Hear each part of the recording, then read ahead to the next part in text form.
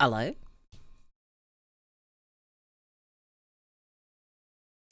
Good morning.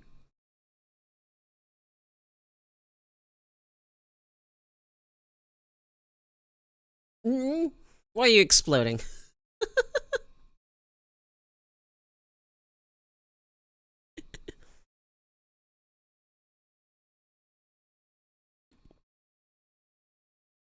Mm. Okay, I have a question for anyone that's here. Do you leave your pimples alone or do you pop them?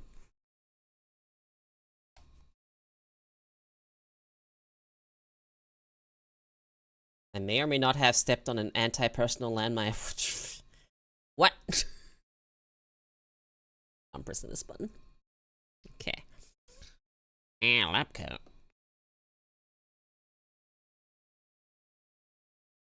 You pop them? Why? Explain.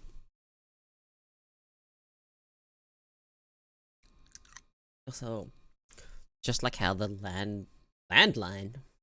Hey, strange dragon. How do? See.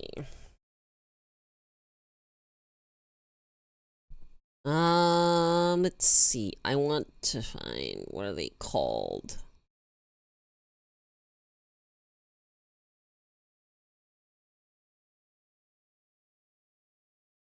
What are they called?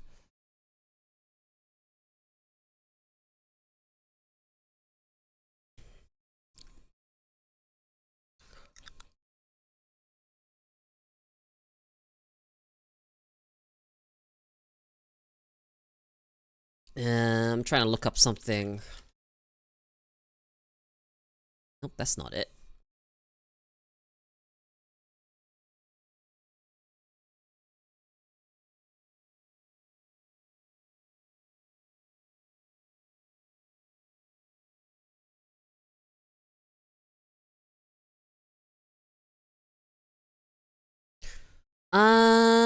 These are called...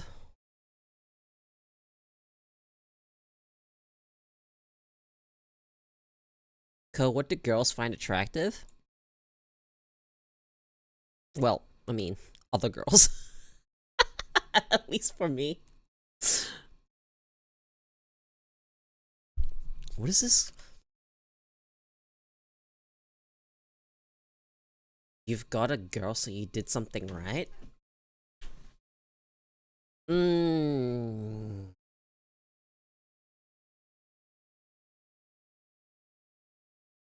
I'm not really sure. It depends, I'd say, on the girl. We're all pretty different in our tastes. Like, I can tell you what some people find attractive. Give me a moment.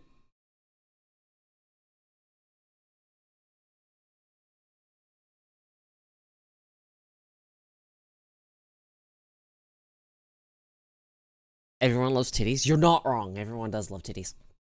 But you know, some people find this attractive.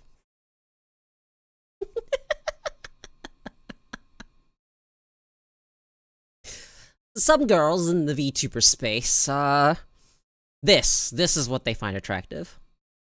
That's my answer.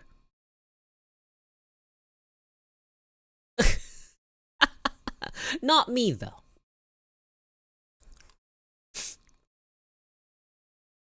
I'm just saying, you wanted to know what girls find attractive, and, you know, the answer is a lot of VTubers. Like that.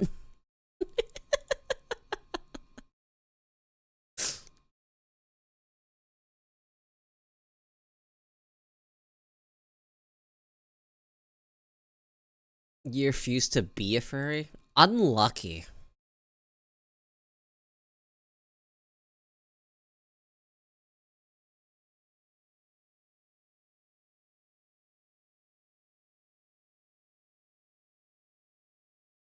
Nothing against them, I just don't want to boil. What do you mean by boil?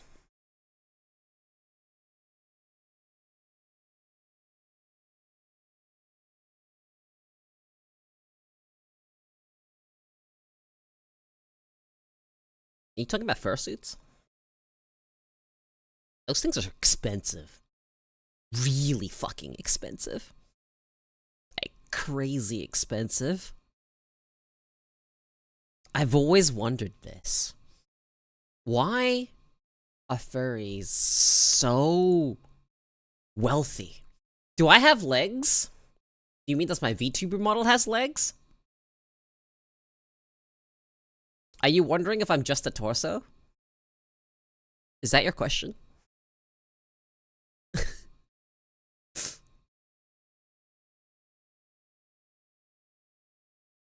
Look, just get a fursuit that has an air conditioner. Yeah, if the avatar's half. I know, I have legs. I have legs.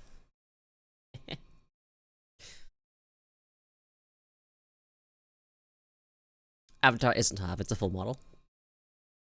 Mm-hmm.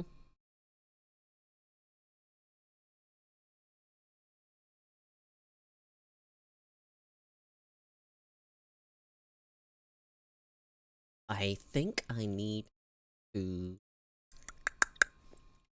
What I need to do here. Tweet?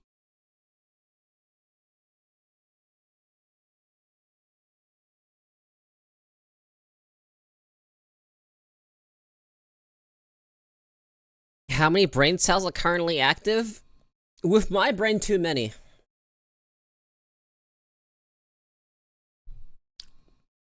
How many of the ones that are active that are important? Now, that's a different question.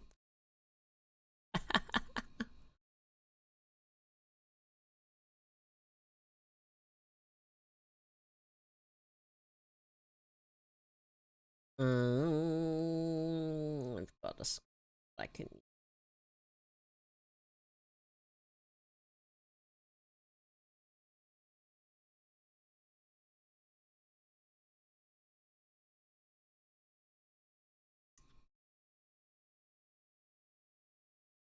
Come on, let's see.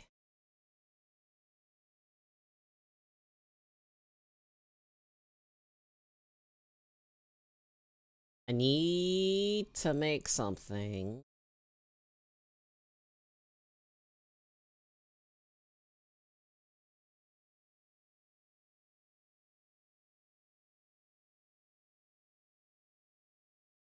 Okay, there we go. That'll do.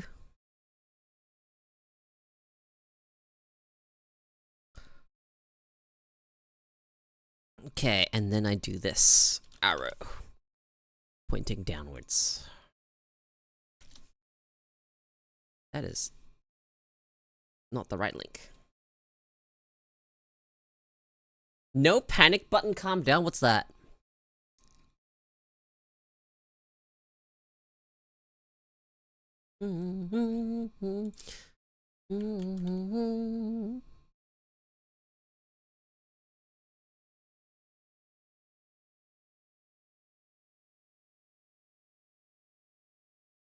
He's a creator. He's funny as hell.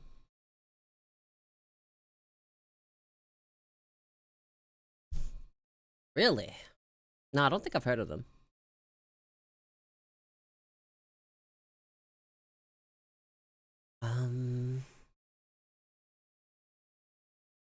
So. Wait, excuse me? Hey, Abso. Actually, excuse me. What do you mean, amount of fetishes?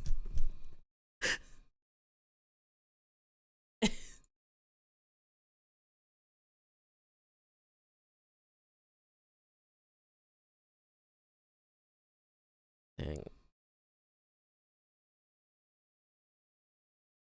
This stuff, making sure I am...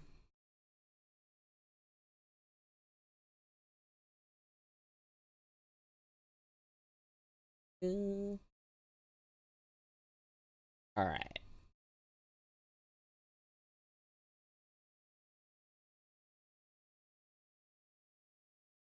He does kink stuff and witchcraft orders, even though he's a knife smith.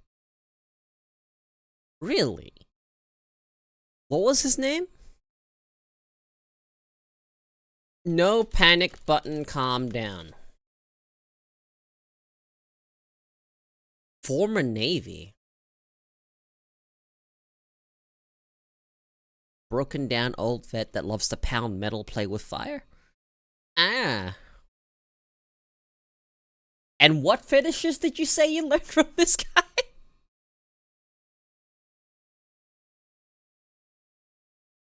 He was a medic? Oh.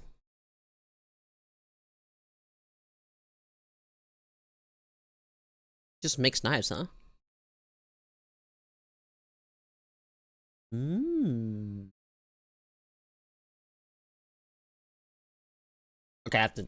Okay, so... I'm not sure there are many fetishes I'm not aware of.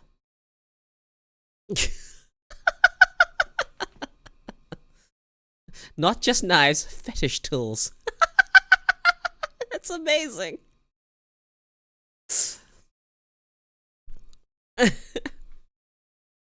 His shorts are banger? Oh.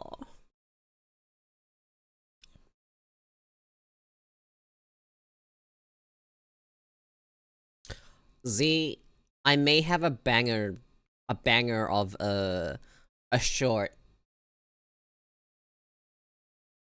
I put a time marker on this particular stream that we done right now today's stream.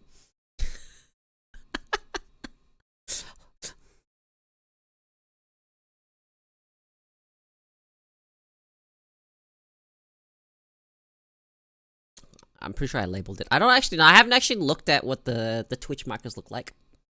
Okay, so there's something I want to talk about today.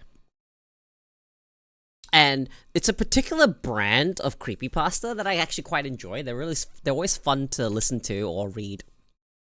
Are you guys familiar with something called rules horror? Usually it's a list of rules, and it's usually a story like, I work at an old hotel, and there is this list of strange rules that we have to follow every night. I love that type of horror. Just random rules horror.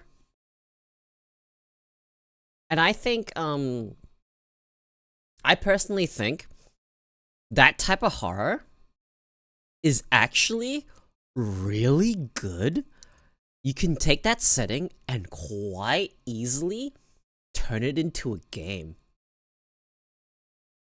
I thought that was really cool. Like, there's just a bunch of random things you need to maintain. Rules horror? I know those, but I personally prefer analog horror. Analog horror is nice. I like a lot of horror. I don't do much horror content here because I don't know. I'm more interested in stories people weave. I don't really do horror games. But analog horror is always cool. So I lurk in a lot of horror VTuber chats. So if there's like anyone that likes anything remotely paranormal, I'm usually lurking. I also like what else is it? Body horror. How about we make our own horror stories or analog horror? I have always had this idea where I really want to make a horror game.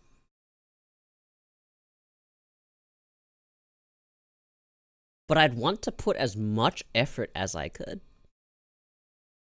Then went somewhere else, and where were you expecting it to go? What were you expecting me to say? But yeah, I'm really enamored with the idea of making a really good horror game. But making it good, now that's subjective, right? The idea for me is just make it really, really scary. But the amount of research you would have to do to make it good. It wasn't a chip, it was a cough lozenge. It had turned into a small crumb, and then I just crunch down on it.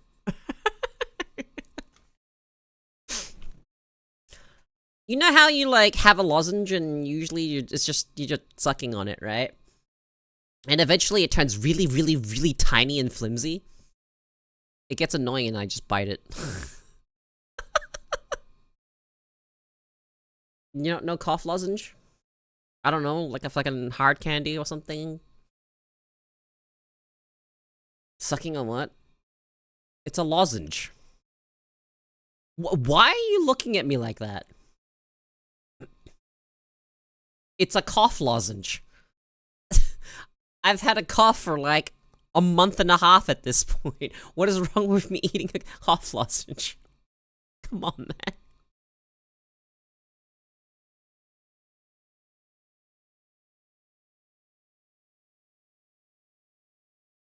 What? Why? What? What? What is wrong with a cough lozenge? Cough lolly? No? I'm so confused. What's weird about that?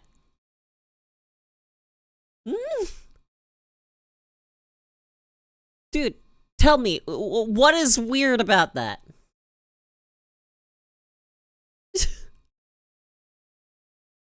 Looking at me weird? What the fuck?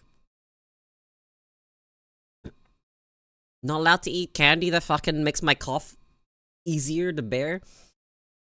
That's all it is here to soothe the throat.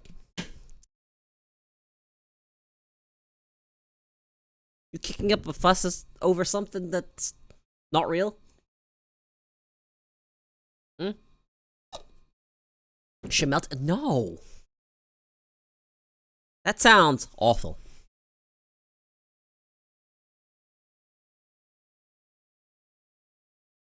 I could care less, I'm just fucking with you. I knew you were! Hey, strong words there, FB.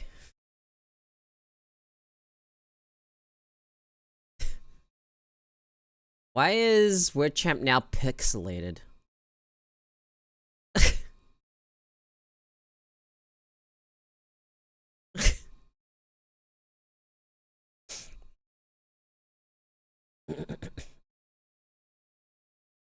Okay, so I think I am...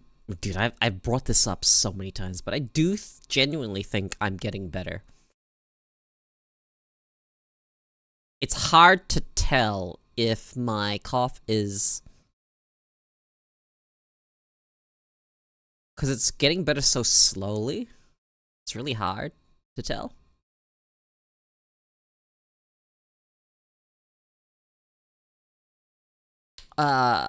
So... I've been thinking about this horror game, right? It's just something in the back of my idea.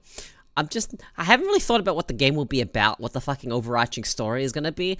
I've mostly been thinking about what type of horror can you make to, hear me out, traumatize the player as much as possible. How would you go about this? Put them on as much edge as possible. Because there's like a limit, right? There's a limit to how much you can do this.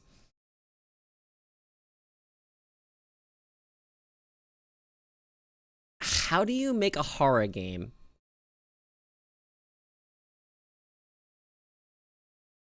that is truly scary? I'm like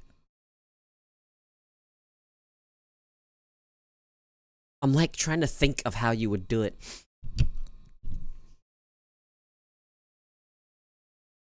Okay, so, here's a question, right? Horror game, but the controls are needlessly complicated.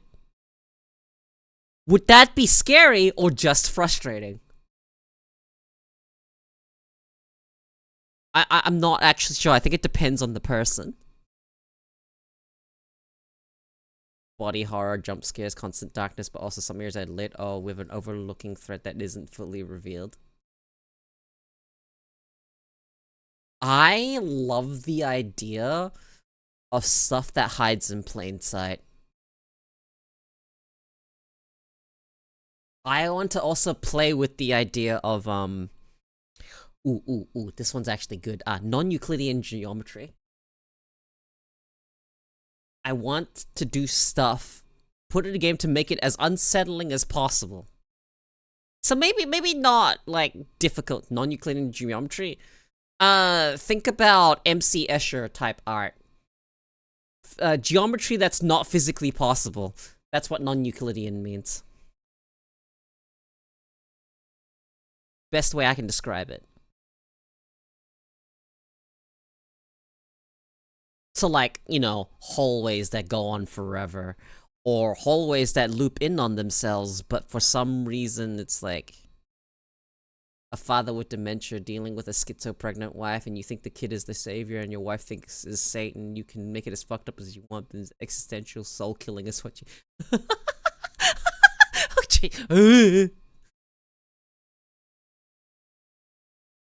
Like, corridors that wind in on themselves. Geometry that doesn't make sense. What's it called? Stanley Parable actually messed around with non-Euclidean corridors at one point, where you turn left again, and you continue turning left, and that shouldn't be possible because you should have looped in on the first corridor, but it's its own corridor. I dislike immortal monsters. I genuinely dislike the whole, how do I explain this? I dislike the whole, I need to run and hide because I can't fight back. That's cheap. We're doing that by just kind of just disempowering the pair. I mean, that's the idea, right? I want to have a horror game where you can even fight back. Give a way for the player to fight back. And this, I guess it will just end up becoming a survival horror. Whenever I heard Dragon Force, I think of the concert of when you were at when you saw it. Dude, you got to see them live? Hell yeah.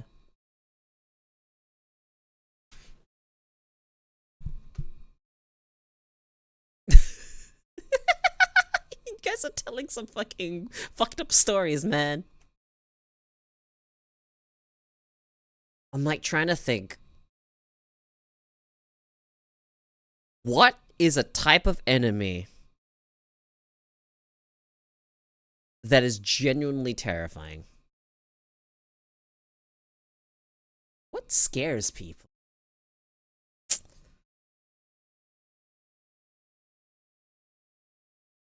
Threw a chicken in the crowd? We fucked up to- What? That poor chicken. What the fuck?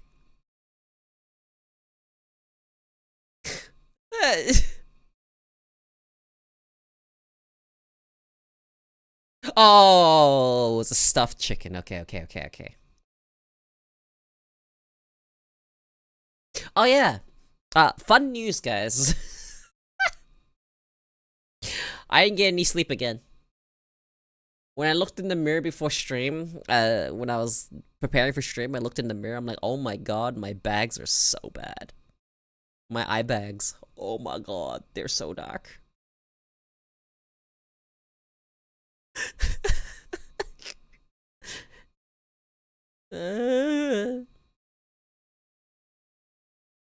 But still streaming. Dude told us that when they went through one chicken that entire tour. We're in America, they went through a chicken a night. Wow. Yeah, sounds about right.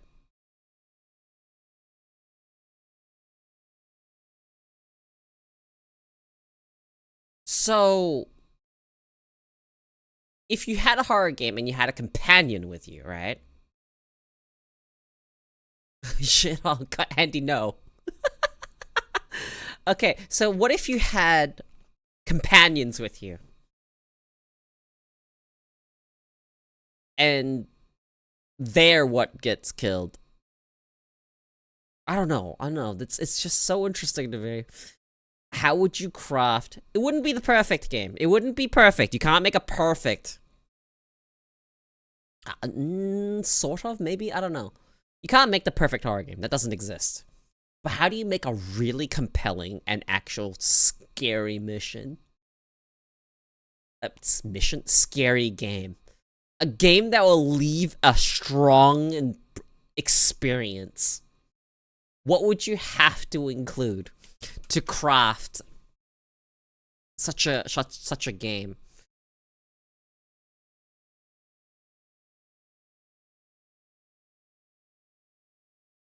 Because one of the things when it comes to horror is don't show your big bad.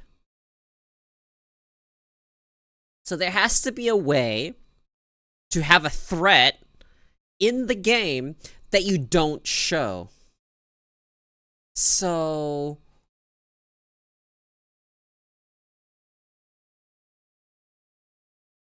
there has to be context clues that make it dangerous. I'm just trying to think of other horror games that have done this. Like, they've done, certain ones where you're, like, walking through and they show you environmental storytelling. They show you someone get sucked into an event. They show you, someone getting dragged off into the darkness. And that instills something in you, the player. It makes you go, oh god, that might happen to me. Right? Isn't weak to fire, it's just really damn durable. Yeah.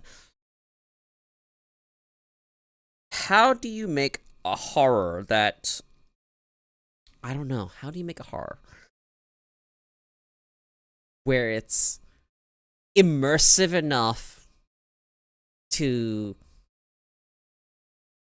leave a kind of scarring experience?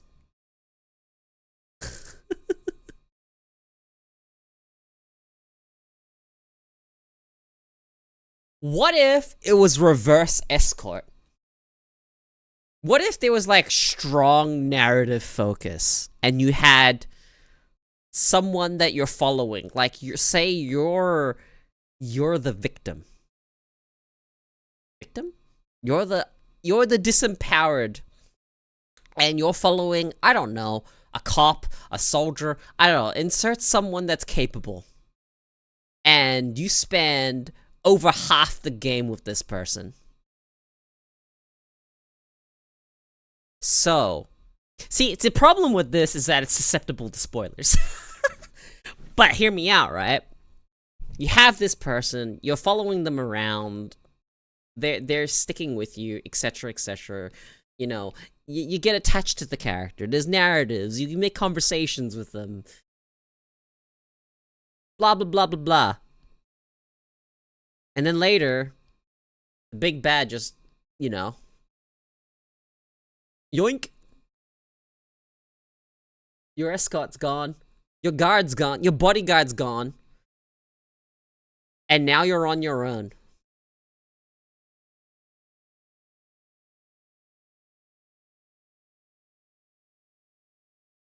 How would you do this?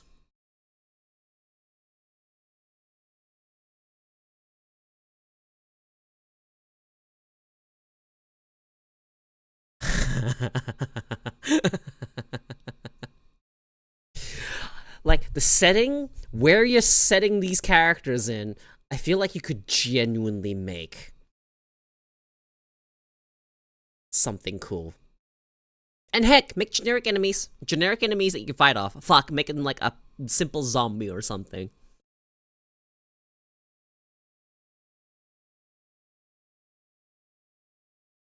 But have something even larger looming. Like, fuck it, make it a zombie game. Except the zombies aren't the main focus.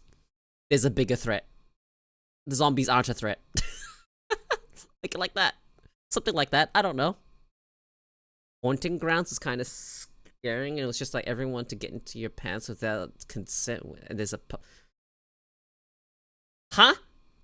Haunting grounds? What the hell is haunting grounds? God, my eyes are getting fuzzy. Haunting grounds?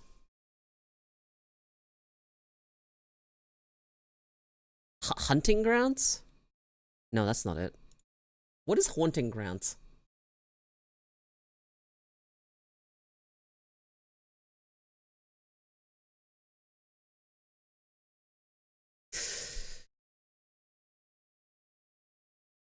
What if there was also a choice? What if you had a choice between two people to follow? Oh, I'm thinking. I'm cooking an idea.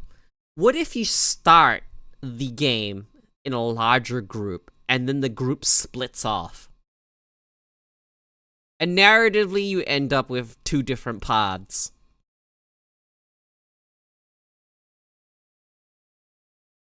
And both pods have what you would call, you know, like a protector archetype.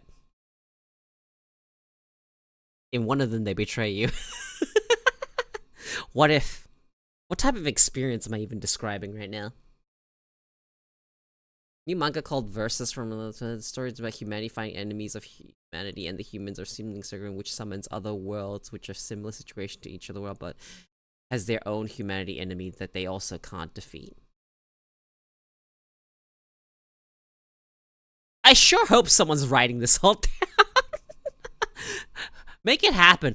I don't care if someone takes my idea here that I've been talking about. Make it a reality.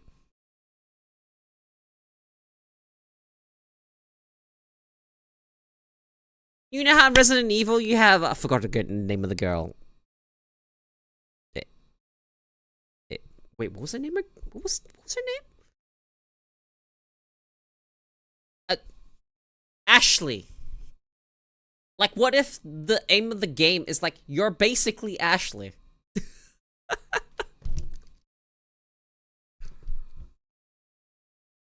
You're pretty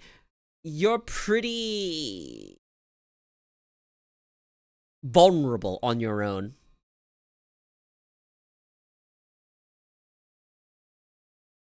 And, you know, what if during the segment where you're fully alone, you have a hard time fending off basic monsters that the person you were with earlier was taking out with ease? You'll never find a moment where you feel powerful. I feel like I'm describing a very niche experience that only some people will like. Some people will fucking hate this. Sorry, let me rub my eyes real quick. God, hang on. I need to... Where are my eye drops? Give me a moment.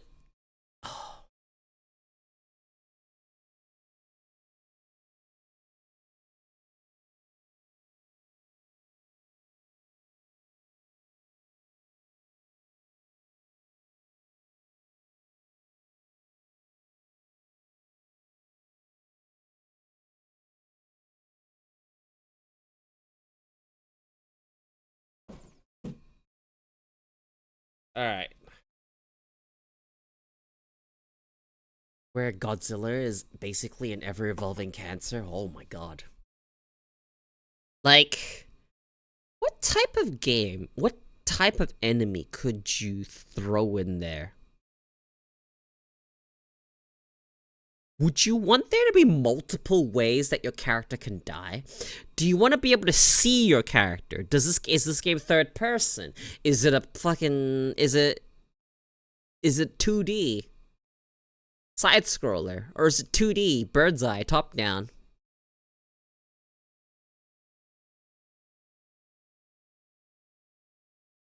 I feel like most horror games are made.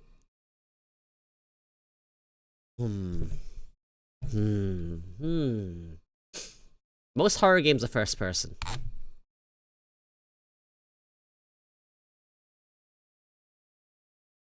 Thinking.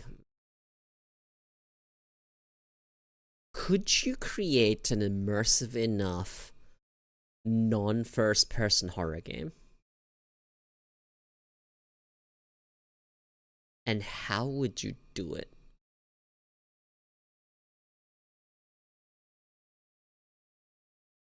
Said it was like binaural. Fuck you. No, see, okay, making a VR horror game, okay, look.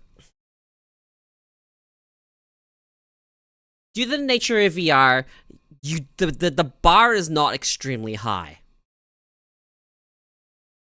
But you also don't want to rely on jump scares. Jump scares are cheap.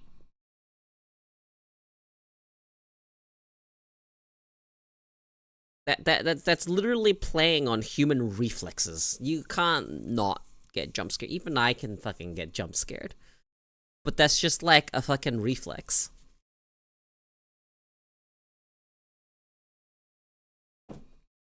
You can make me jolt. Like, I'm just gonna go, whoa. That surprised me. I'm thinking, like, There are a couple of ways to do it, right? Ever-looming threat? Ever-looming... Ever? An ever-looming threat that you have to keep moving? How would you do it?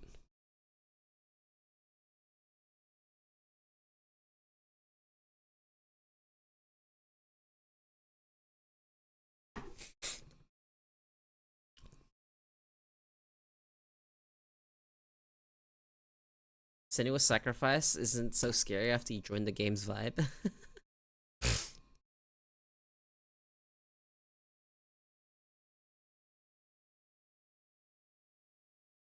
What's that one? Hellblade, right?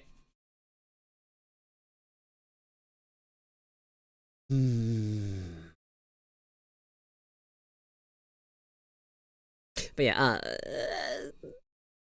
try to like think up this strange little horror game.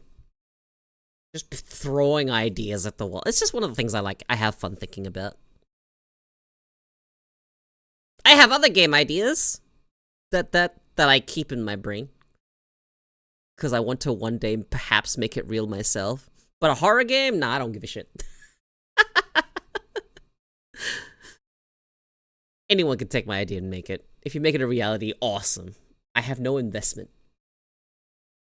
I like the idea of it.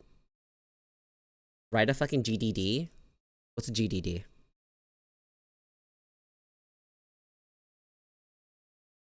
Streamers realistically would never get scared because chat would spoil all the jump scares. A game design document. I have like an idea that I'm not sure how I would go about it because I can't program. Write a book or webcomic?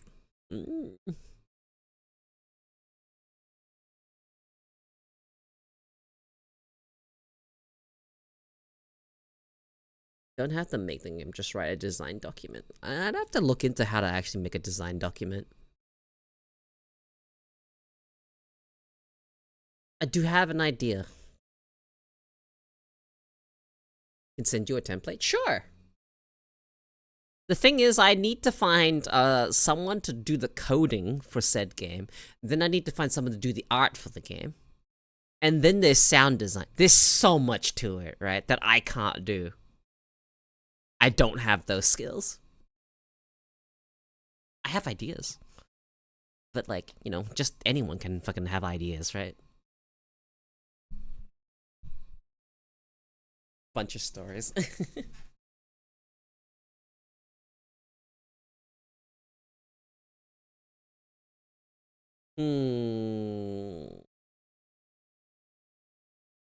Design document, huh? See, the type of games that I would make are just games that I myself want to play. Because that particular niche doesn't exist. Because my requirements don't exist.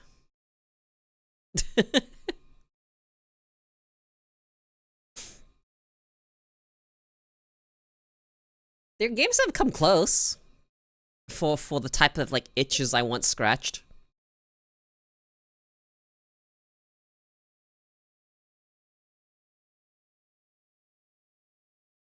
Just like randomly your ADHD brain gives you an idea and you write it down. Yeah, happens from time to time.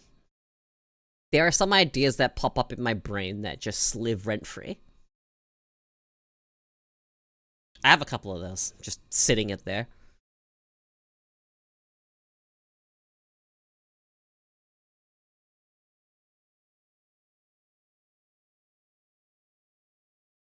What's the random things I'd like to do? I'd like to achieve.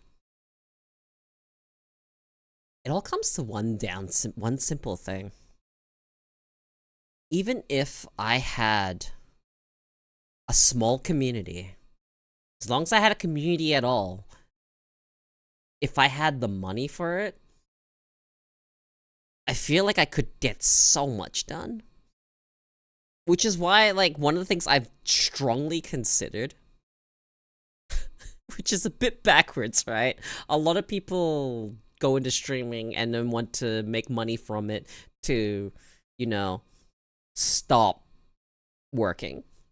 I've thought about doing the opposite, which is find a job to fund streaming. To fund cool ideas.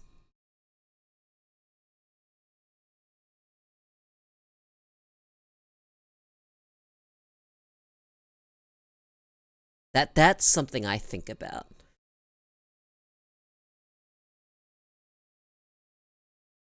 If I had money, I could do the things I want to do, but since I have not, I've been doing it anyways.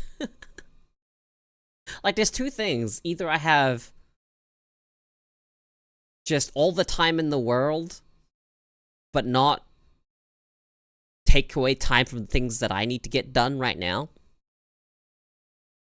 Like streaming, obviously, that's one thing that I can't really, don't really want to take the, time away from. Like, I suppose I could try,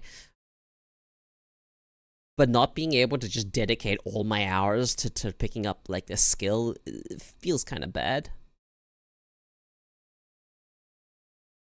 See, that's the thing is, you have... Hey, Kali. You have two options, right? You either have the money to pay for someone that has the skills, or you spend the time to learn the skill. And I start to see the limitations in doing what you can do. I'm very aware of what I can't do. I know what I can do. Learn on stream. I've debated it. I've debated learning, like, I don't know, programming or something like that on stream. But I'm not particularly interested in coding, unfortunately. And if I'm not interested in the coding part of game development, then I'm not going to be able to invest myself and learn the skill.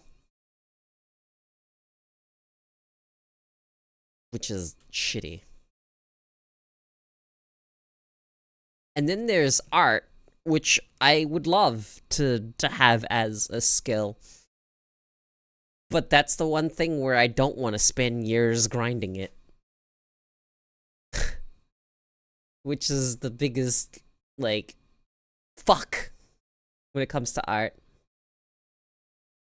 It takes such a long time.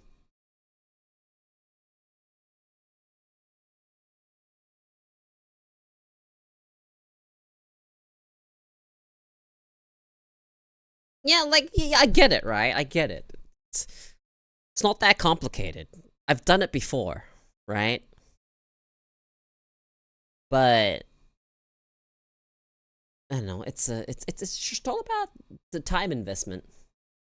Whether or not I can justify the time to put into it. Because things I'm thinking about is what it's more useful to me. Thank you, Derpy. Like, I'm thinking about it now. What would I feel like I'd want to learn out of, I don't know, necessity? Pixel art is always there for you? I love pixel art. I've always considered doing pixel art.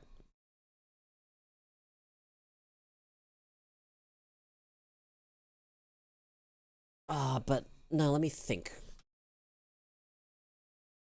One of the skills that I've like thinking about, and I do have someone I can talk to for this one in particular, is extremely basic video editing skills. And I mean basic. I don't want to do anything complicated with it. I just want to be able to do enough.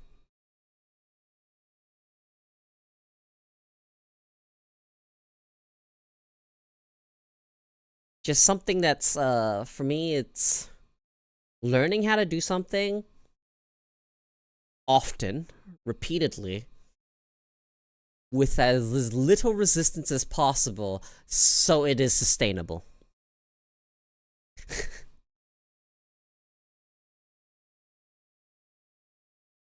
Because with the way my brain works, if there's a level of complexity or resistance, I'd say, if it goes past that certain point, it's actually fucking over.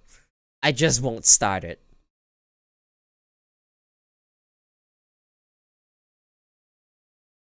There's like a... How would you even describe that? If there's too many steps to get started on something, I just won't start it. Weird thing to describe, I'm guessing. But you know what I mean, right? If the... One of the biggest ways that ADHD works is if there isn't feedback fast enough for what's being done, the brain just does not. It is hard, it is very selective, and it's one of those things where instant feedback is so important. Games have that. Games give you instant feedback. Games give you constraints. Games give you limitations and rules to work within. And that's why games work so well with an ADHD brain.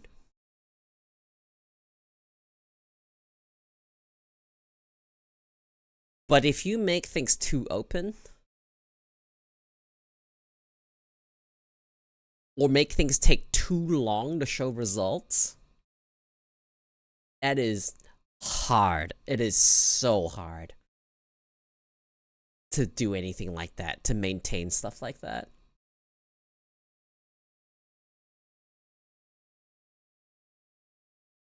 It is a miracle I can even stream as, you know, as consistently as I have, to be completely honest. The fact that I've even streamed for 6 years is insane to me. It's the longest I've ever stuck with something. Of course, that came with the constant worry. Back then, alright, I voiced my concerns back then. Back when, a long time ago, like 2 years in, I remember voicing the concern of, I have no idea how I'm gonna fuck this up, but I feel it very strongly that I'm going to fuck it up somehow.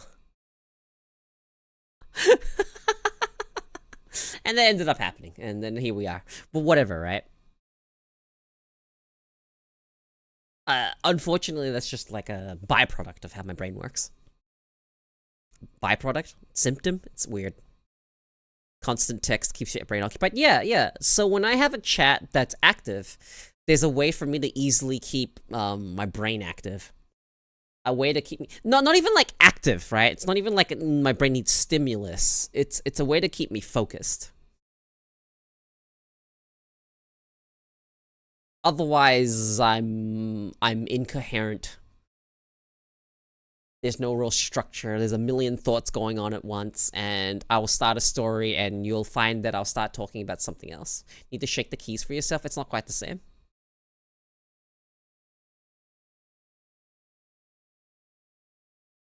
For me, having an external stimuli is a way for me to stay sort of grounded. That makes sense. A way for me to stay sort of like, how do I describe this? A way to find myself not wandering into my brain or getting distracted by whatever. One of the benefits I found when I used to stream in VR was the fact that there was something on my head cutting off my view of, wherever. For whatever reason, that calmed my brain so much.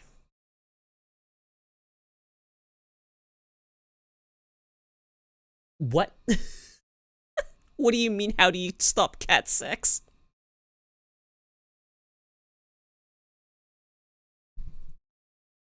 Did you just type that to derail me? Or is that something that you urgently need to stop because it's happening right now?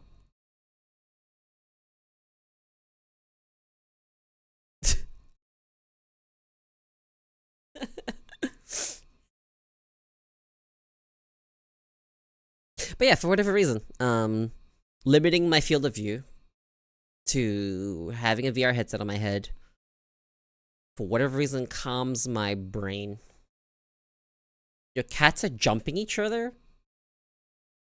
Like they're fighting, or are they literally... Are they not fixed? Did you not get them fixed? Take them to the vet and get them fixed. If you don't want kittens, do your part and get them fixed. Neutered.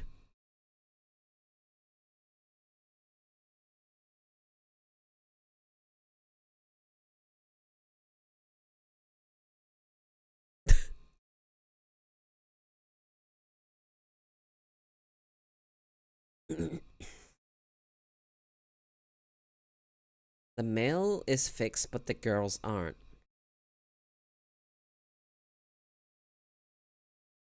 He shouldn't have a problem if the male is fixed, no?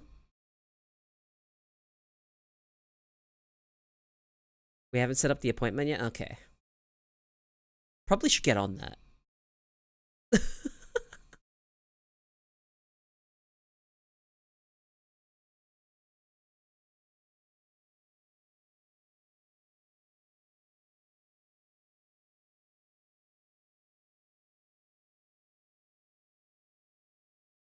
I've been...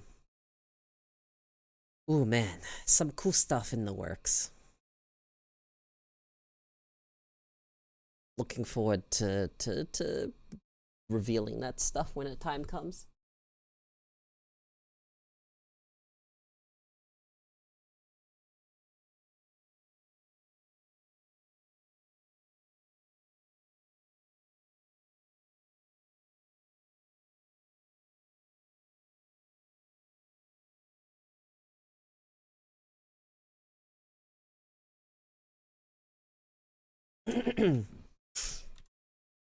God, it is really rough not being able to sleep properly.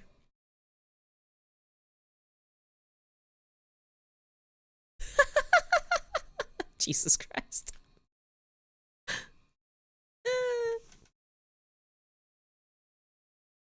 3-minute ad break.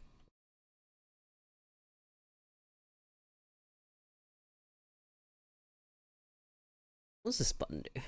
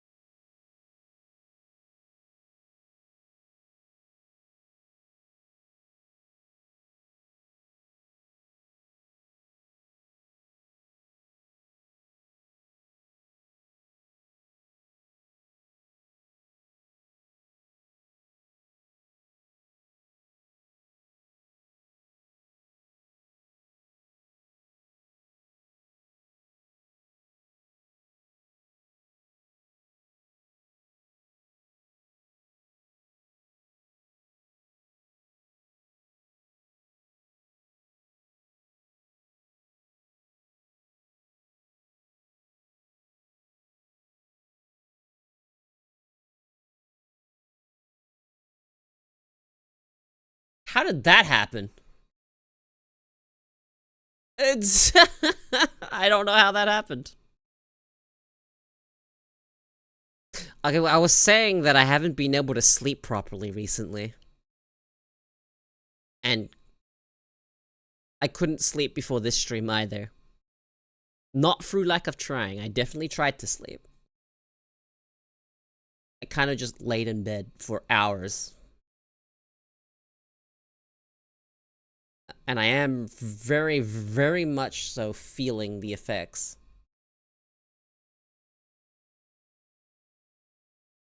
And it sucks. Sucks a lot.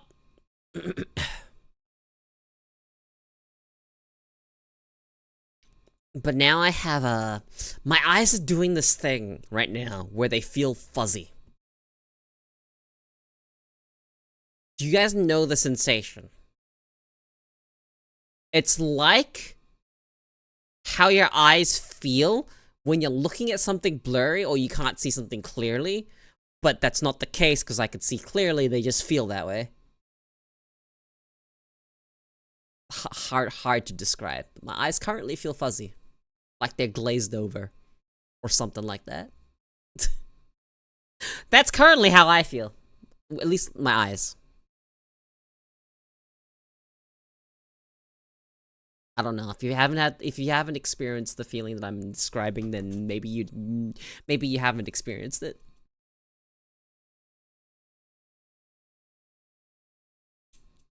But yeah, it is fucking...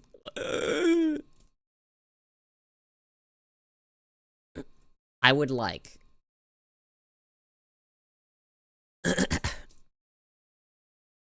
really, really like... to sleep at normal hours. I want to not sleep during the day. I want to be awake. But currently, the way that it's been treating me has been kind of awful.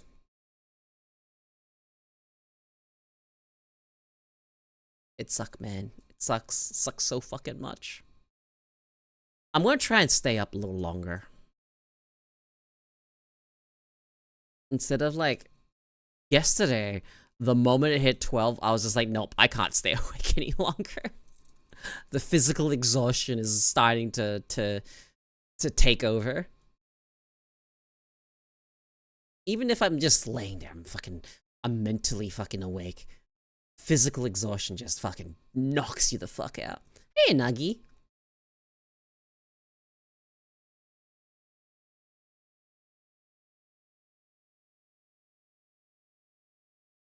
Okay, I'm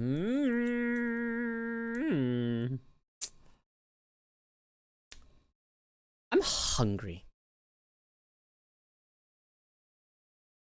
But I might go to the market later. Maybe I'll sleep after I come back from the market. Later. A lot of hours to stay awake when my eyes feel so fuzzy. I didn't even get to nap, man. I laid in bed awake for fucking 4 hours. Speaking of physical exhaustion, I believe if I want to be functional tomorrow, I must depart. Later, FB.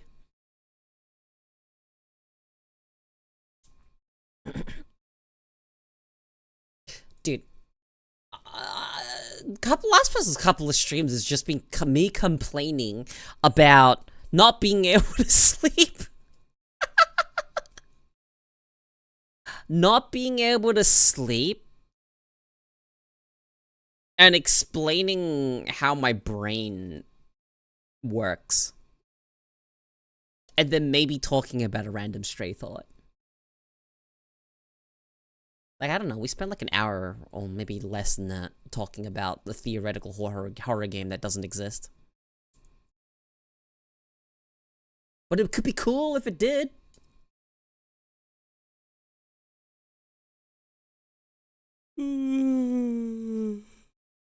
Oh god, I'm actually yawning.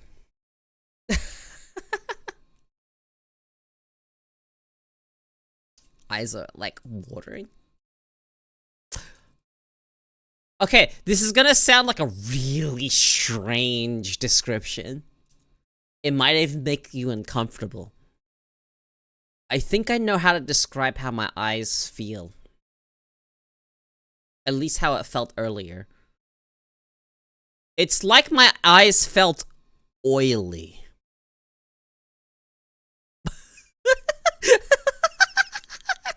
What a weird description. Anyone know what I'm describing?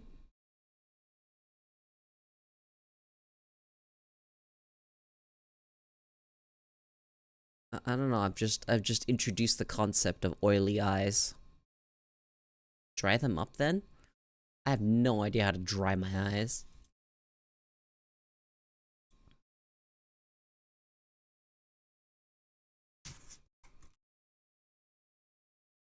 But I am hungry. But the smudginess? Yeah, like a smudginess. It's a strange sensation. Extremely strange sensation. Couldn't sleep well recently either, but that's because my left ear is hearing nothing but loud ringing. Oh no, you got tinnitus in a single ear? Have you checked in with a doctor?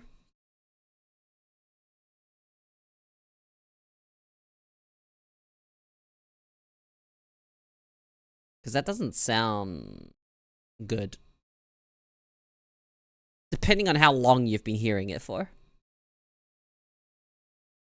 On your way to see him now? Okay. Oily eyelids when I stay up to like not eyelid. Oily eyelids. Yeah, no, I wasn't talking about oily eyelids. I'm talking about eyeballs. Your eyes themselves. Dude, my eye bags are probably fucking atrocious right now. I need... You know what I need? For like a future model? I need an eye bag toggle. I genuinely just need an eye bag toggle.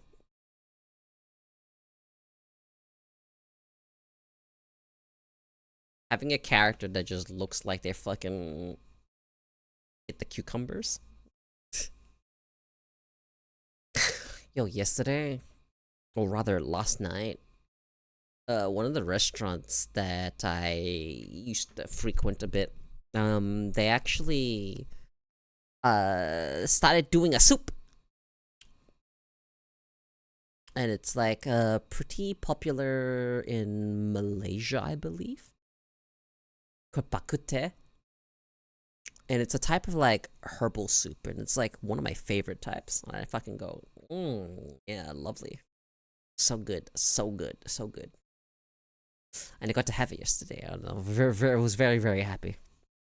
Wish I had more. I wanna have more of that soup. So nice. I don't believe so.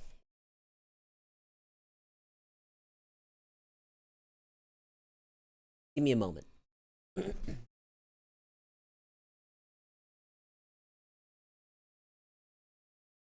See if I can look it up. Shit. I guess this will work. Video. Learn how to cook bakute in 1 minute. Looks like this.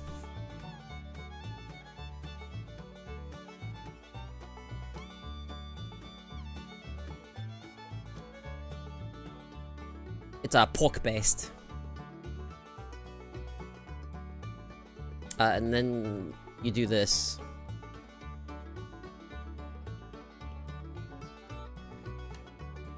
Garlic. Lots of garlic.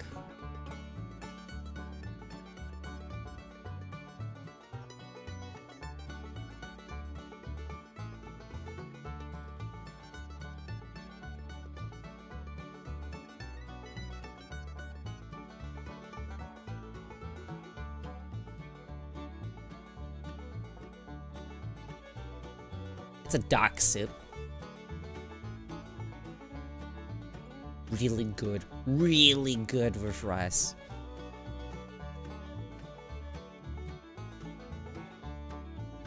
I love this soup.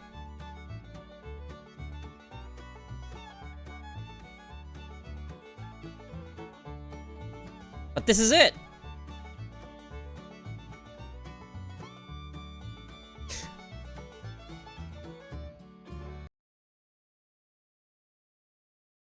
What's the difference between black soy sauce and soy sauce? How do I explain the difference?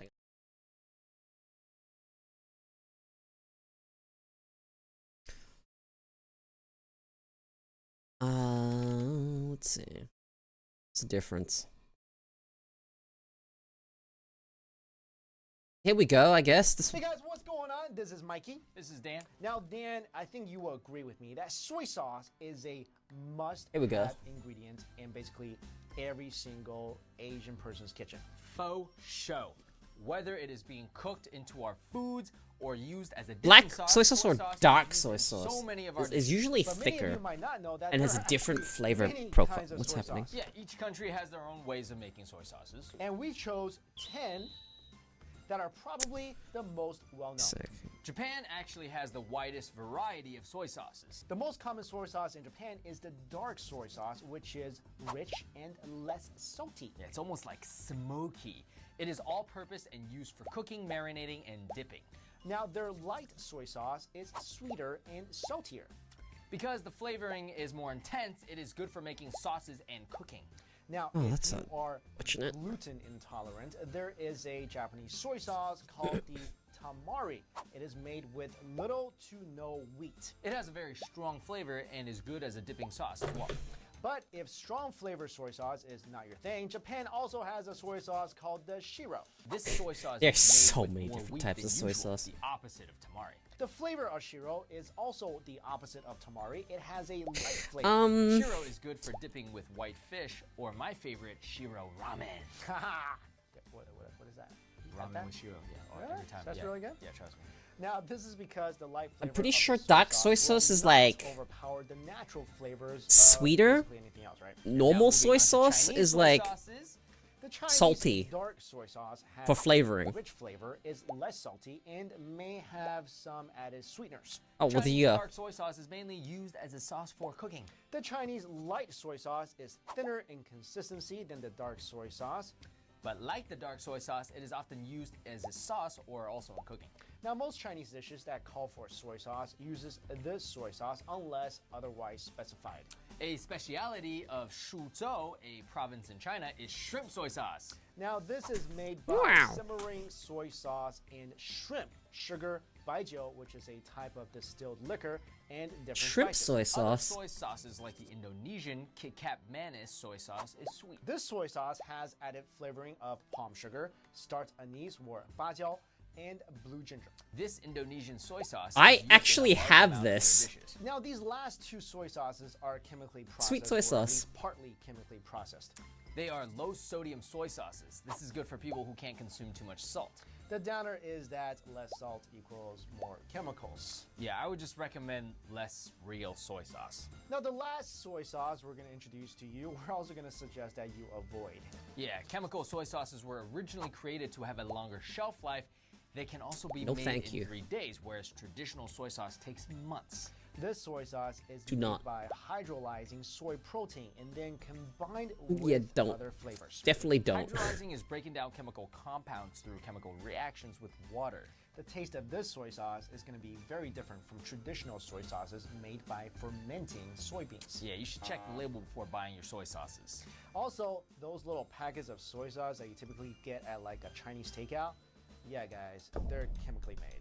Yeah, I would suggest if you I guys hate want a those soy really sauces. good quality soy sauce, I suggest go to the Japanese market because they have expensive but really great tasting soy sauces. I think like before we made this video, I had no idea about soy sauces and I just buy whatever. Right. And I used to cook a lot with dark soy sauce. Yeah. And then I'm like, yo, it changed the flavor of my food. Right, definitely. So I didn't know about all this stuff. And I didn't know like a lot of soy Yeah, that's sauces exactly were why they taste chemically like shit. enhanced, Oh yeah. mutation, whatever. Yeah. So now I'm actually gonna go for like expensive soy Yeah, sauces. I mean, honestly, it's unfortunate, but a lot of things that come out of China these days, it's been economically enhance or change because of profit or the need for more profit. That's why if you go to a Japanese grocer, everything's natural and not processed, and they're really good for you, actually. Now, what type of dish do you?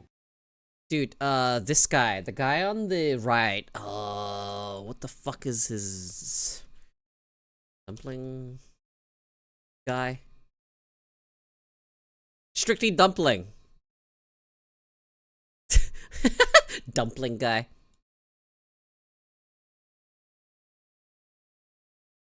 That is like the most offensive thing you've said to me, Andy. He looks nothing like Jackie Chan! What the fuck?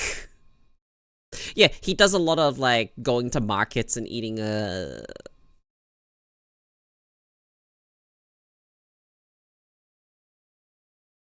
You fuckers.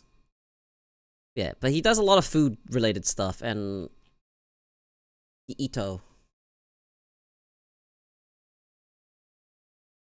Here's Mike Chen. Okay.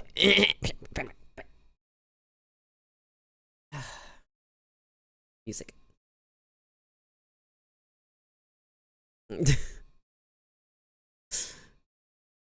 God.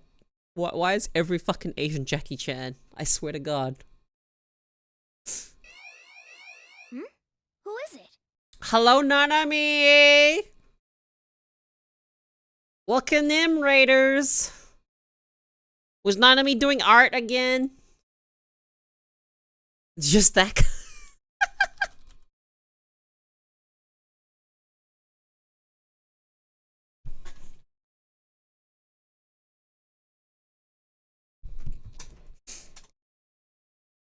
Oh, you're playing a game? You playing Chain together? Let's go! You wanna die? How far'd you get?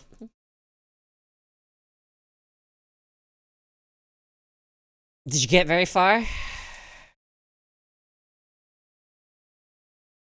We got to Subway? How far is that? I'm expecting numerical answers because I haven't played the game or watched it. Are you halfway? What percentage of completion is that? Nowhere near half? A quarter? Goes to 3,700. Oh. Who is it? I see. Hey, Ratchet! Thank you for the raid. Wow. 2 raids in a minute. What timing? Your chat was bullying you?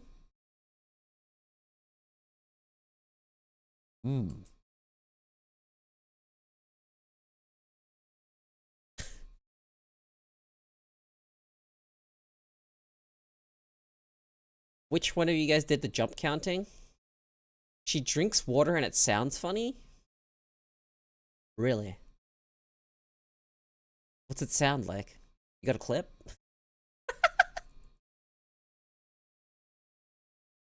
What's it sound like? I'm curious now. Yeah, give me a clip.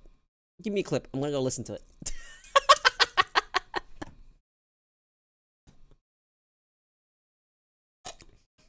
Put the clip in chat. Don't mind the 10-second timeout by the Autobot.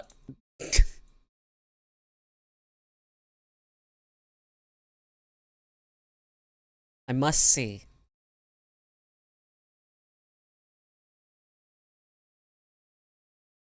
No, what the fuck, no?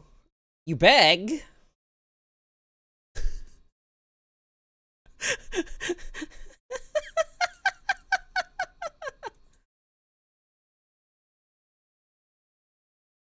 Embarrassing.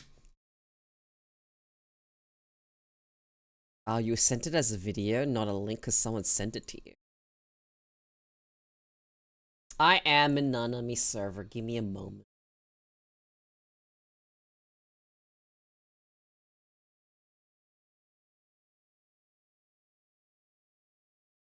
Alright, where are you posting it? Oh, you're DMing it to me, okay?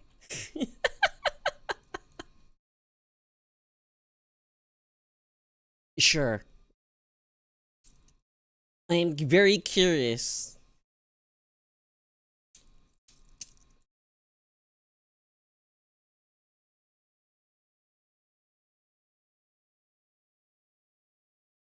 What the hell was I talking about before you guys rated me? I don't fucking remember anymore. I think we were talking about the differences between the different soy sauces.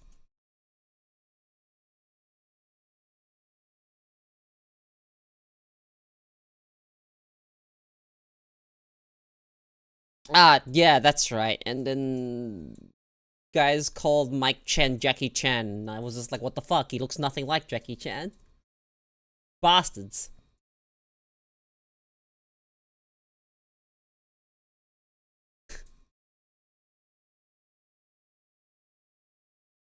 Do people genuinely have a hard time seeing differences?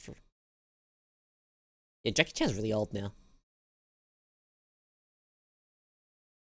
Is his nose? No, it's not even the same! You're so sorry? Hey, chat, why don't you hydrate him in his chat? I don't Fuck all of you. Off, dude. Give me a second. I'm gonna redeem hydrate too. I'll be part of it.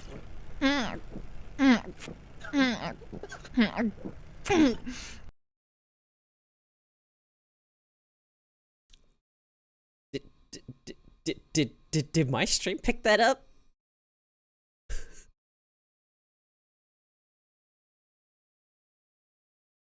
I'm sorry. I'm definitely with my chat here, with your chat here. That does sound strange.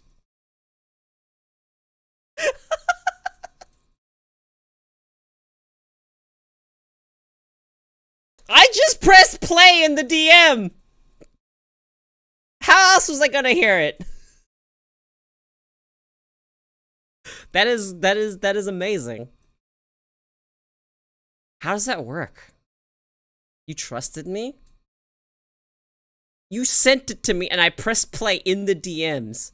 And then I asked, wait, did you guys hear that? Look, it's endearing.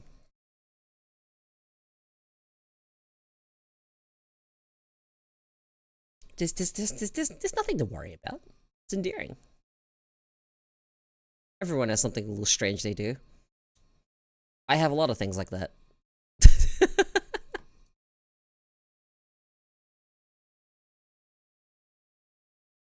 It's okay!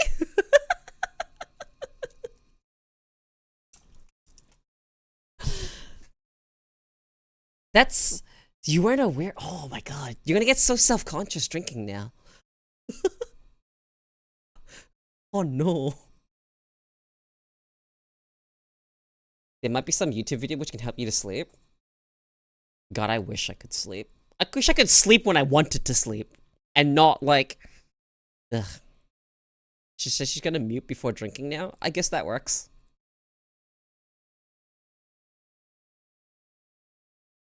Don't wanna drink on stream anymore.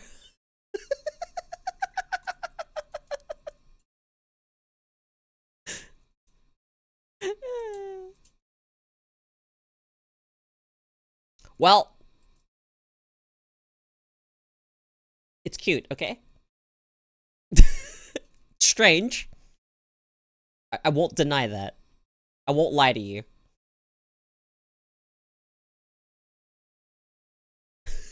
Very strange. I mean, to be fair, if it sounds like that, I would be careful about Twitch police. You know, maybe you're right. You're actually right. I'm gonna die.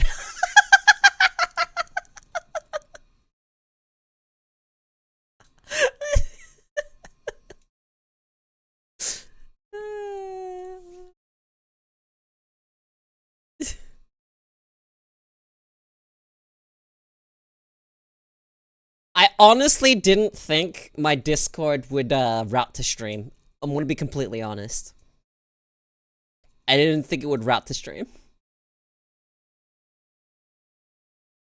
Which means any sounds my Discord has is probably routed to whatever gets picked up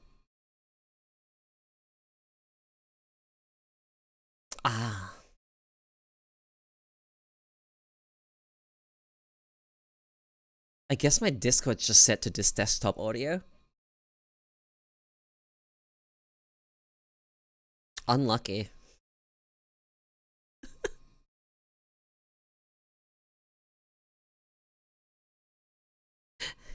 If you had mentioned not to listen to it on stream, I would have been extra sure and wouldn't have played it through Discord.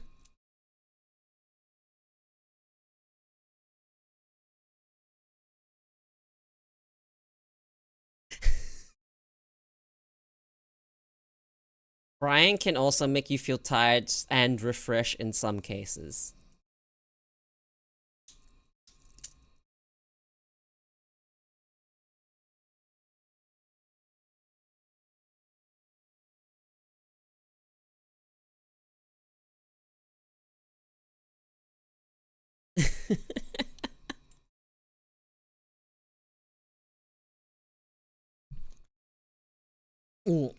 Okay, so I am so fucking tired.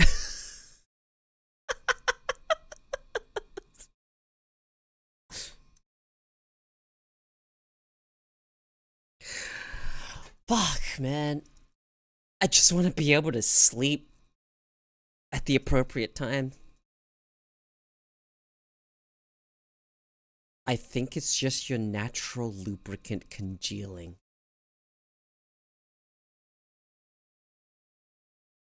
Is that what's happening with my eyes? It's congealing? Not a word I'd want to hear associated with my eyeballs.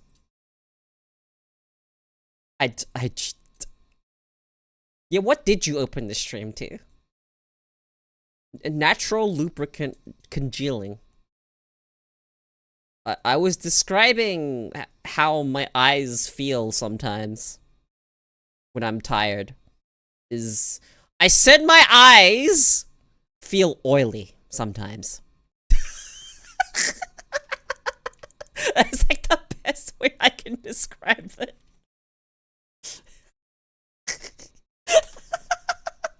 It feels like there's oil on my eyes.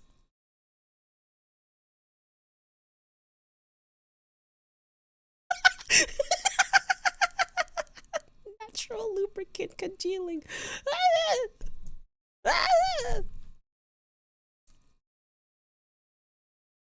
I'd say most natural human lubricants, rather than congeal, they get crusty.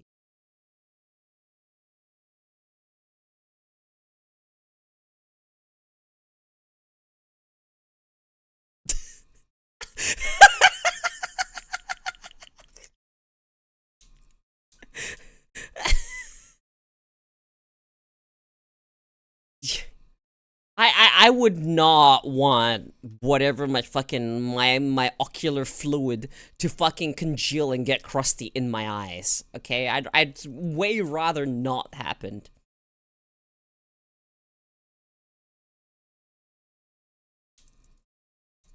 I thought most of what, the sleep in your eyes when you wake up was mostly just whatever dust particles that your eyes catch and cleanse out.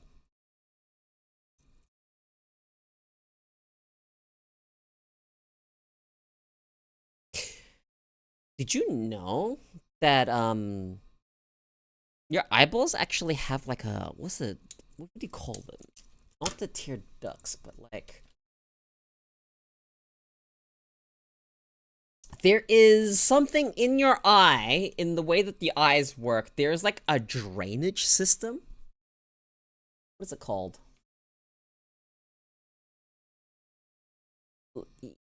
Ah, they're called puncta.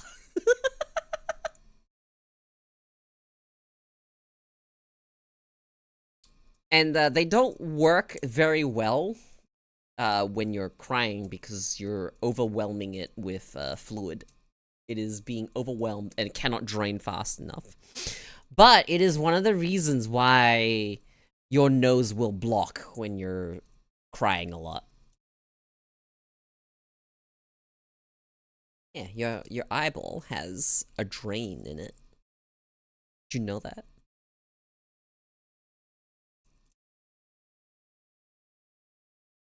Refer to the image of the eyeball with the eyelashes behind it. My fucking god. Why is there an eyelash behind?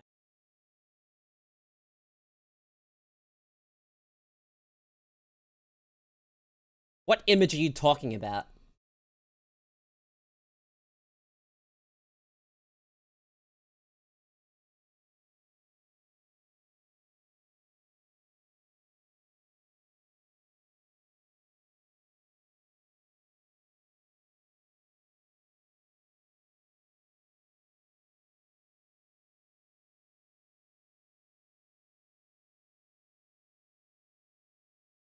Eye discharge. What the hell am I looking at?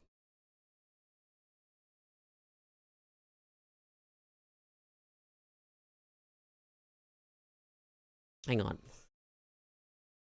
In my God, what have you sent me?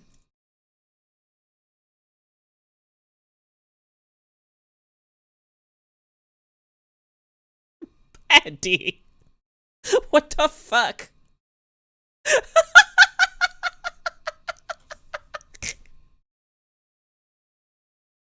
What the fuck, dude?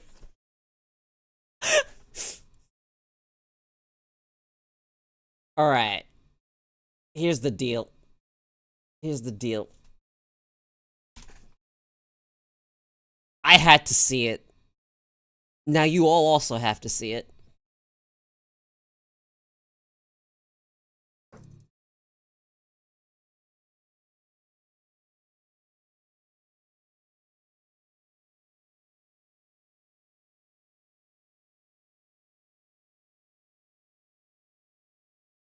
Sometimes an eyelash gets into the eye. You blink and it disappears. But where do they go?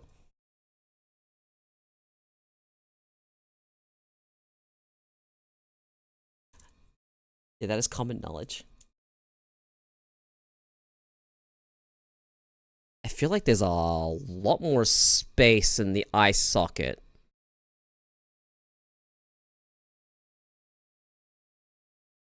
Is it a known fact?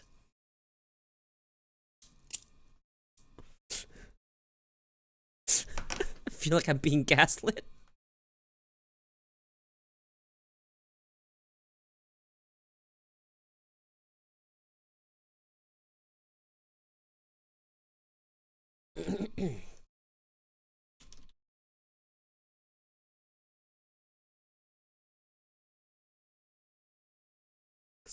I'm pretty sure they don't collect in the back of your eye. Gaslit is not a real word. Sure it is.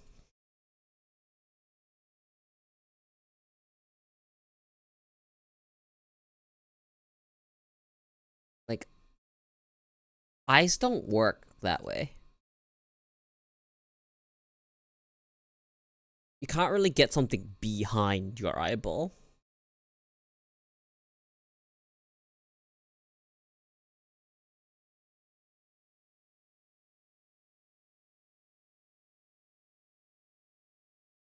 It's a little weird how the like musculature around the eyes work. But there's not exactly a, how would I describe that? A cavern for eyelashes to collect.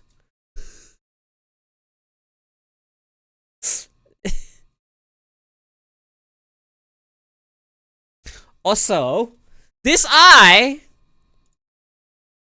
in this image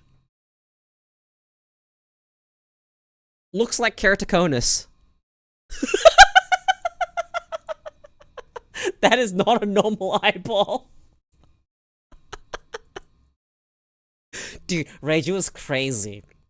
When we were there, and you were like, here, look at my eye from the side, and I looked at it from the side, I'm like, holy shit.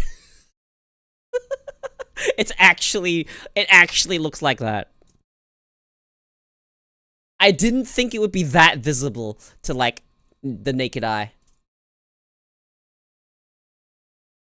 But it's actually pretty, what's it called, evident?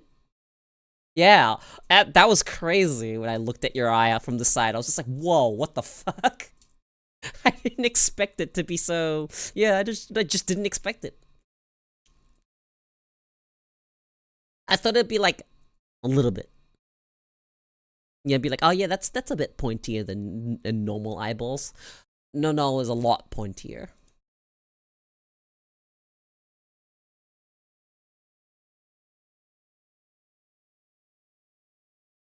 It's like...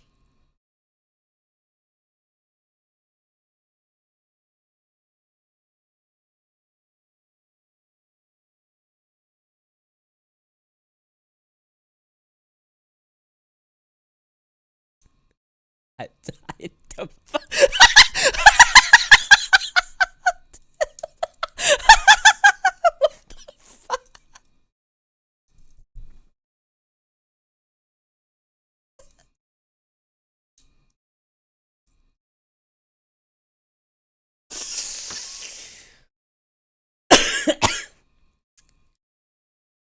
Ah. God damn it, man.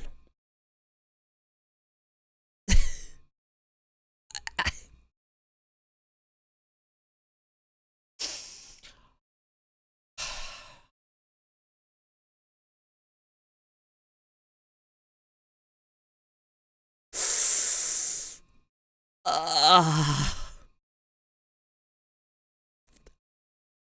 This is my reality. I've missed Andy's cursed comments in my chat. Genuinely. Jesus fucking Christ.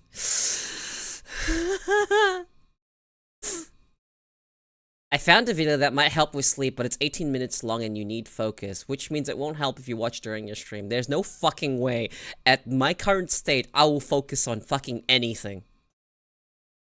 I guarantee you, there is nothing I can focus on right now. What do you mean? It's 18 minutes and needs me to focus.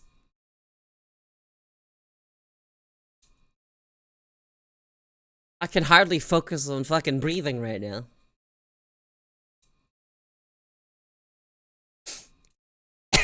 The amount of times I've, like, stopped breathing in the past 20 minutes. I'm not even kidding. Alright, chat, wake up. This is the most lethargic jingle. Does it bother you? How lethargic the jingling is?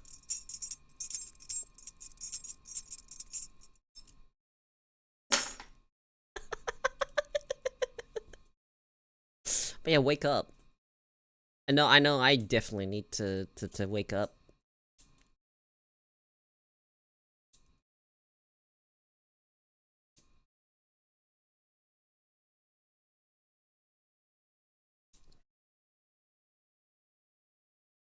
Guys!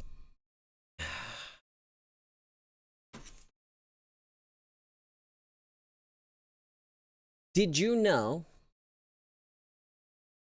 that pee is stored in the balls? And for girls, it's stored in the ovaries. That makes sense, right? Yeah. You ever wondered?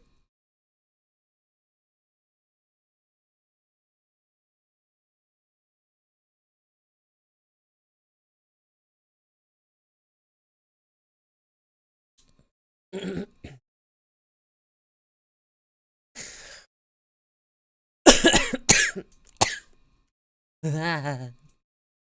gonna check that up right now. Be right back.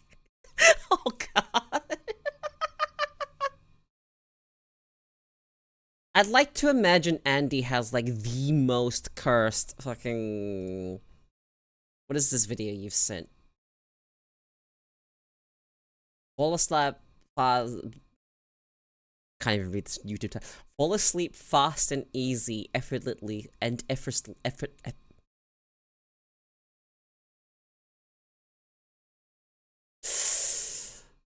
Okay, fall asleep fast, easy, and effortlessly with this ASMR Reiki. Okay.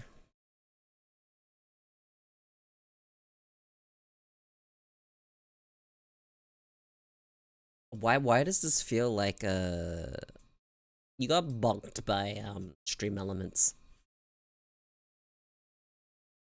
Links aren't allowed in my chat. You guys should know this by now. If you want to share a link, go get a permit first. But it's fine, I looked at it. Why does this feel like he's gonna start talking about my chakras? Links are allowed in chat. Damn. I've been foiled.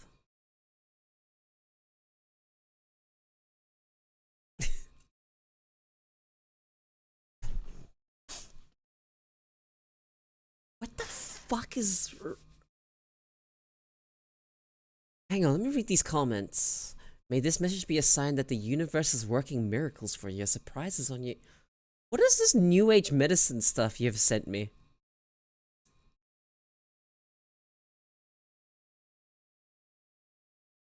Be sure I whitelist that one specifically to get around people memeing with it.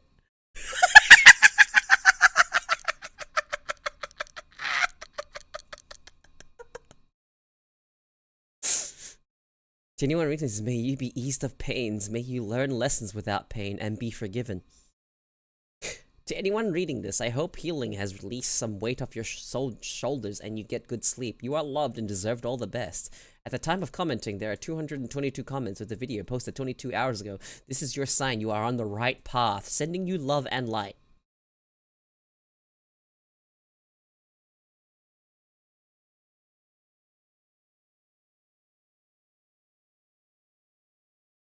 Sorry if I sound as like, you know, cynical as I do, but it sounds very new age medicine. No, not even medicine. New age holistic methods.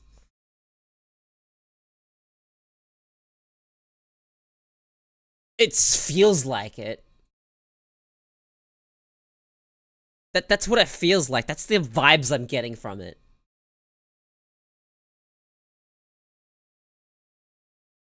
Why is he holding a rock?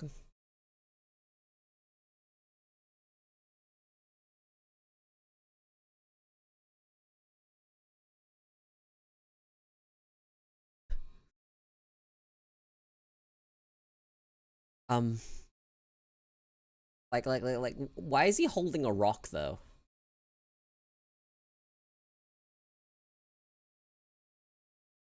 I mean, there's no way I can watch it now, but like, let me flick through it a little.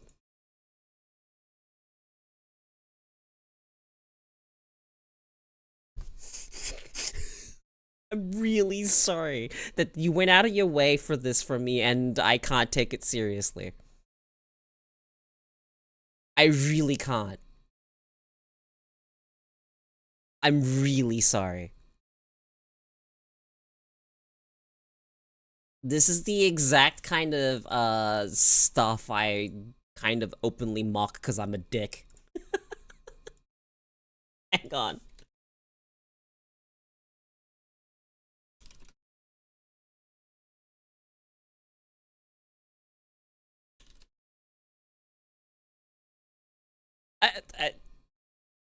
Like, look. This is like, okay, let me tell you how this works, all right? Videos like these work on people that are on the suggestive side. Very suggestible. So anyone that watches it will feel sleepy afterwards because, you know, that's how the power of suggestion works. And then, because that made them feel sleepy, they'll feel convinced that the stuff actually works. And then, okay, now, this is kind of like a pipeline down for you purchasing rocks from him. I know I'm like, maybe I'm sounding very, what's it called? He has a guidebook. Okay, let's see. It is $33.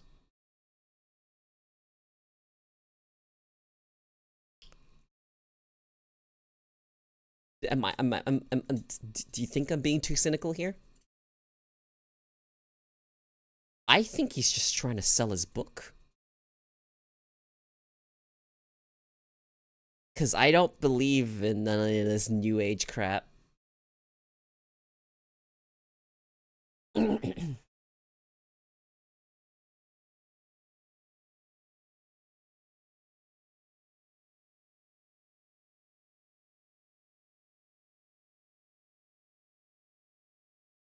But, yeah, shit, if it works for people, awesome.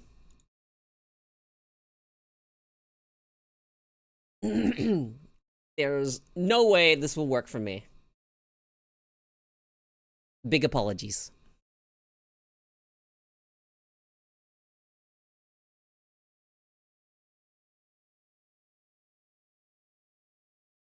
Hang on, let me hang on. What is Reiki? Reiki is a complementary therapy relating to energy healing. Some people say it works through the transfer of universal energy from the practitioner's palms to the client.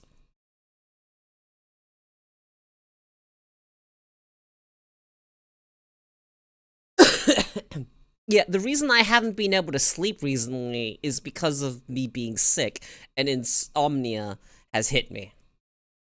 That's why I haven't been able to sleep.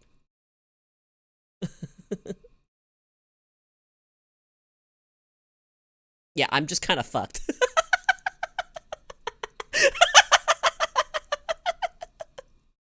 Okay, but with that description, okay, now hear me out, alright? Even if Reiki does work, okay, let's assume that it does. Why the fuck would it work through video?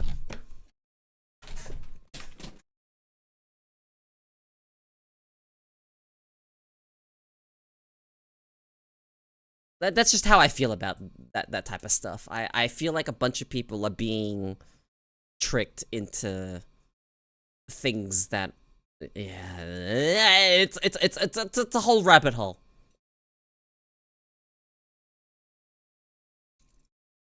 Like it's on the same like realm of people that try to sell you rocks when you've got a rash.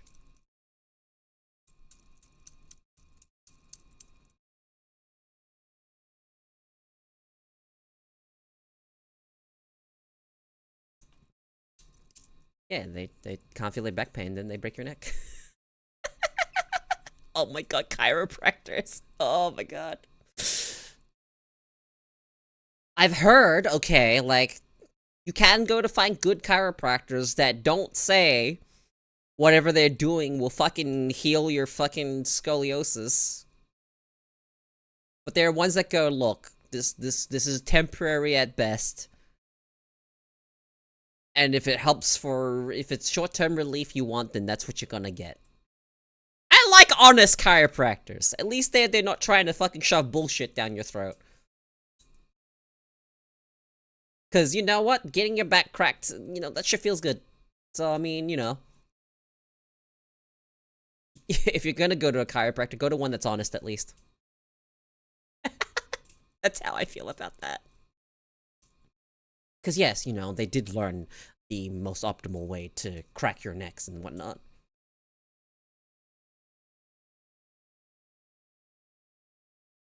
Dude, I didn't watch, I saw something on my feed once, and then I clicked on it. And I swear to God, the chiropractor opened with the most, "Are you cheating on me?" type fucking speech. That's how it felt, right? And what he said was, "Have you been cracking your back and neck without me?" I was just like, what? Fucking, excuse me? Is this real? Chat, is this real?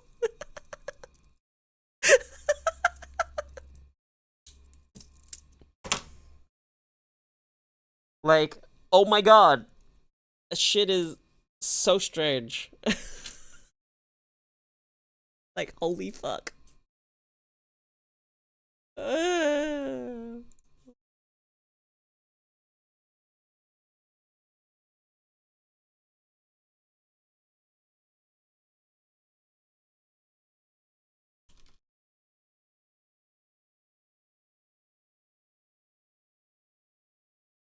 When you pour, you have to do it yourself. Yeah, man. Fuck, man. I'm gonna crack my back right now. Ooh. You're not gonna be able to hear it. My back doesn't crack that loud.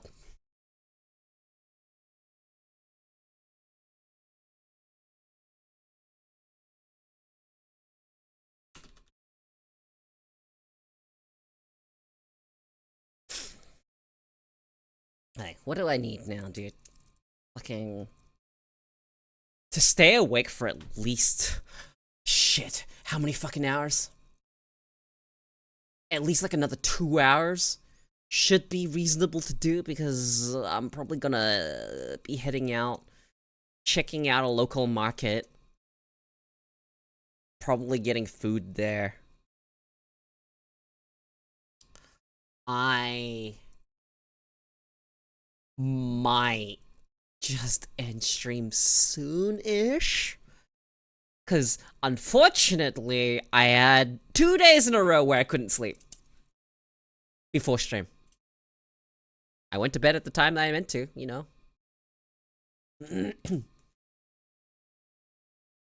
To get the absolute bare minimum amount of sleep I needed, I already went to bed. And, nope, fucking didn't fall asleep. Fucking Jesus fucking Christ. One, yo, that's bad. What's bad?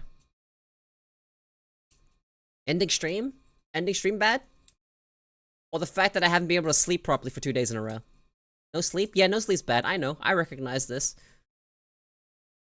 Not like I didn't manage to get sleep after I ended stream because my body was physically exhausted enough to actually fall asleep. Wasn't exactly what I call a restful sleep either. Very disturbed. I haven't been able to sleep properly. Hello. Person. I can't assume your gender. I have nothing to go on.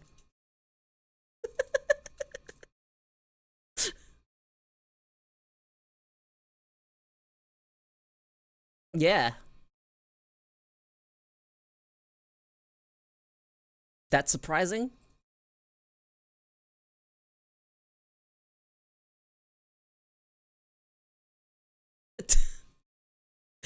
Just for saying staying 1 day sleepless, it's like a weird feeling. Yeah, no, I haven't been able to sleep properly recently.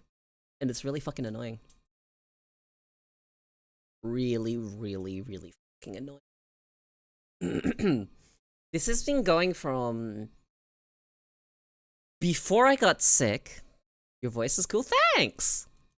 Before I got sick, okay, I could sleep whenever the fuck I wanted. And I would just fall asleep. Now, I can't do that. I can only sleep when my body physically tells me, you need sleep, but it's not gonna be good sleep, but it will be sleep. Because I physically cannot stay awake. But my mind is still incredibly active. I think there's part of my brain that's just like, fuck. Can be mentally unstable if you remove your brain problems. Can't be mentally unstable if you remove your brain problem self. And back to work I go, you nerds. Did you just come in and talk about can't be mentally unstable?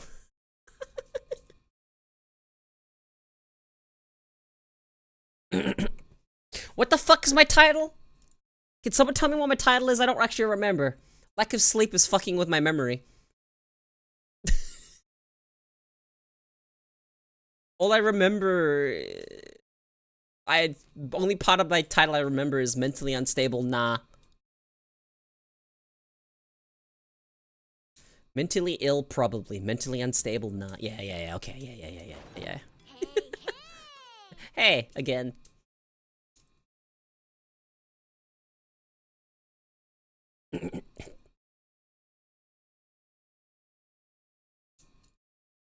No, definitely, you know. Read your name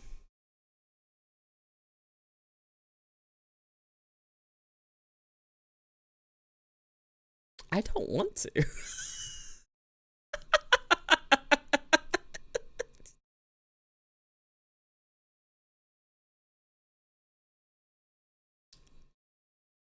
Your name sounds too adjacent to saying dick in a language.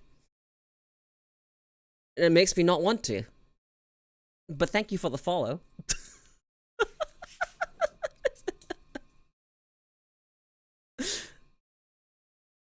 Is this your strategy?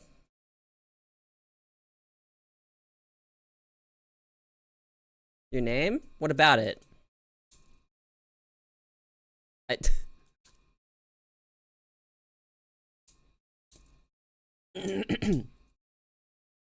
To use the TTS, you can use points or, you know, a sub message gets read out in TTS, bits, TTS.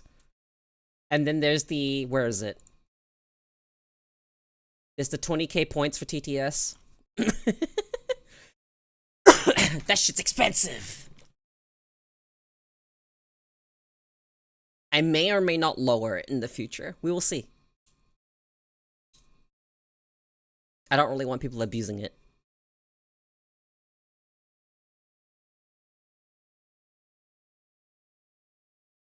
My age?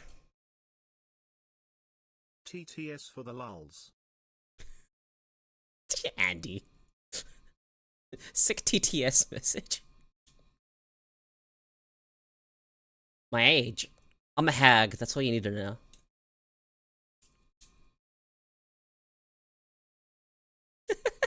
I'm not young. Although it depends on where your cutoff for young is. Hang on, actually, question, guys. Question, chat. Okay. What is your cutoff for young? When do you stop being young? What age? What arbitrary age number? I'm not middle-aged. Fuck off.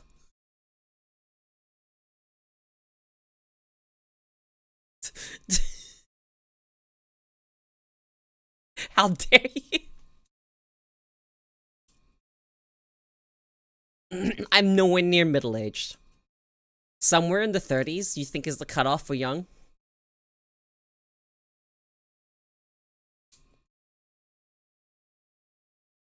Any other arbitrary numbers, guys?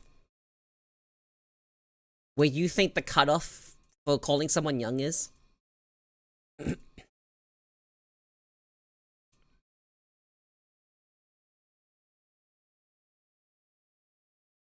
Depends fully on who you ask. I'd say young, the younger you are, the more your cutoff is younger. And the older you are, the older the cutoff is. That's how I see it. If you ask a 40-year-old what's considered young, they'll probably say 40.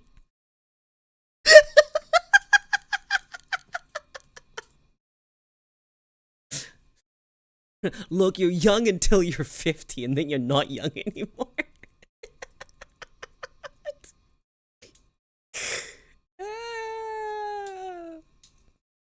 Young is from 1 year younger than me until back when you're in your dad's pants. Okay.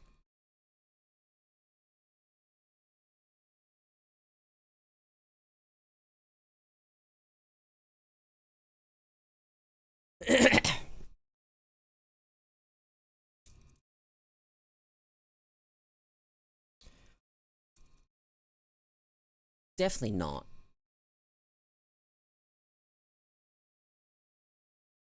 Young anymore. You know why I know I'm not young anymore? If walking upstairs makes my knees hurt, I think that's the biggest indication of just you're not young anymore.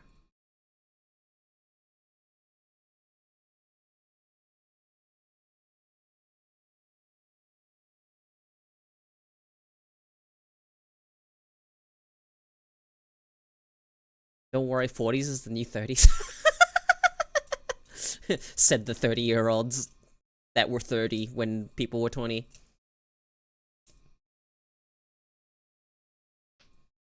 Says the 40s is the new 30. He said the people that were in their 30s 10 years ago. Don't worry, they'll just keep moving the goalpost. You know, just be forever young.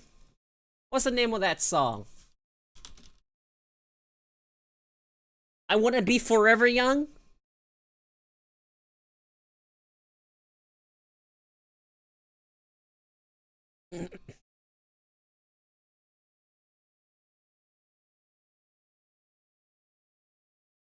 Wallet keeps me feeling younger. What's that mean, Andy?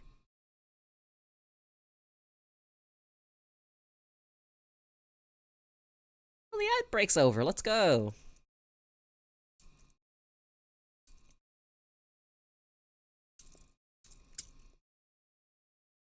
Feel as broke as a tea. Yeah, I figured that's what you meant.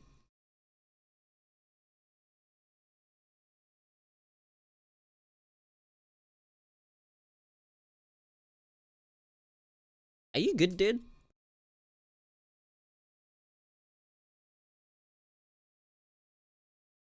Only? Just 15 seconds? Do I play games? Every now and then.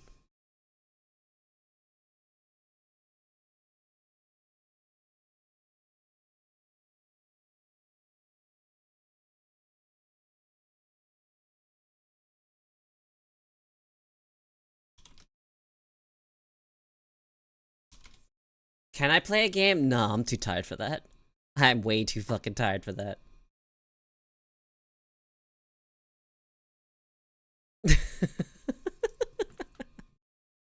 Way too tired to play a game.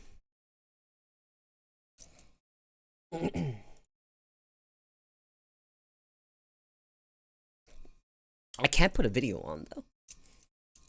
But what is your native tongue? What is your language?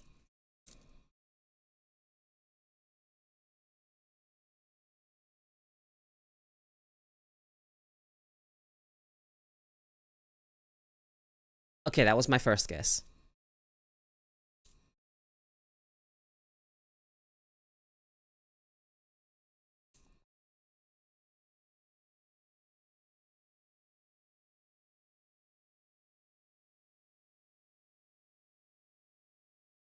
Ick.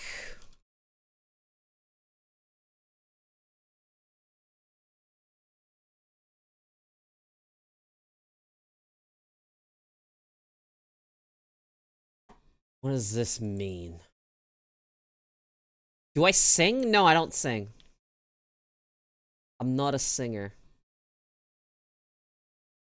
Wait, okay, so I'm looking this up right now. Alright, Vietnamese. Your name means dragonfly? Is that correct? That's a cool name.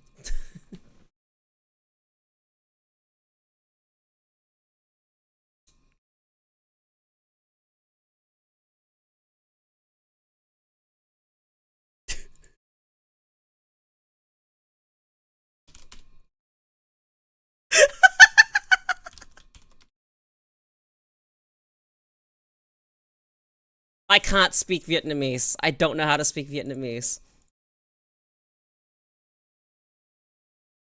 The only language I can speak other than English is Cantonese.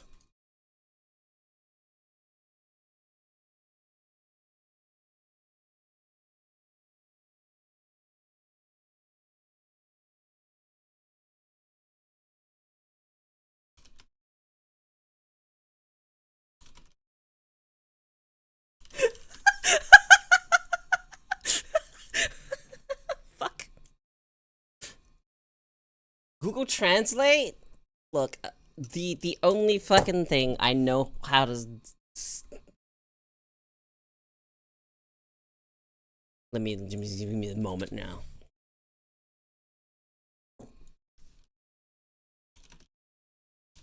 How do I pronounce this? Bò lúc lắc. The only thing I know how to say is "bor look like." I probably butchered it, but it's the food. I eat that. Because when I was younger, I used to live in a neighborhood where there was lots of other Vietnamese people. There was Vietnamese, Cambodian, and Chinese in the area.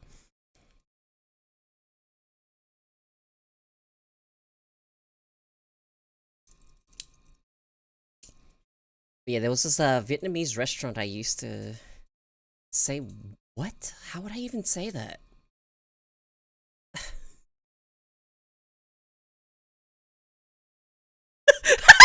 That's a leech.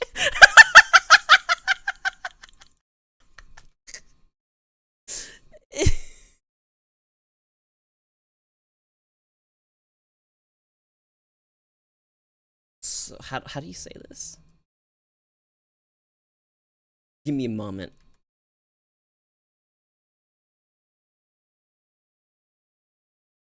Xin chào. I see.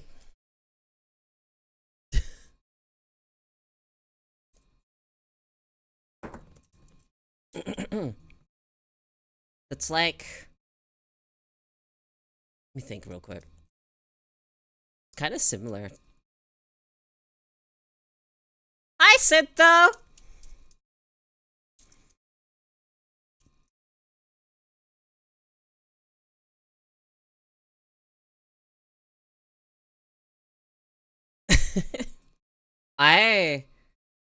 What happened to your back porch? What have you done to it? What did you do?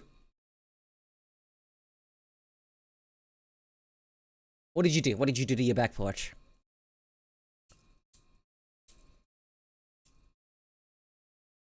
Bits, why'd you take his back porch? You put your foot through it 2 days ago. Wait a second. You put your foot through it and just destroyed your entire back porch? Turns out they made it. They used pallet wood?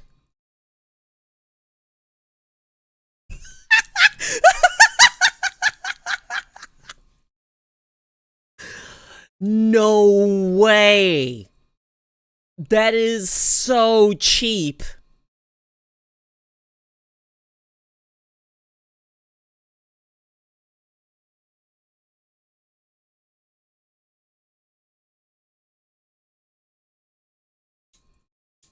Oh my god. I've heard about things to do with pallet furniture, right? But they're not durable in the slightest. They're very flimsy because pallet wood is not durable.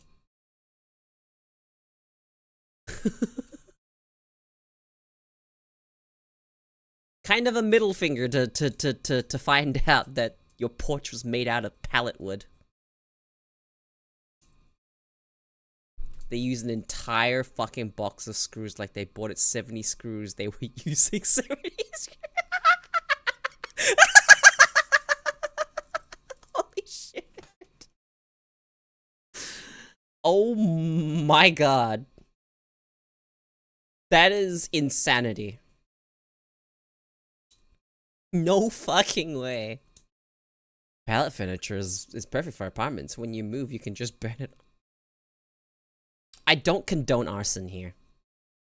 I have to say that I do not condone arson here. Whilst, yes, fire, looking at fire. Wow, so pretty, so cool. I do not condone arson. Don't do it. It's not arson, it's a bonfire. Oh, that's fine then. That's okay then. I swear to god, Bits is on so many fucking watch lists. I guarantee.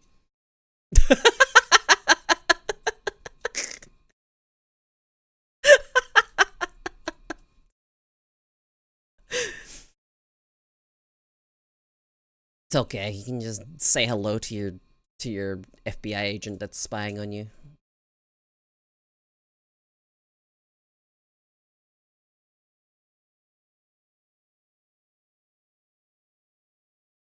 A burn pit?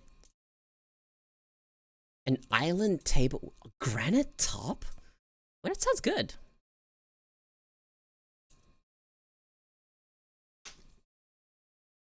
I'm so glad I work out.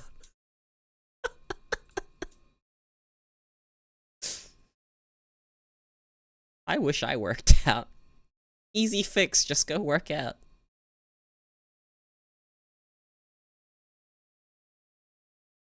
My Twitter was briefly listed on the FBI's DT/VE. Wait. Tell me more about this list. What the fuck is the DT/VE list? I'm sorry? Why'd you get removed? You're not trying hard enough.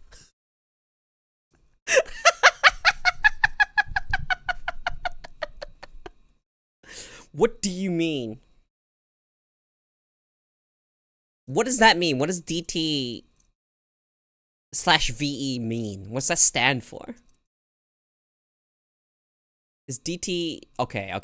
I was gonna ask if DT was domestic terrorist, but I guess that's exactly what it was. I did not know VE was violent extremist. I thought you were... What the fuck? Hey, RNG.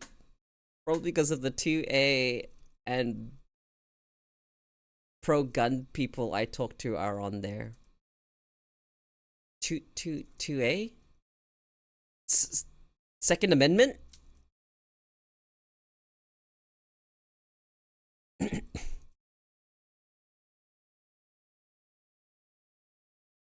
Down to vibrant exhibitionism.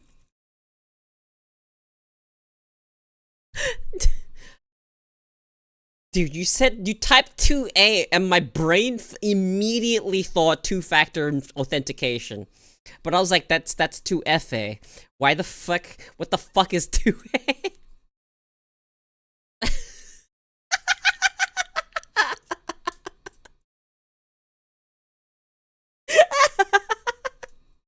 Can you tell I'm not American?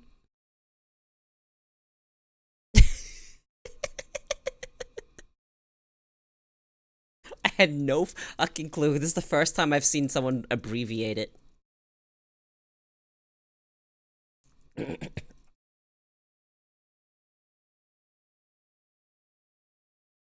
You miss pew-pewing? How much pew-pewing did you do in the military? Can you even talk about that?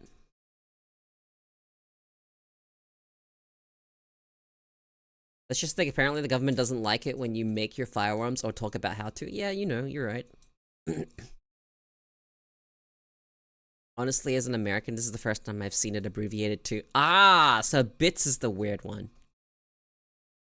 I think I shot to qualify like 3 to 4 times. What's shot to qualify? Shooting to qualify? Is it like... Is that like to pass something? But I shot for fun because our base had a range? Wait, Sento, have you heard Second Amendment abbreviated as 2A? Is that a thing? With that being said, you can 3D print your own gun. Yeah, I know about being able to 3D print guns. You have? Okay. You have to be able to actually shoot to be qualified in basic. Really? Okay.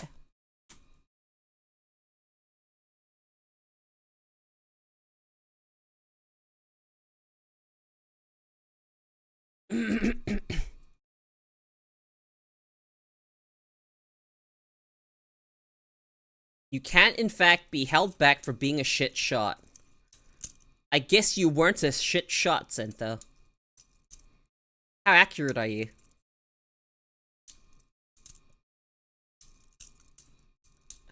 I'm purely asking out of curiosity.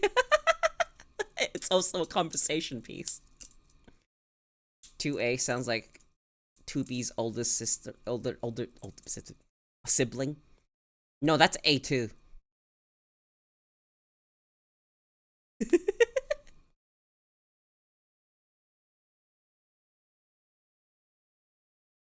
I was okay. I was always off by like 3 or more. What is 3 in the context?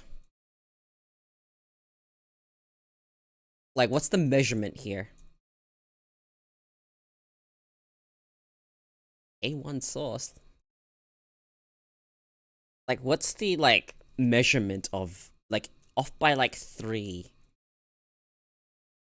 3 shots within certain grouping range or on target. Wait, that's relatively close, isn't it? Isn't 3 shots pretty close? But not good enough, right?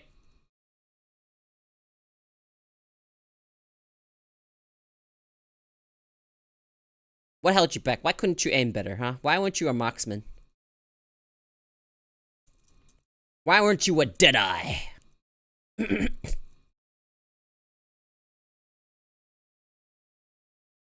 Is it because you didn't have a steady hand? Was your hand not steady enough? Is that why? What even goes into shooting? What impacts accuracy?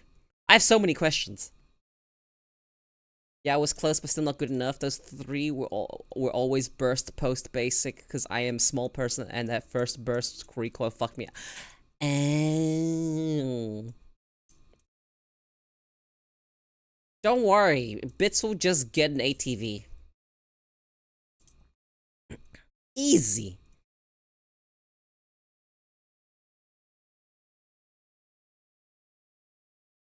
It'll be amphibious.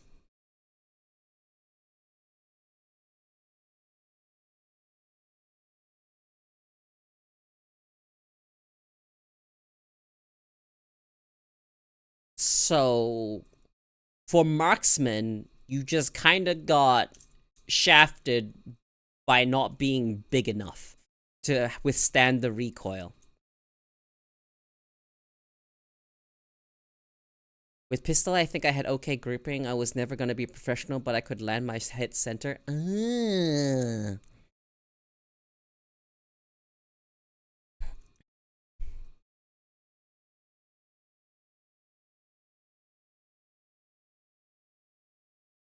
I love Japan. I've never been.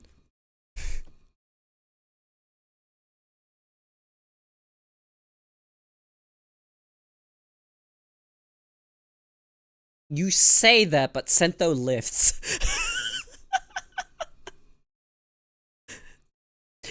Sento most definitely lifts.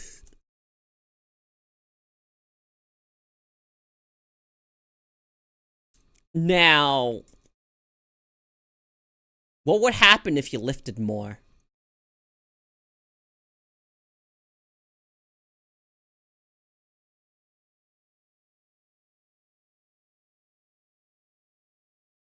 Would you end up being like, what's a fucking body type?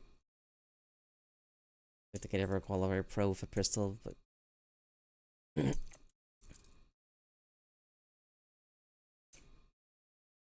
were you ever in the military bits? I don't remember if you told me that. Fuck, wall of text incoming, okay?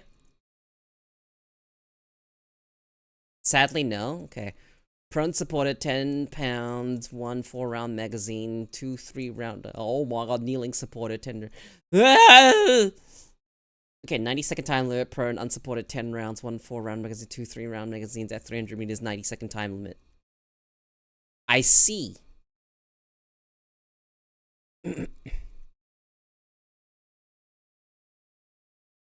You won't be able to hold the gun with both hands because Big Bob.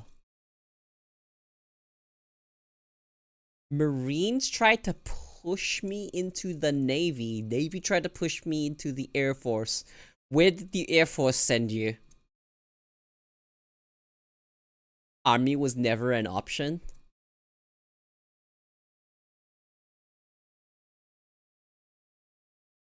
So why didn't you end up in the Air Force? 40 rounds at 300 meters to pass, you need to hit at least 20 times. Oh. Air Force wanted me to work on nukes? Oh, jeez. What the fuck?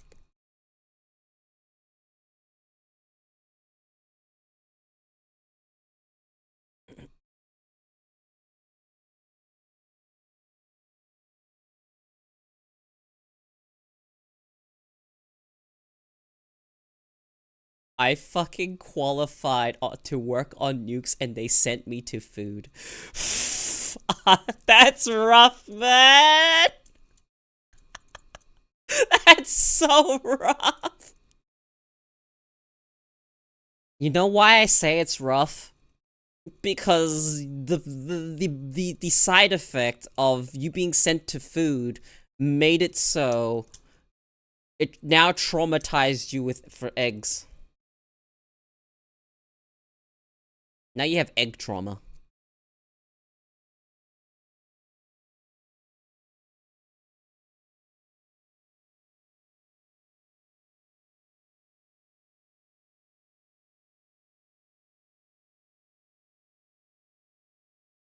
Always interesting for me to hear about, like, people's experiences with the military. Because it is something that I have absolutely never considered.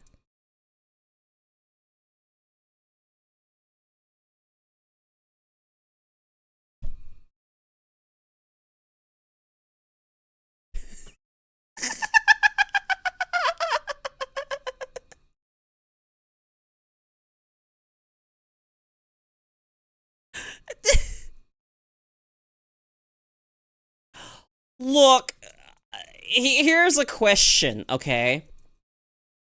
Were the military wages worth it? They hounded me for years trying to get me to enlist. No, not worth it. Was it not enough? Did they not pay enough? Not even fucking close? Really? Wait, do they fucking skimp? Do they underpay their military? Are you guys underpaid over there? I've always heard stories about, yeah, military pays well.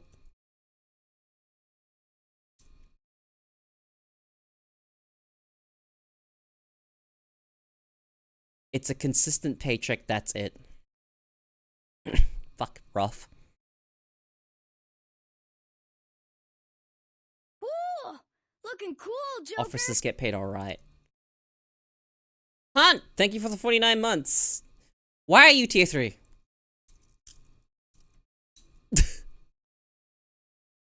What was your rank, Sento?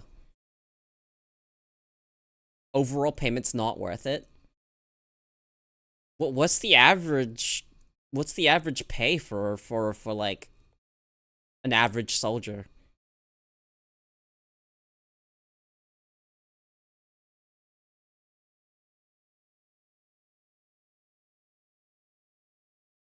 Like, what's the question I've got? Be enlisted early, rank pay is pretty shit. If you are on base, it's like 1.5k a month, starting to 2k-ish. Senior sergeant? How high is that? You were a sergeant? Hang on. Military hierarchy. Hang on. America. Oh, staff sergeant.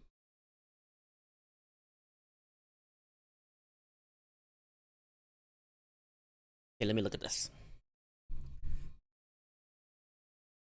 What were you with? Army, right?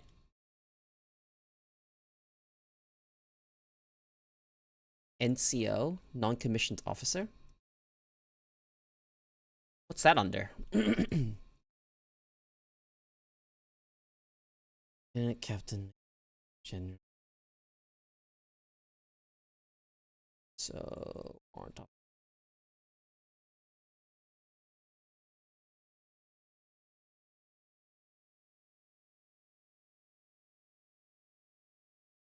Sergeant special. So it is like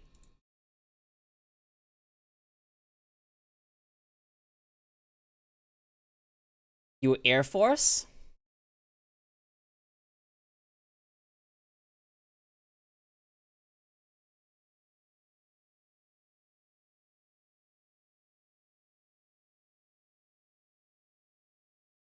Air Force. Clearly. Wait, so Staff Sergeant in... It's okay, I could handle the hate with my AC. So Staff Sergeant Air Force is just... would be a sergeant in the Marine Corps and the Army.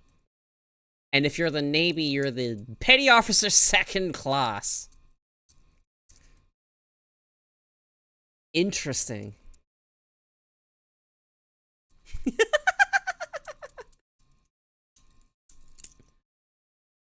Leadership responsibility and put a rock and 2 sticks for a whole balloon out there and y'all get AC.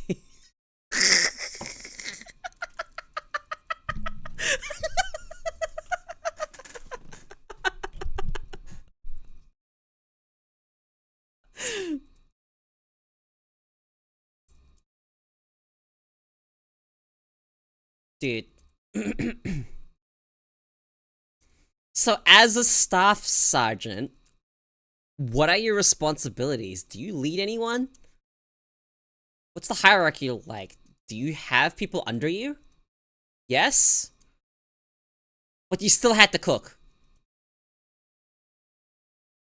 You get troops immediately. Oh.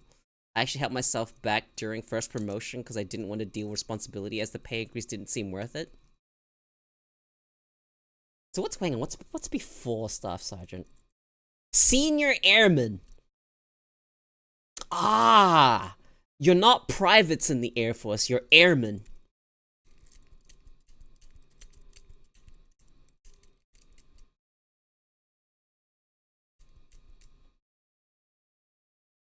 I'm learning so much.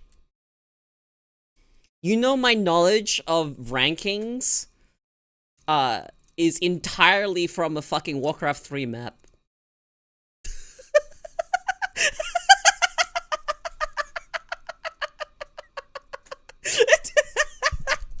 Because I remember you start as a private, and then you go to private first class, and then you go to corporal.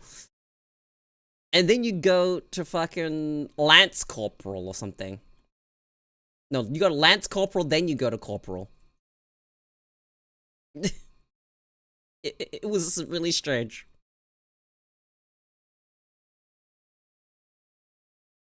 LCPL.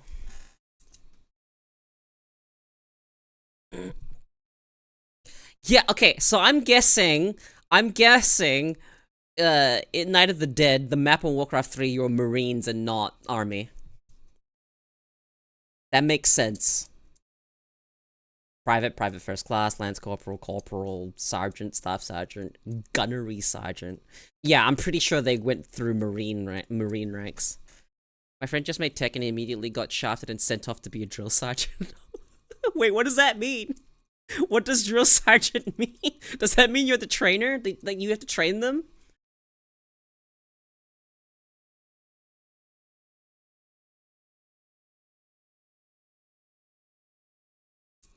Oh.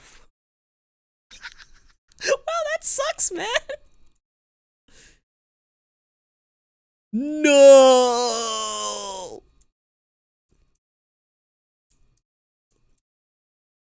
Does he at least get to call them maggots? That's like the extent of my knowledge and exposure. No, you can't call people maggots. Not anymore. Fuck. It's over.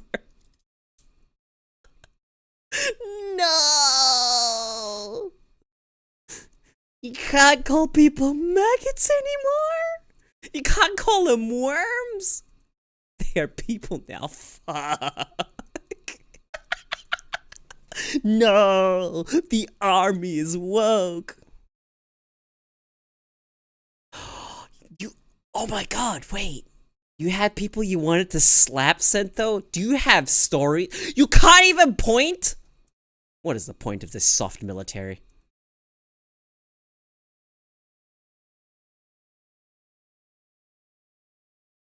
Knife hand? What? What the fuck? Excuse me.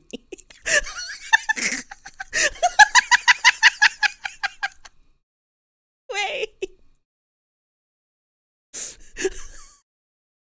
So wait, you must have stories then, huh? Are you able to tell some of your stories? Like, give me a story of someone you wanted to slap. What the fuck did they do to warrant you wanting to slap them?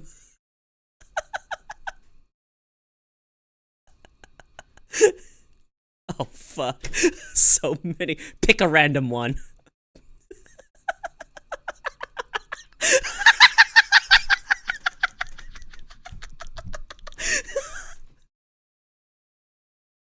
Holy shit.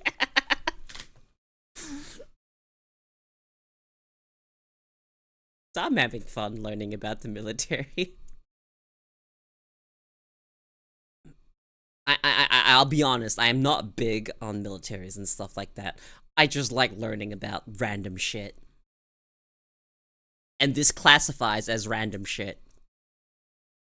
I had an airman, we'll call him Snuffy. He had one job, make the boiled eggs. Oh god, boiled eggs. Wait, hang on. Sento, if you cooked a bunch of boiled eggs, oh god! The smell! Oh my god. I'm so sorry. I'm so sorry. For whatever reason, boiled eggs, oh my god. Put raw eggs in the pan, toss it in the steam, and wait for 20 minutes and take them out. 3 steps. No, wait, no. No. No.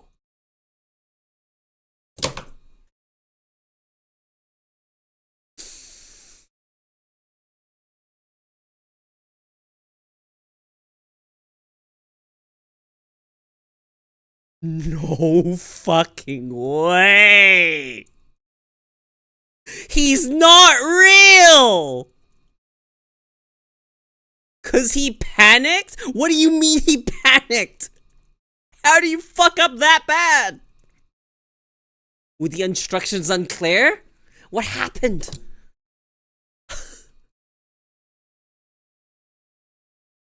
But you panicked over what? What do you mean you put it in the oven for an hour?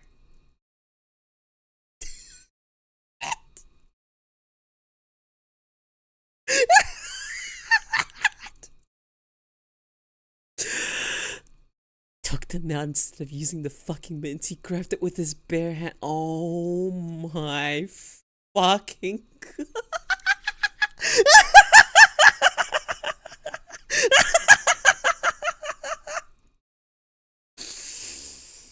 Okay. I'm so sorry. I'm so sorry, Sintha. I've got a little bit of secondhand psychic damage from that.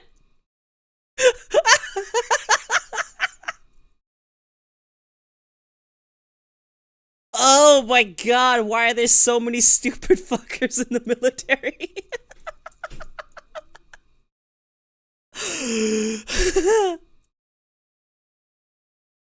I've got tears in my eyes. He took a slot out of fitness from everyone because of that. Wait, what does that mean? What does taking a slot out of fitness mean? And he loves how nice fitness is? What does that mean?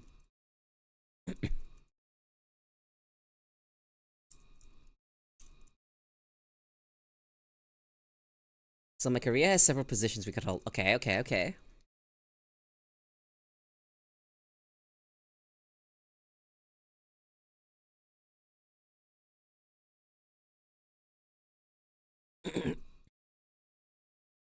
Food, fitness, readiness, mortuary, and lodging. Mortuary? That doesn't sound pleasant.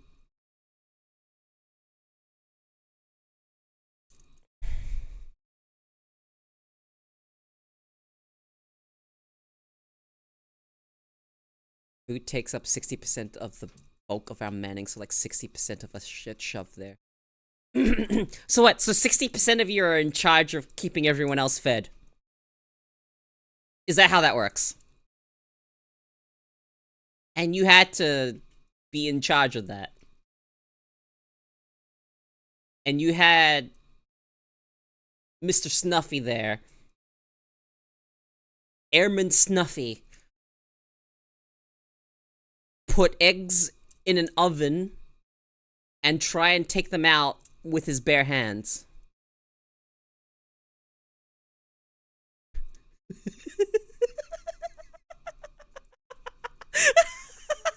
How do you fuck up that badly? I don't get it. What do you mean you panicked? What do you mean you panic and put something in the oven? How do you panic and put something in the oven? I don't understand. How does that work?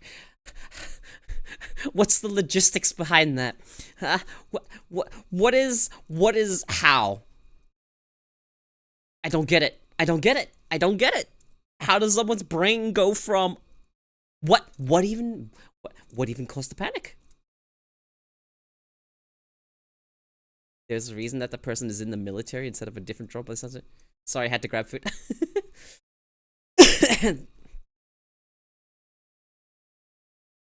I feel like that the example of wait, he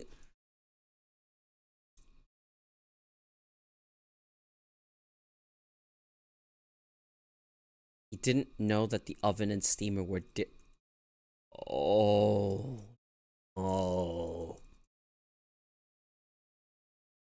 You not know the difference from an oven and a steamer.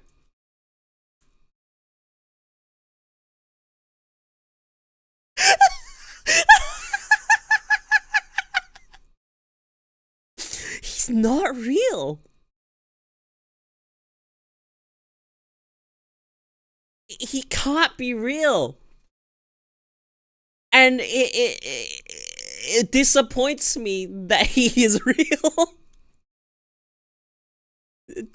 to borrow Rage's words, dude. Fucking literally fucking he can't be real. I refuse to believe he's real. But no, I have to acknowledge the fact that they're actually real. Hey, Bislet. How you doing? What does FOIA mean?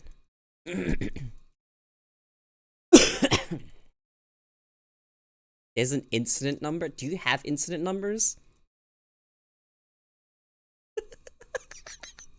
Holy shit. Do you have any other fucking Freedom of Information Act? Oh. Yo, Seta, do you have anyone else that's maybe just as stupid as that guy? Or maybe a little bit less? Does that guy take the cake? I was not the shift leader. Ah.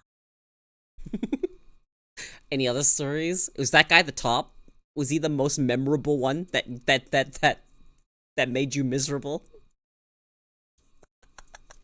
Holy shit, dude. I swear. I suffer from this. I truly suffer from this.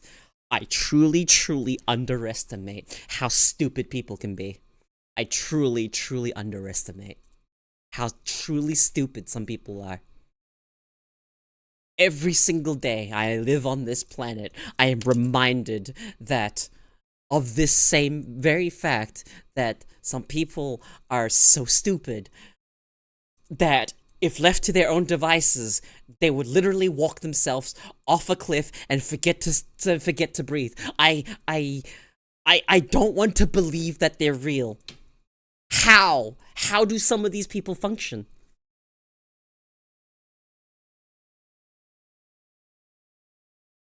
I don't know.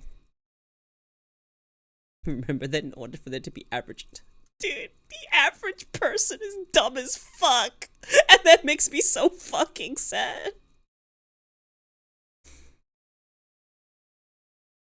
That was an exaggeration, me saying that I'm forgetting to breathe. It was more that I stopped breathing to think.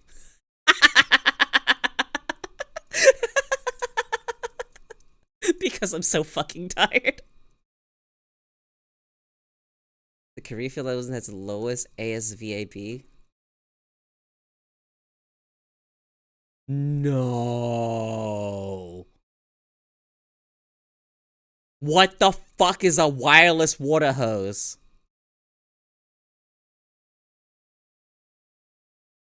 What are you oh my god.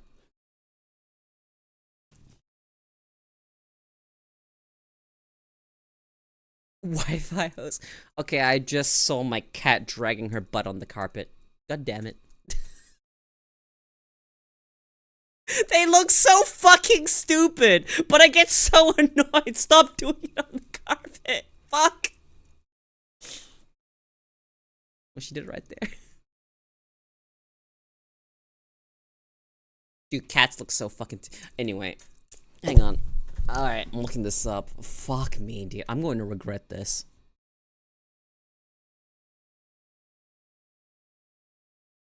Okay. Oh my god, wireless water hose.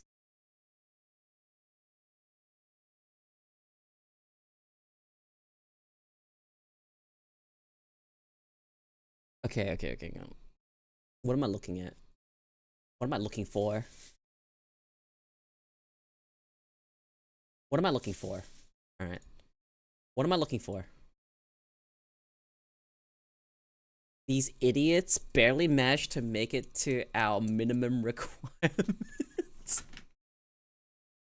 The short in the middle, oh god. Does your hose constantly get stuck on things while moving around? This isn't real! It's too short for where you need to go.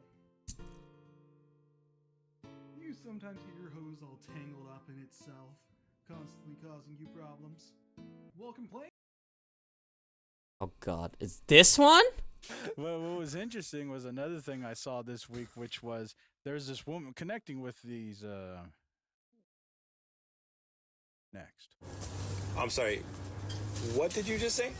It's so inconvenient to have the hose, like the long cord for the hose. The water hose? The water hose. Why don't they make cordless? Like it's 2024. Why don't they make like cordless hoses so we can spray and water the plants? See, this is right up Aunt How come Jemima's. nobody's made that yet? You're asking me why there's not a cordless water hose? Cordless, yeah, to spray the plants and like. I mean, we got so you can earphones. walk around doing everything you need to You do. don't, you don't see an issue with that? With a cordless, we have cordless like AirPods. We have like, everything's wireless now. What comes out of the water hose? I'll give you a hint. Like, yeah, it's in the name. Yeah. Water. She gets it. How would water go through a wireless water hose? Where is the water going to come from?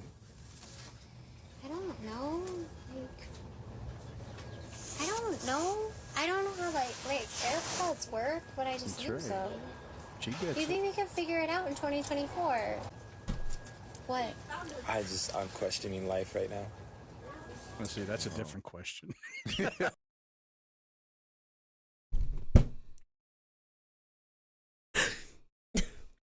I'm too tired for this, man. They're not real. That is painful, man. Oh my god.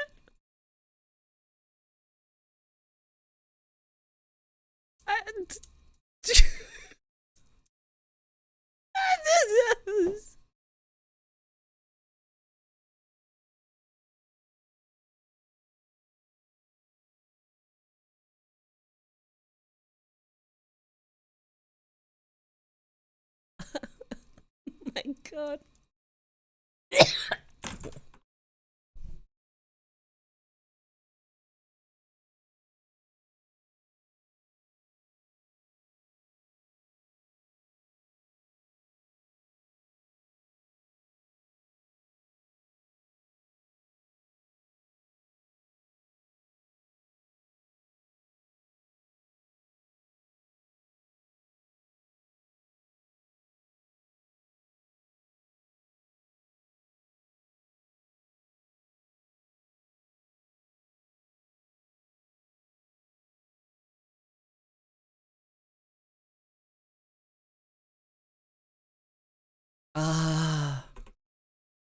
I oh fuck. You think they'd invented in 2024? There was so many.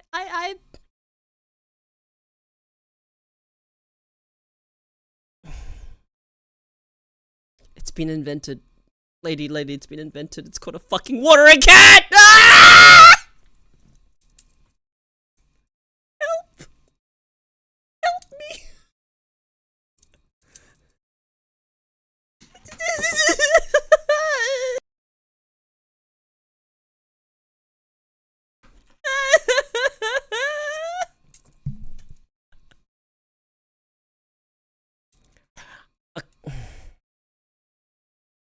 How are some of these people real?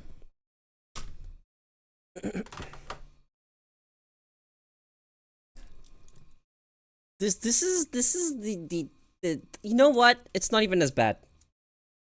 The thing I'm about to bring up isn't even as bad. You know, why can't we just go to the sun at night?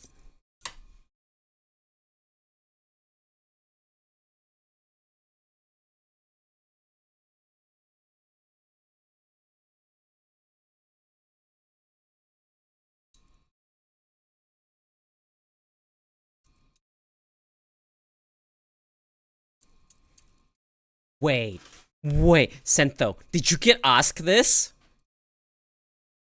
Wait, is that real? Did you actually get asked that?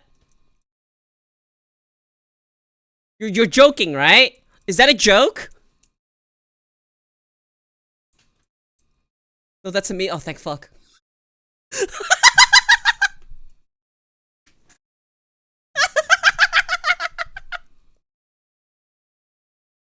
Thank fuck, man. Genuinely, thank fuck. I was about to lose all hope.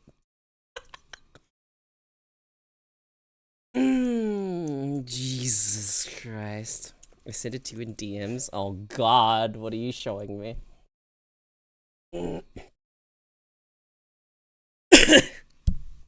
Thinking about the time another Marine found out I had a degree, so he asked me in private where the sun went when it rained.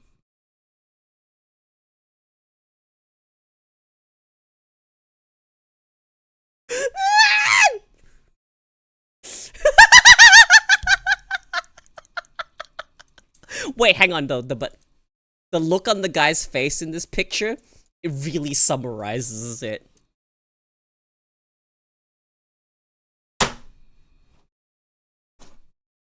Hi.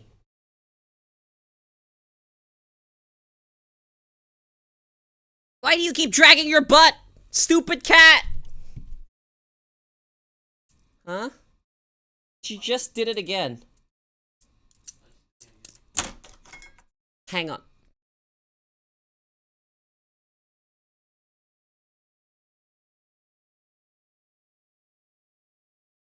Actual stain over here. Have a look. Ah, my god, cat! She doesn't have worms. She's been dewormed already. Okay, can I just... Okay, so my cat is being... For fuck's sake. She's using the carpet like it's fucking toilet paper. This little shit. No, she's not scent marking. She had something stuck and she was using it like fucking toilet paper. Way worse. Way fucking worse.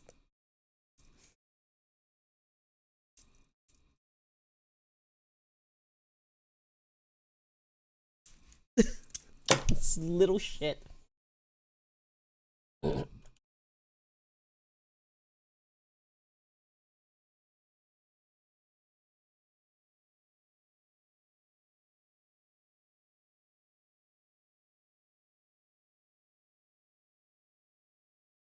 I need to bring this up.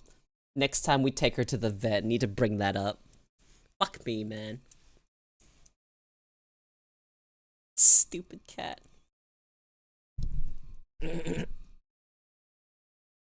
know, I've been genuinely asked some stupid questions.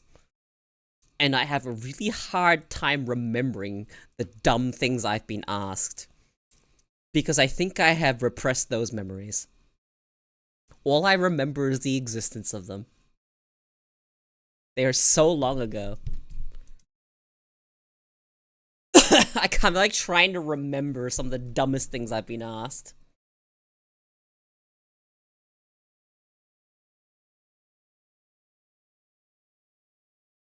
How do you boil egg? No, that's not. I've never been asked that.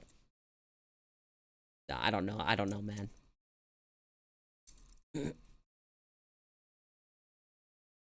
Fuck. I do remember my answer, though. My answer was something along the lines about think about what you just said, think it through, and I gave them, like... on there. I gave them, like, a moment, about, like, a minute.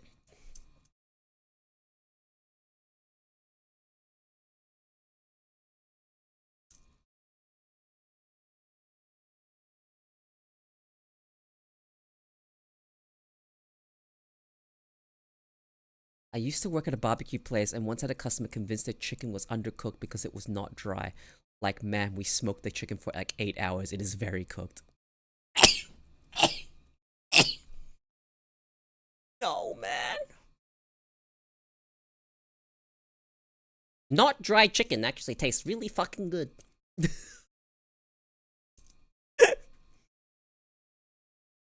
Compare jalapenos on the tilt grill to pepper spray. I mean, at the very least, he is still within, you know, it's not the worst thing. She was a liability that entire time. Like, oh. What did they do? What did they do? Why were they a liability?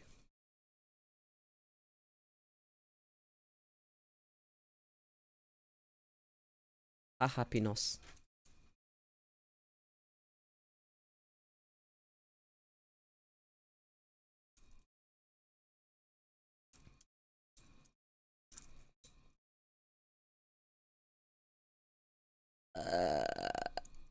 That reminds me, I had a friend in high school. That pronounced jalapeno jalapenos.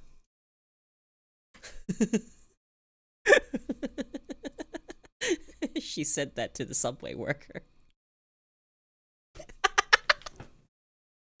But that's like nothing. That's not that serious. This is just not knowing how to pronounce a word because it's not, you know, it's not English. She got fired. For what? Not knowing the basics of how to cook food or order food? What do you mean? What do you mean? How to cook or order?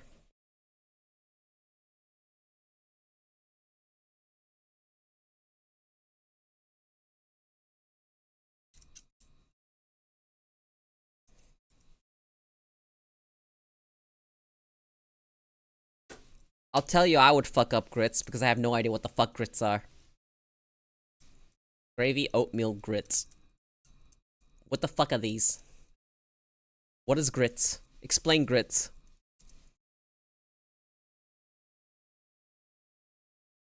Literally just add water?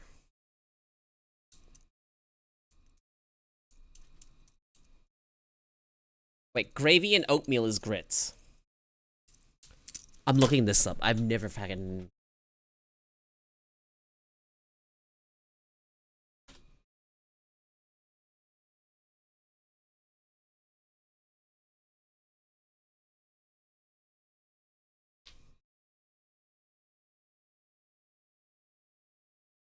It's like a type of porridge? Huh. Okay.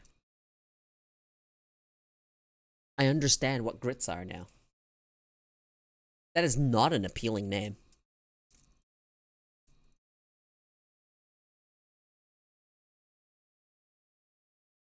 Was there anything?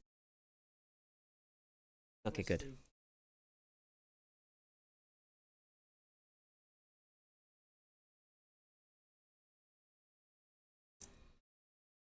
Undercooked biscuits that were frozen. You know the meme? Not meme. No, not meme. Wrong word. You know the trope of fictional characters that if they're anywhere near a kitchen, they create biohazards? It blows my mind that there are people actually like that. That actually make biohazards in the kitchen.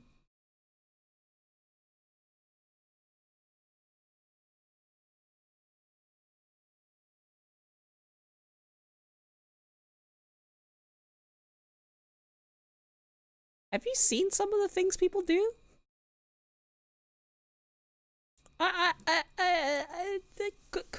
Cooking is not that hard, right? Okay. Anyone here not able to cook?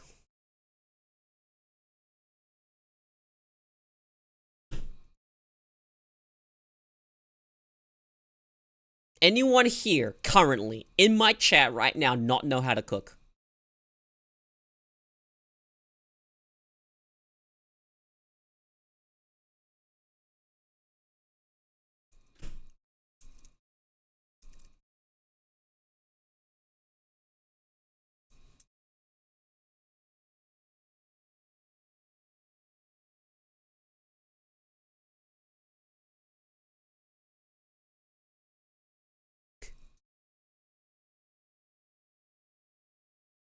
Okay. Bare minimum. You can make instant ramen. That is a bare minimum. I know people that can burn instant ramen! Ow!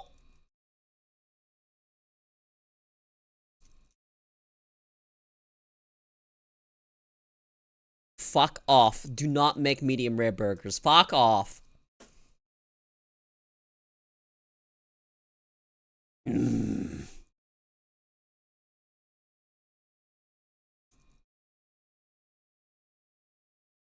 Not what I was taught. You can't serve that to customers here.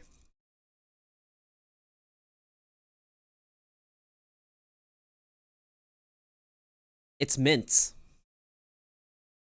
I was very strictly taught it is mince. You cannot medium rare it.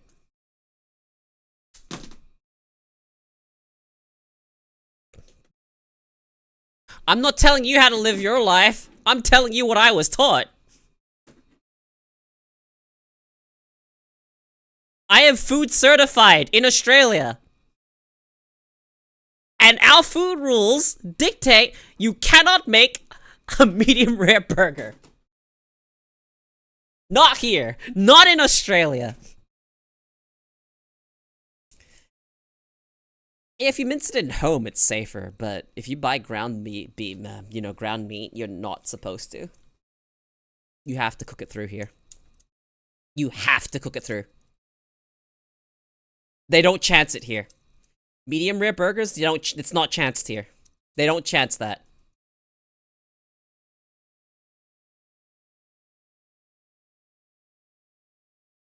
Our food safety laws are so strict. At home, whatever. Make it, dude.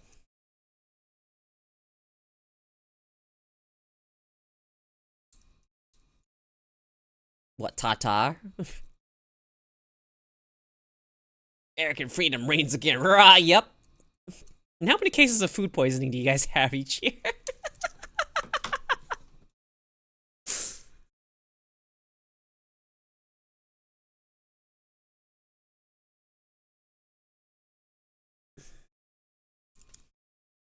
The CDC estimates 48 million people get sick in America.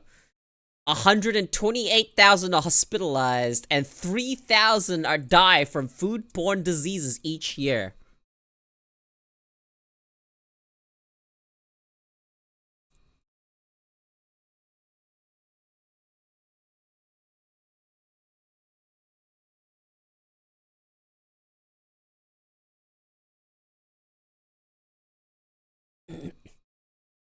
They let us eat pink slime meat substitute. What the fuck is pink slime meat substitute?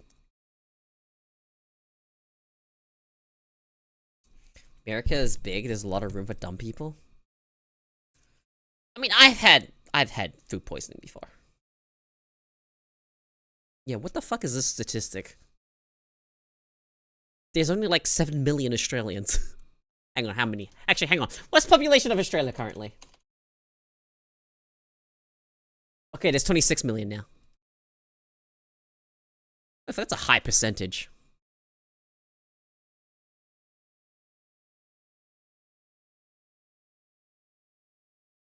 $26 million.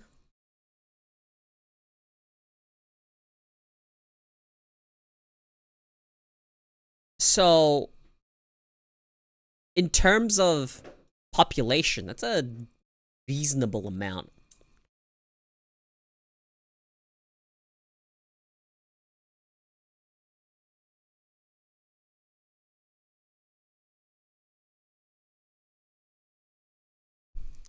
But how much of the cases of food poisoning are from homemade food? It's so hard to tell with the statistics here. I don't know if they check for that. I know our restaurants follow very strict rules.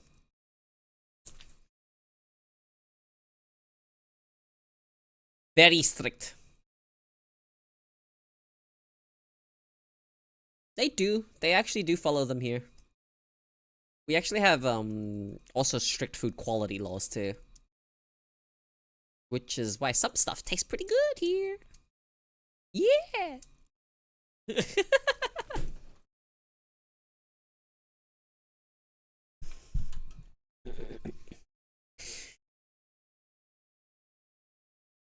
Let's see.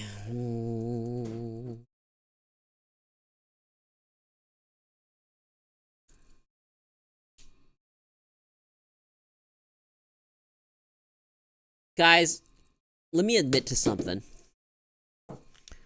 When it comes to my diet. There's a lot of spam in my diet.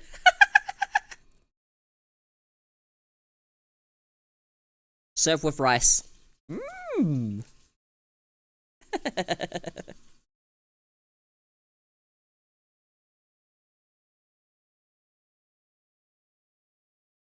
Food Insight, what's the beef with pink slime? What the fuck is it? I can't be fucked looking at it.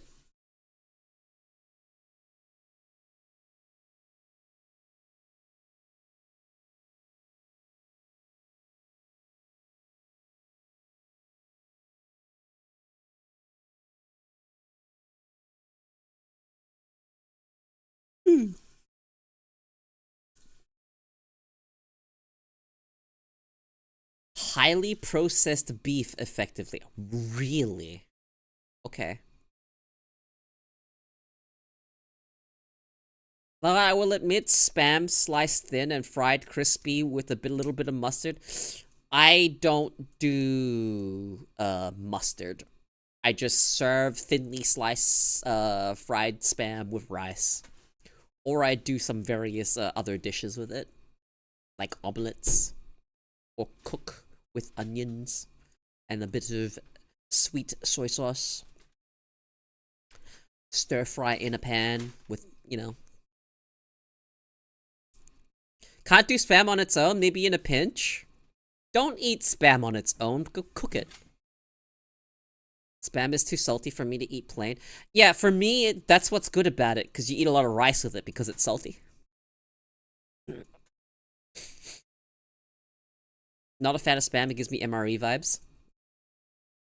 Even cooked?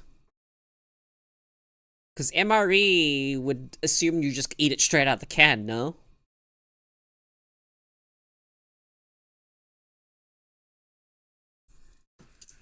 Not necessarily, I'm guessing, but yeah.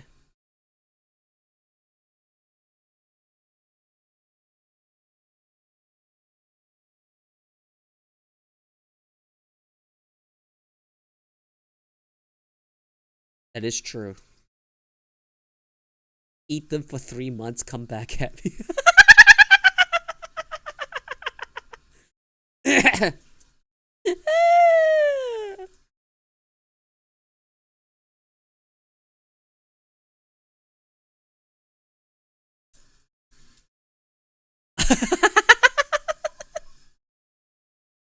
Maybe you're unlucky and got the not so good MREs, maybe?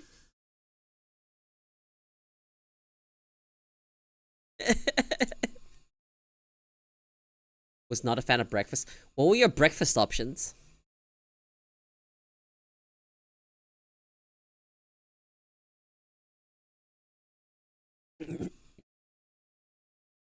The vegan pasta was nice.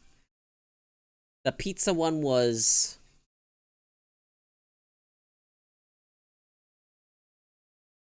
eggs. Wait, I feel like I know exactly what you're describing.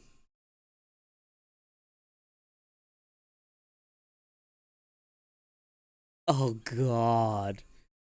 I've heard that MRE eggs are awful. Yeah, I've legitimately heard MRE eggs are awful.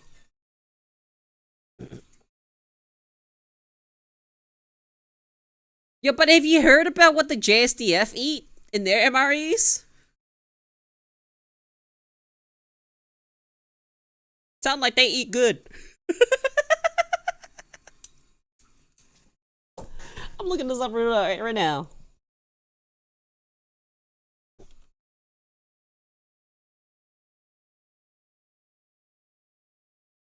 Alright, Steve.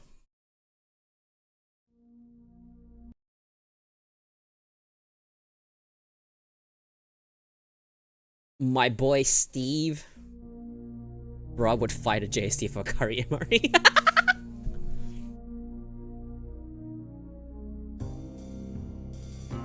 I need to end stream relatively soon, so I can actually still catch the market before it closes. This is the newest version of the JSDF, or Japanese Self-Defense Force, Combat Ration Type 1. It weighs 1 pound 7 ounces, or 658 grams. It has a 3-year shelf life.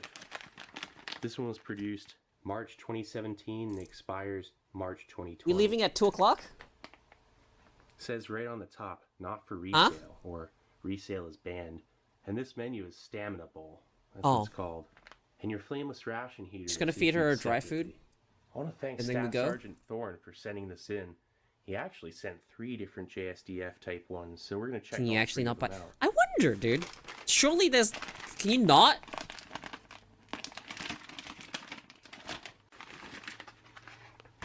Everything is all set inside of this tray.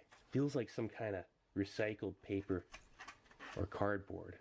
Okay, so right off the bat, here's a curried rice pilaf. Can't find bulk JSDF. And Do then they a have that much white military rice. surplus? Look at that. Nice heavy duty spork. No napkin or toilet paper. And then the main course, essentially. 180 gram pouch of Stamina Bowl. In the which, US? What? Let's find out what that is.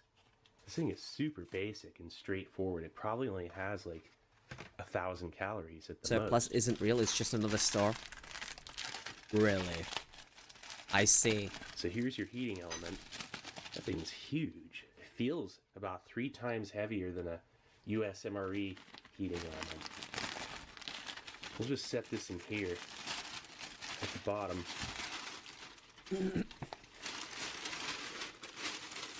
I want And then one.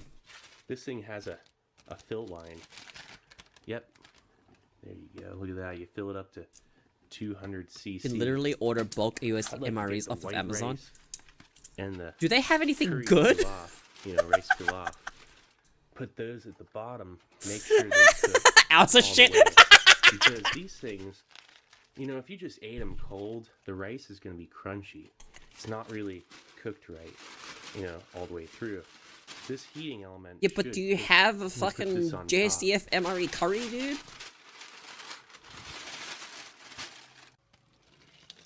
But you're gonna hate 90% of them? Oh god, that's a lot. That's a lot to hate. What?! So we'll just kind of work that around a little bit, tie it up. I'll bet that'll start working fast. Was the milkshake? You can get milkshakes out of MREs? Yep, sure is.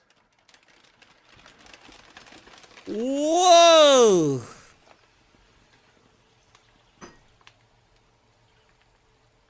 It's not quite like the old kind. It's a little bit different. Not nearly as much steam. We'll see how much it'll Add heat up. It an said old one with a about tasty 15, mint chocolate 20 brownie. minutes. So that's what we're gonna do. All right, so this FRH, it's been going on for just over 20 minutes, and it's still doing its thing. So I think it's ready. Let's check it out. Pastries were hit or miss. Even the top pouch feels 100% piping hot. It's ready.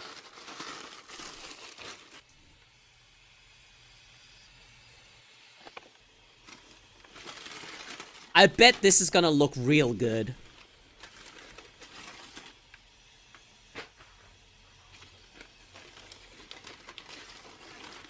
I wonder if I can get... That's looking pretty good. Alright, so let's get this out on your tray. Nice. Okay, so let's first start off with that curried rice pilaf. That's almost too hot to touch. FRH. They're out of stock. Fuck. Nice. Anywhere else? Wow. Look at that. I think I see a piece of pork or some kind of meat. Alright, so let's get this onto the tray. In the tray.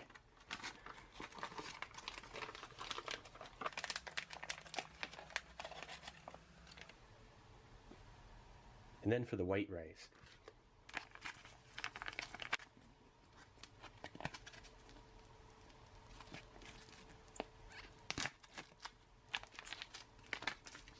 Whoa. That really cooked. Being a part of inside that JPVRC pouch. groups, I might start fucking asking someone can get a hold Because some before, MREs. It felt kind of crunchy, like it wasn't fully cooked. That's definitely cooked rice. Peanut butter.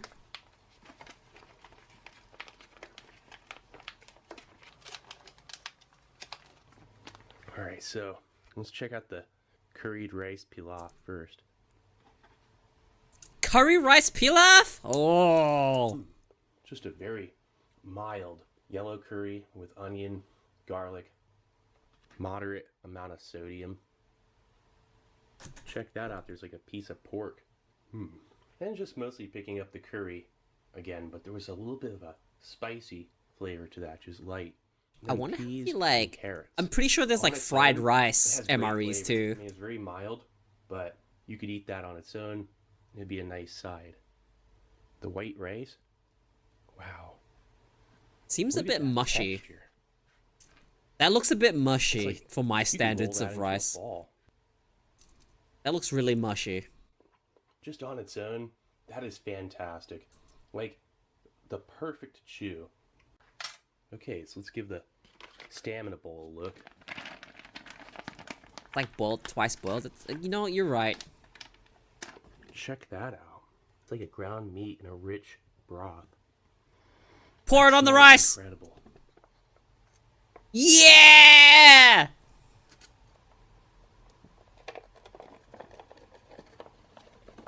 That actually looks appetizing. I can't wait to go to the market soon. I wanna see what food they've got there. You know, it's just a straightforward ration. Set it in your tray, mix it up. Let's try it with the pilaf first. You know, having Okay, good food actually, in the some of this on military, its if your own. MREs have good quality, that's good for stamina bowl morale. Has little cubed vegetables. Good like food this. is good morale. Yeah, that crunch. That's like a root. And then carrot. Like an earthy, sweet root. Or something. In there. And then Hey man, if they order Just thinking, pizza, could be burdock. you're going to war. The stamina bowl is one of the most delectable Monka things ass. I've ever tasted in a ration. No joke. It's even better than Really? white rice. Oh The god. savory, sweet, and complex stamina bowl, which has like, I think that's ground pork.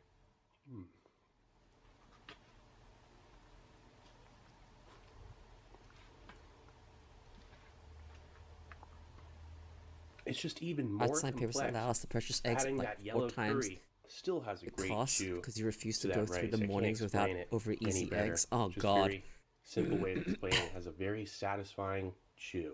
And when You have find these Chinese complex flavors to MREs? go along with it, it's just the perfect combination. I think And it's just, Chinese like, MREs would addictive be okay. food. This thing, Remember, it is China. We really do filling. things really You can already cheaply, tell. so you know, Convenient buyer food, beware. Just throw it all in a tray. You could probably eat this in like 5 minutes. It takes 20 minutes to heat up. This spork. Look at that. Nice.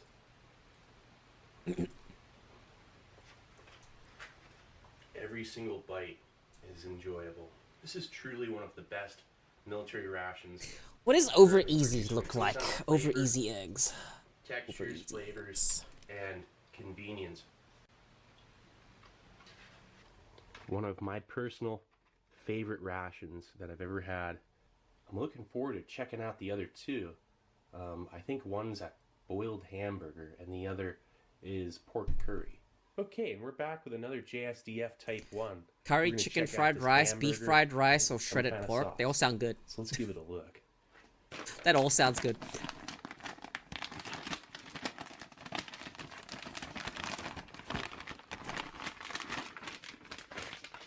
I would not trust a Look at shredded that. pork The MRE. That would tray not last that long. It's a little bit different. Unless it's It's like dehydrated. a thinner paper. Got your heavy duty spork. And then another curried rice pilaf. Here's your hamburger bun Spicy and beef. sauce. Braised And quail! that is 170. They're grams quail instead of eggs? 180 like the last one. Egg rice. drop soup? And this is a standard white rice. They're both the same size, 200 grams. Okay, so there's everything laid out. And since we've already demonstrated the Crispy flameless ration cucumber, heater, huh? I'm going to save an FRH. How do they keep it crispy? And just boil these in the pouch for about How'd they keep the 15 to 20 cucumber minutes. crispy, huh? Alright, so let's get this out on your tray. Nice, okay, so let's first start off with that white rice. Oh yeah, that stuff's ready.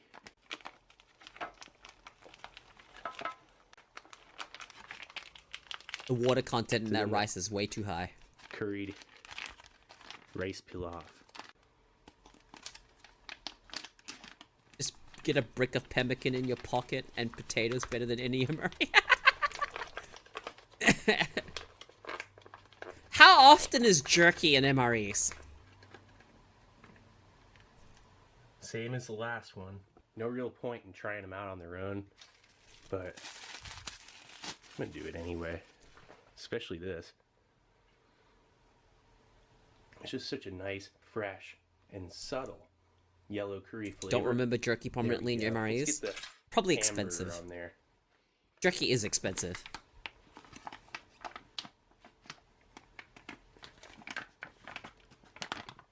Whoa. They weren't kidding. Skittles, really? That's a hamburger. With a strong smell of onion and like tomato sauce, and it smells very sweet.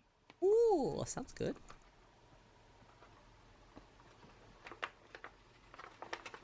That probably tastes good. I have no idea what Butterfingers are. I still find it dumb. Oh, it's Yeah. pretty good. It's like really soft. We used to make it out of necessity, and now we don't have to eat it out of necessity anymore. So now it's just The people rough that, translation of well, boiled hamburger, like I don't think jerky. it's too far off because that's mushy. That looks pretty good.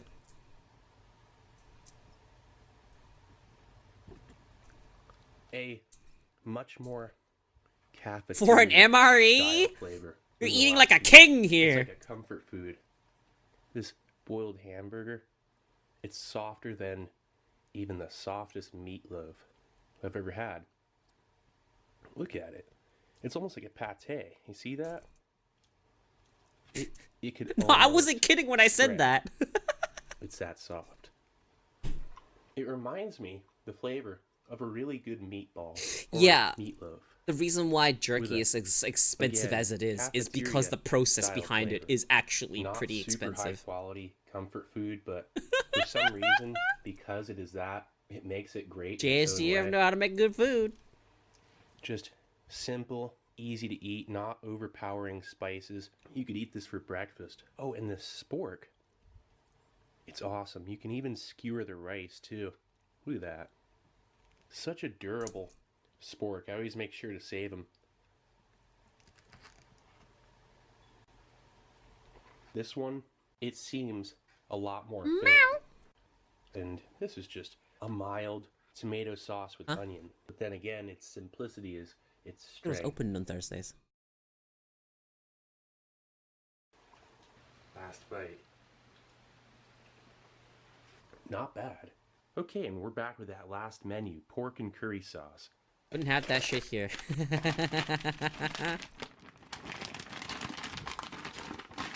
Yo, but the Chinese right off the bat, MREs though. That's a gamoku fried rice. I wonder how good they And then actually there's are. your pork and curry sauce. Nice little 160 gram main. The last one was I was looking 170. forward to going one to the before market. That was 180. And here's your standard Get some white food. rice. Paperboard tray. And spork. Alright, so let's heat this up real quick. Alright, so let's wait about 15 to 20 minutes. Alright, so let's get this out onto a tray. Nice. Okay, so let's first start off with that gamoku fried rice. Oh, here we go, fried rice.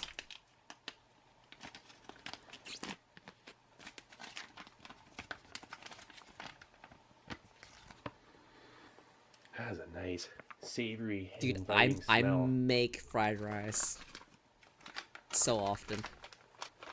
$55 for an MRE? Fuck that, dude!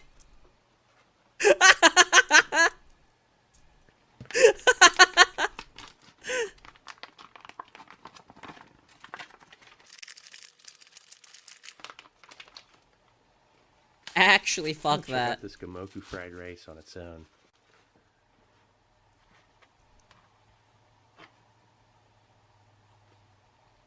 Looks like it Every has single some time I bring up fried shredded rice, someone vegetables and talks about how pork. much they love kimchi fried rice. Has a I won't really deny nice that it's flavor to good, it. but it's not The like it's the flavors are really only fried well rice in blended, existence. but Why does it's everyone talk predominantly about onion kimchi fried with rice? Savory pork. Like it's like the best fried rice.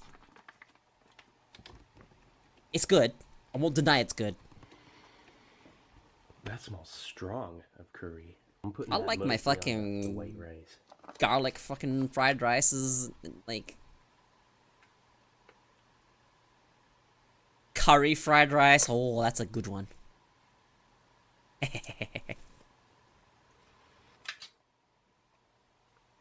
This has such a nice aromatic curry smell. This is more like in the realm of flavor of the first meal. That is just prevalent with Yeah, this my military here will be too happy with ginger, that. onion, and it's that cumin, and it's in this gravy that's somewhat rich. And If the standard is edible, that's not it's very just good. Astounding. The texture balance with the white rice. I mean, the gamoku fried rice, it's not bad. Someone would complain it's too spicy. Curry is You great with guarantee it, you someone would but complain it's The spicy. texture of the white rice with any sauce that's very flavorful is like the best thing in the world. That little potato had a little bite to it. It wasn't a mushy potato. You have carrots and then this pork that is not super lean. Look at that. There's a good amount of fat to the left side. That just melts in your mouth. It's a very mild spice. It's not a spicy curry by any means. It's just very rich, flavorful. Yeah, it's like a curry gravy. I love the smell of that cumin in the curry. It's pretty strong. Bits, delete that message. And even though it's not spicy, it's still very I need a satisfying. I need a command. Do I have a command for English only? Yeah, Bell peppers are everyone- not spicy. I mean, even the hamburger, which was probably one of the less, exciting menus, still really good food. This ration is quick and easy to eat. Every time. That's the way it's supposed to be. What is that, a little bamboo shoot?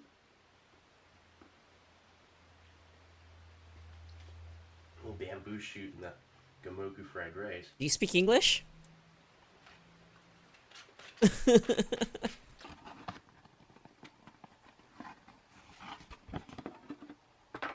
3 of those will do the trick for a day. It's filling. I need a yet command. doesn't bog I you need down. a This one here multi-language is, again, command. Very straightforward, no frills. When no field kitchens or anything else are available, this is what the Japanese ground self-defense force is eating.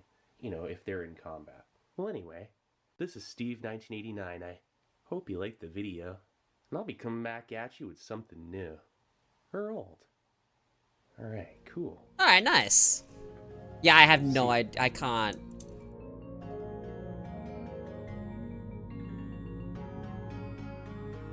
Yeah, I cannot understand anything other than English and... Yeah, mostly English. I think I only accept English here. My shirt says... My shirt indeed says my name.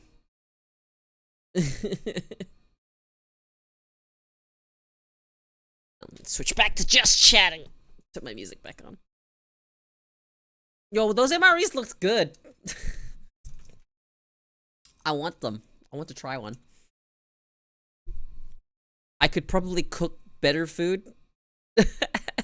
Looking at the situation with the rice, but if that's all you had, oh my god. If that is all you had, and you had no other option, oh my god, you would eat so well.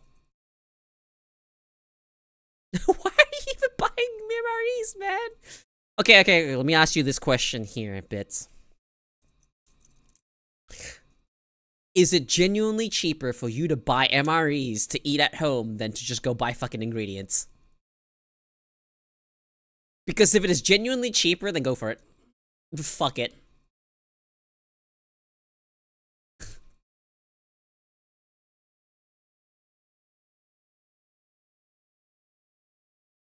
Oh, you're just stockpiling MREs? You're not actually eating them?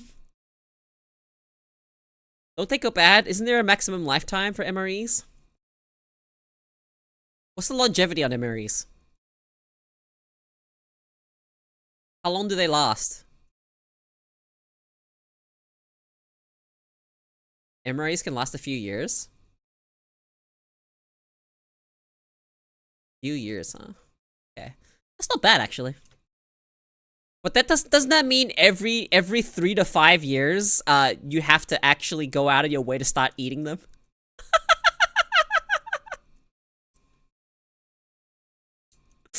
And then stock up some more?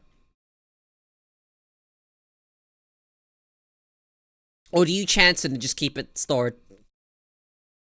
Cold storage extends lifespan too. I mean, I guess.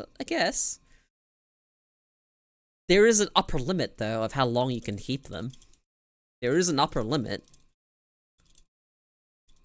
Buy ingredients, make your own hardtack?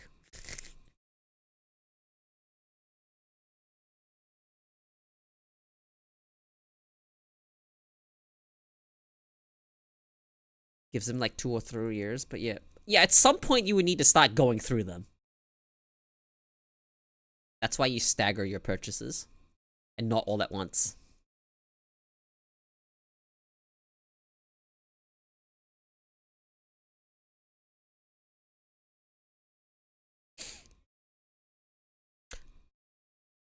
I'm gonna be real with you. If I'm going camping, I'm just gonna bring noodles, dude. Just gonna bring some instant noodles.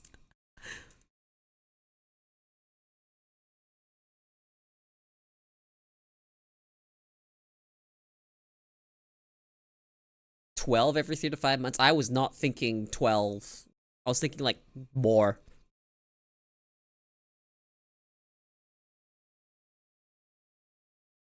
Like, say you buy 100 worth. It's like, you know, a third of the year. 12 is a box. So you're telling me buy like 9 boxes.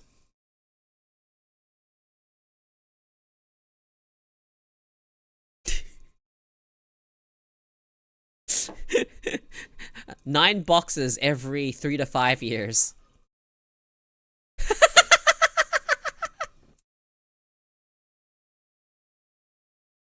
Yeah, no, dude, if I'm going camping, I'm just gonna bring instant noodles. All I need to do is bring water.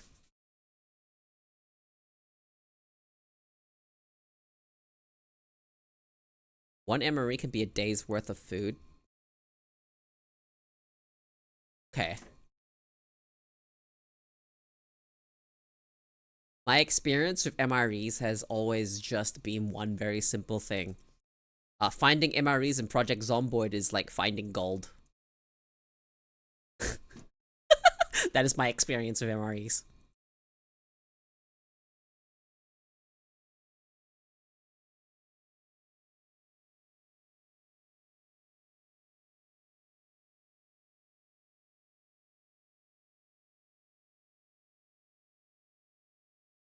Please don't eat only noodles when camping. You feel horrible eating high salt content carbs. It's not a problem.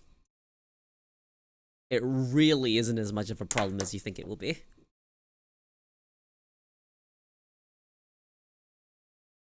I dropped something on the ground. Where'd it go?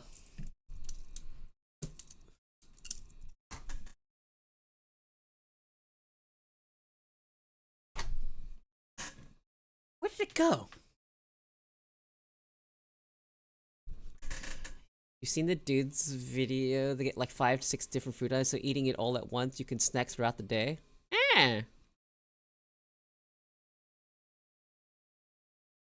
Okay, I found what I dropped.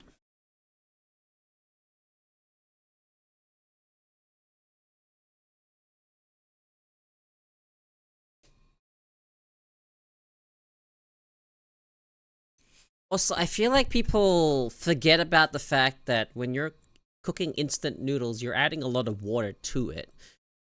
The problem is not having enough hydration on top of the sodium content you consume. It's usually diluted. Just as long as you drink enough water, you're fine. Carrying water sucks. Yeah, it's heavy. I know what you could do, though. You could get... What the fuck is it called?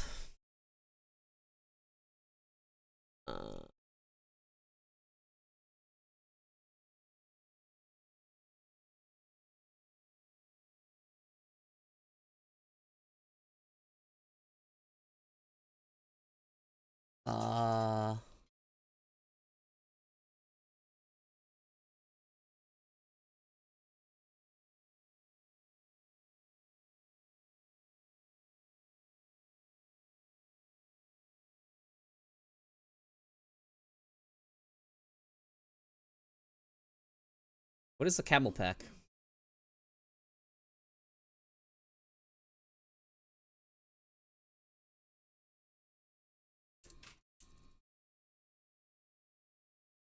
Is that purely just water in there?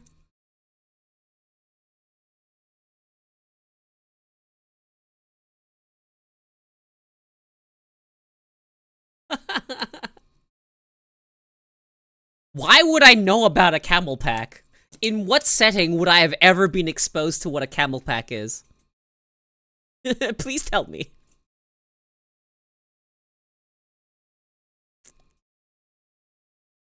I don't think I've done anything that would necessitate a camel pack. Avid cyclist. Yeah, I'm not a cyclist. I haven't done anything outdoor. Outdoor prep, never done of it. Never gone camping. I've never done anything that would necessitate it.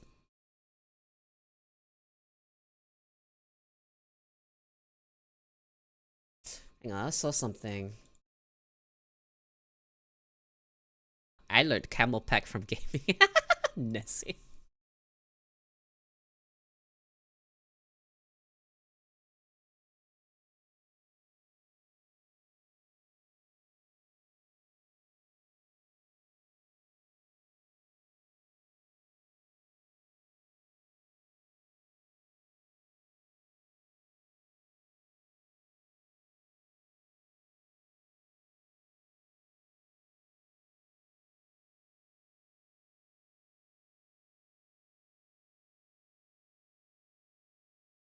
The agoraphobic code, not an outside individual. Yeah, big fucking surprise.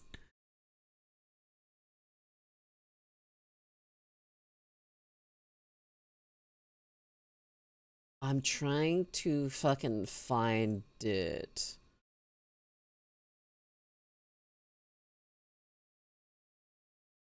Ah, I found it. Okay.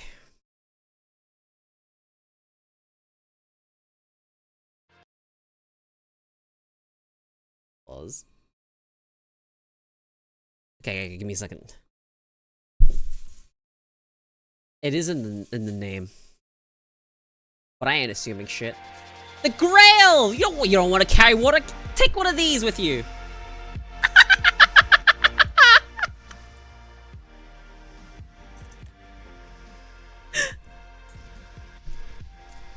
Here you go, bro.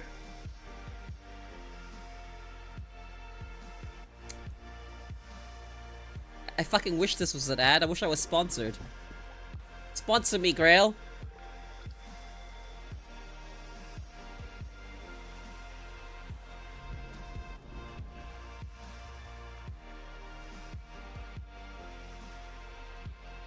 Purify water anywhere. Has that been tested? I'd assume so.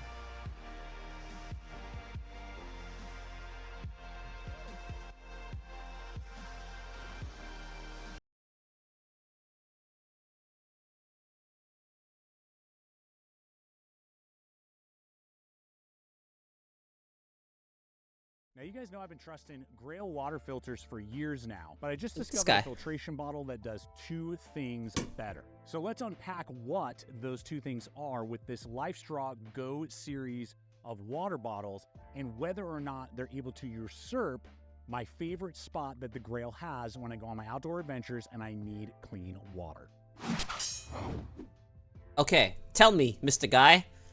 Now, Gideon LifeStraw has Tactical? been in the water filtration game for quite some time, and their microfilter allows Yo, a you life to straw! filter out bacteria, parasites, and microplastics up to 1,000 gallons per filter, which equals. You know, a life straw sounds like a 1,000 meme, but I liters. still So the think it reason would that be I useful. bought this Go series is that it takes that idea of the life straw and then just attaches it to the lid of a water bottle, so that you scoop up your contaminated dirty water inside the container and then drink it out like you would a straw, but it's all, you know, attached together.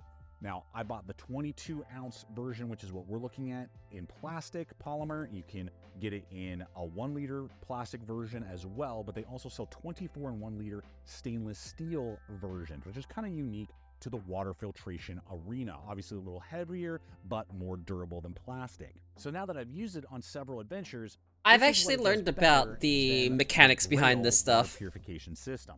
First is speed. This is much more convenient than my Grail Ultra Press. All you have to do is literally unscrew the top, scoop up water, and then reattach the lid and start drinking. So you don't even really have to slow down to get rehydrated when you're on trail. Now, you're obviously drawing contaminated water through the filtration straw and into your body. So it's a lot like drinking a milkshake through a decent sized straw. There's definitely some tension. You got to put some effort into it with each. Did he just draw describe that drinking you're water as getting drinking of a the milkshake? water, but it was by no means difficult and easy to overcome the tension that you're gonna have to. There's some pull the really water cool through the water filter. purification On the things flip you side, can the we Grail have now. Press requires several more steps to access that clean water. And guys, if you're getting value out of this content, I invite you to hit that like button of the crew here and being notified by hitting that bell icon every week when I put it to help you better stay equipped and prepared for whatever life throws your way. You have to first remove the internal press cylinder, scoop up the water,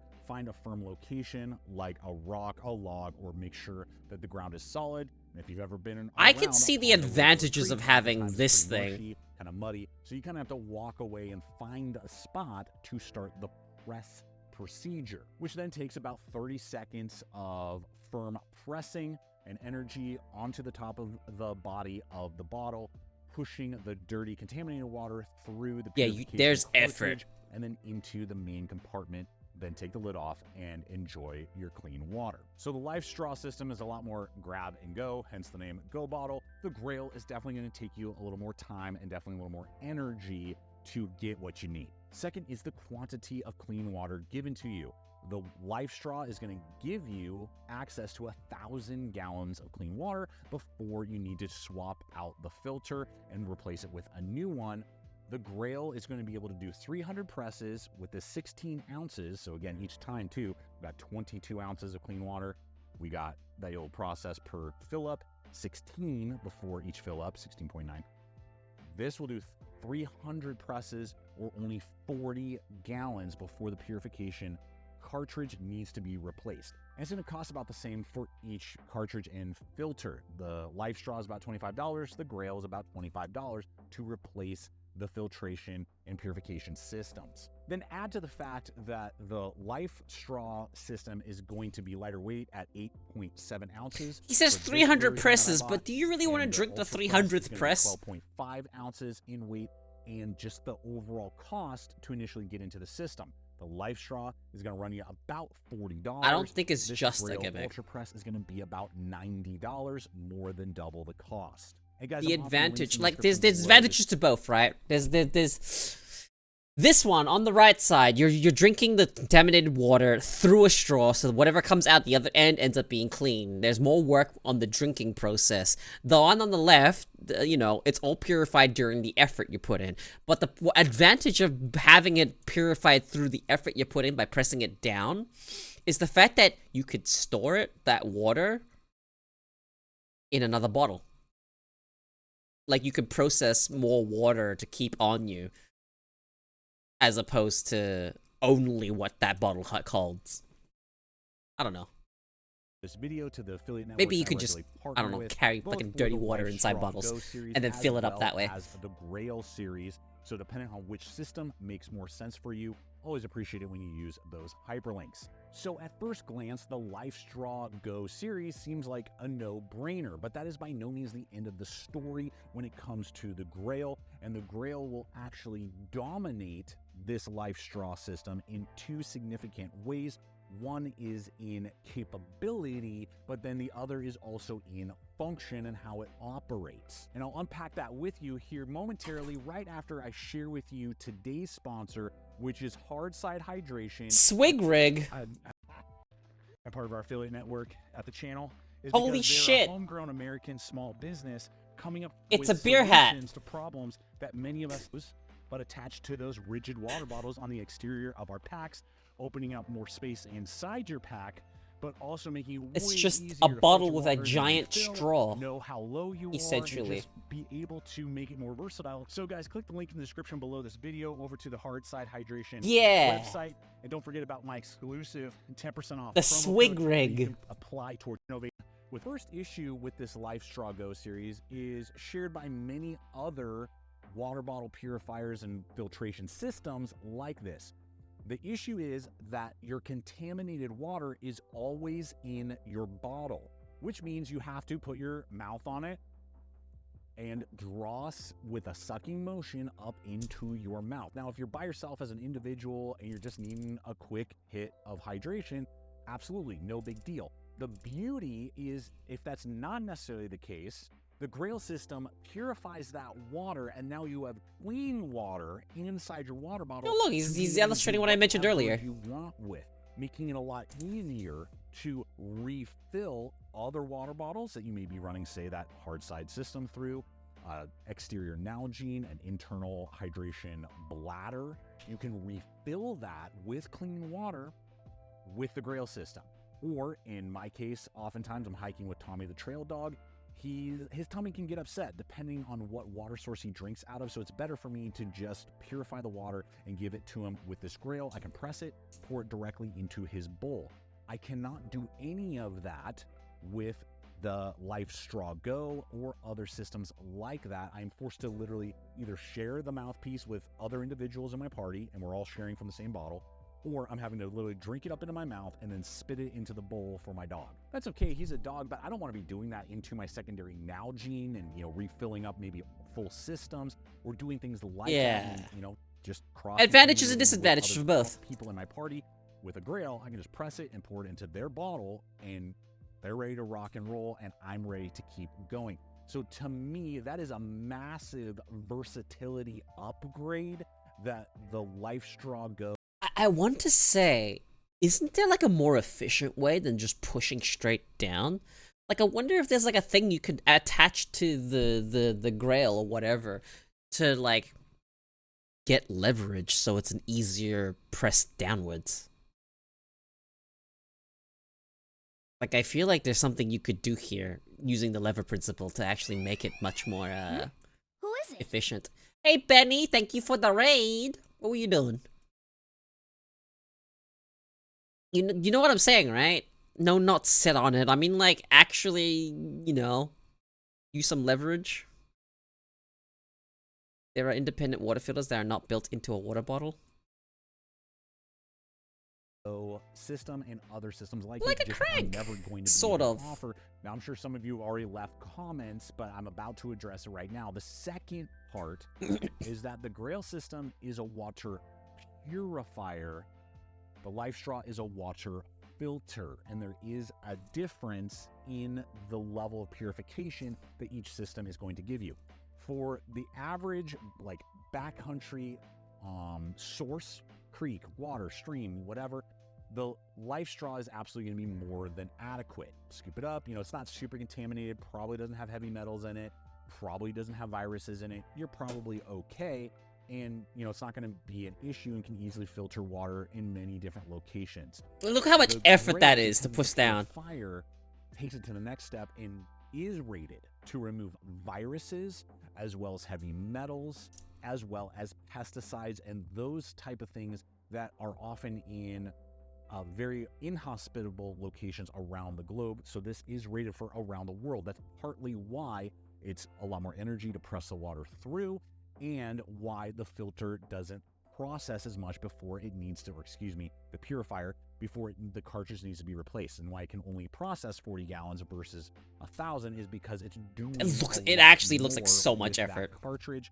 Then you add to the fact that this cartridge is, I want to see him put muddy water. In America, the body and housing is made overseas in China, whereas the Life Straw is designed in Switzerland. Put like the America, most and then gross is looking made, water and from show what I can me see it on the being website, in purified into multiple actual locations, just including clean South water. Korea, Mexico, and is used by imported parts. So there is that aspect as well that isn't a deal breaker for me, but it's just something to kind of be aware of, particularly when you're going to very inhospitable areas. Oh God! You need that peace of mind that you know that your purifier or filter is processing. Like, that's where the fully Life Straw has and giving you advantage. clean water regardless Too of much dirt the can clog the source. filter. So depending on environment and what you're expecting, I'm out of guessing your there's water multiple filter, your filters purifier, in the there is a lot to like filtration with the purifier Life Straw. system. It's high Like value, one it's very quick where and all easy the to stuff. use, and I don't it's know, man. lightweight. And depending on the particular adventure I'm going on, I will use it from time to time.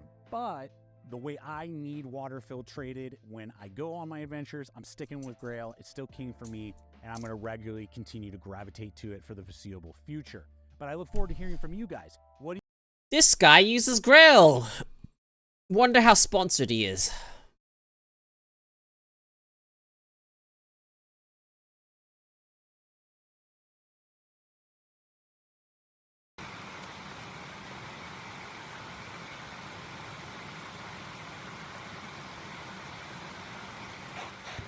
That water does not look nice.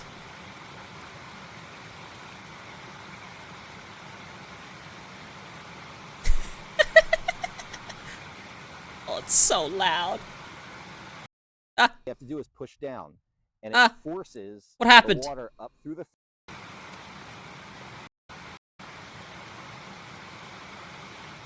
Thank fuck they updated shorts so you can actually alter the volume. Look how much effort that is.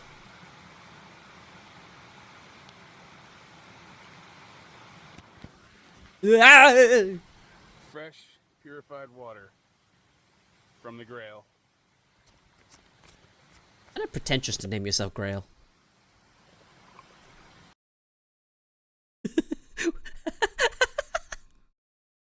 Unsure. Unsure if that's like a fucking cynical opinion, but you know, you named yourself Grail. Man.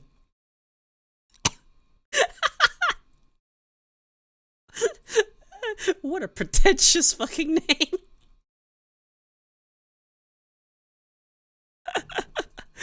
Like, holy shit. At least, oh yeah, at least they didn't. At the very least they didn't.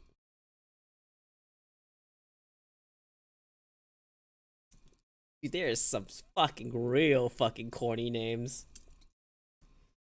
Bushmaster, that's another one.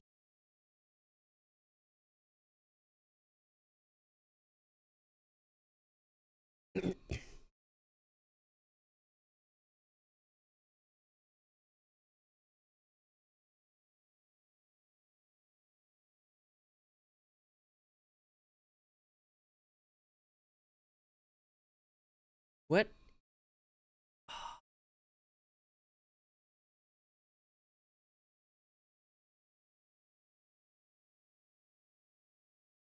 I've got one, hang on. Have you heard of the Steamboat AR-6? Snipe Stinger?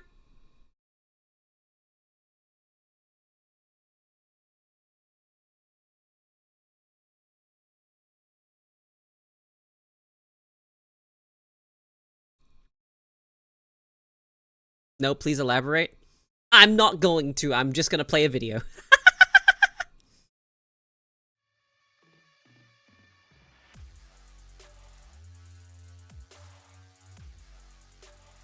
It has a bolt magazine. Or clip? I don't know how you would fucking describe this. Look at that, dude.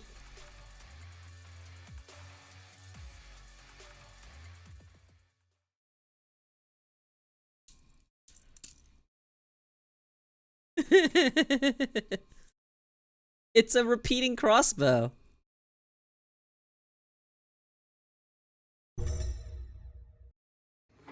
The speed loaders, here it is mounted on the bottom. It has a speed loader. Are only for 5 arrows. The magazine capacity is 6 arrows. The reason for that is twofold. First, it has a speed loader. Here, okay, so I have a question, alright? If you're using a crossbow, in what situation do you need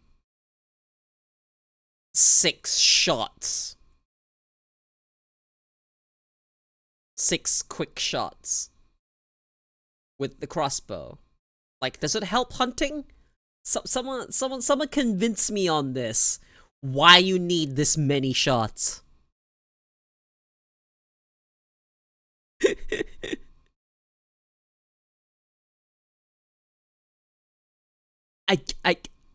you're using a crossbow,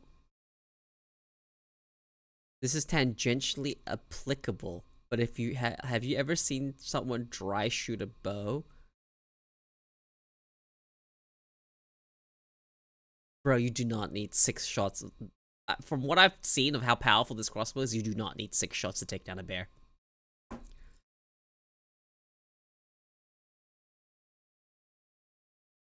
There is enough force in this crossbow to take down a bear with 1 shot.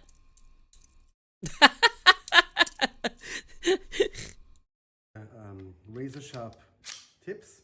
The quiver is very important so that you are protected from those sharp tips. You carry a sidearm in case your first shot doesn't kill. Okay. And if you have 5, that goes very easily. Yeah, then you can do it. If the lid is a problem. Okay, maybe more shots then. Yeah. Really? I didn't know bears could take a 12 gauge to the skull. The second reason.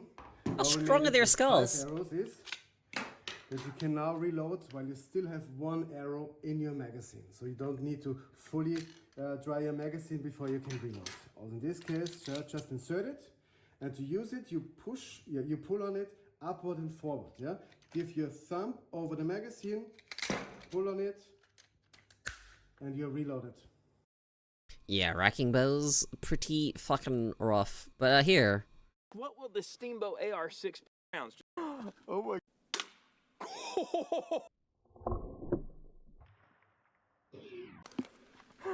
Oh my so you don't shoot bears in the head, so their skulls are really strong. There, that's cool. In the eye. Oh yes. And the nose are doing great. Well, this be pretty bad to be hit in the head as a human. Bye-bye. What will this...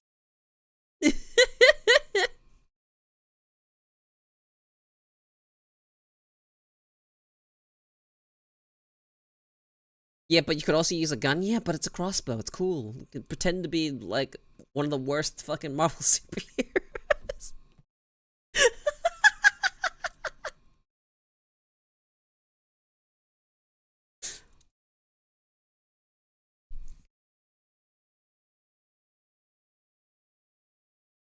I will agree with crossbow being cooler than a gun. I am way more interested in crossbows than I am guns. In fact, I don't think there's enough crossbow representations in games. Revolvers? Nah. Nah, I'm still with crossbows. A fucking cool repeating crossbow? Hell yeah. I'll take that over a revolver any day. That shit won wars!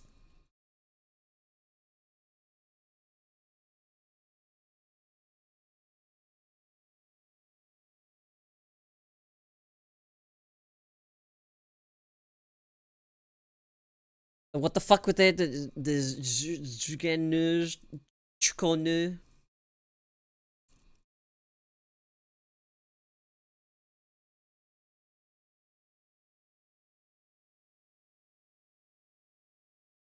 Yeah, fucking Chinese repeating crossbows, man.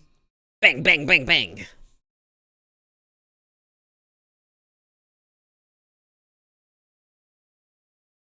Best also eat corpses. Yeah, playing dead won't help.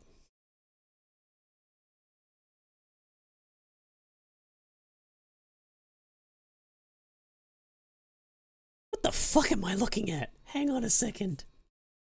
Holy shit. Why? Look at that thumbnail. That is so many shots. Hello and welcome to the Slingshot channel. My magazine-equipped arrow shooters have been getting very popular these days. No matter if it's this new toy. What the fuck have you made?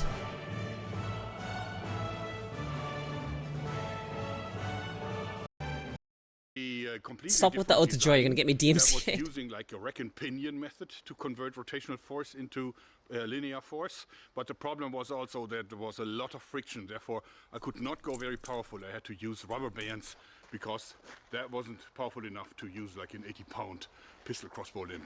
So this now overcomes this by avoiding any friction. Yo, dude, I don't think But also it means that it's shaking a lot. There's a power drill. What the friction did is was smoothing out the motion. A hand now drill. I have to compensate it with muscle power. And this means that I can no longer hold it like this and then operate the drill manually. What the fuck? So what I did is I put on this little lever system here that actually allows me to operate the drill remotely from this trigger. So I can hold it like this, where the drill nicely sits in the crook of my arm.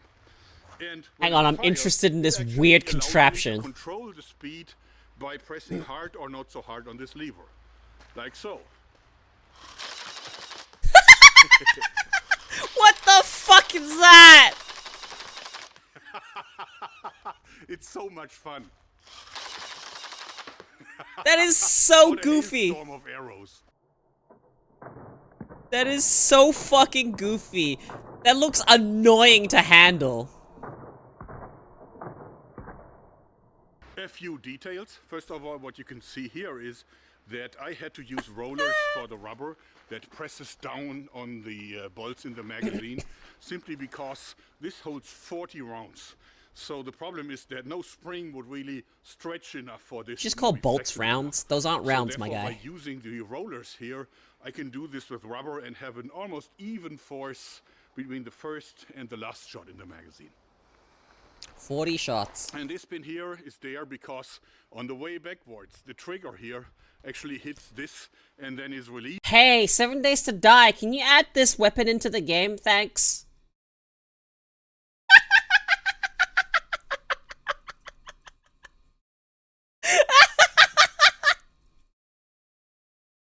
When the whole setup is in the rearmost position.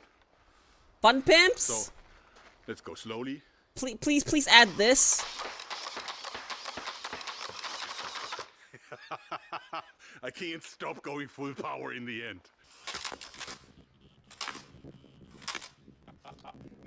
It's so goofy.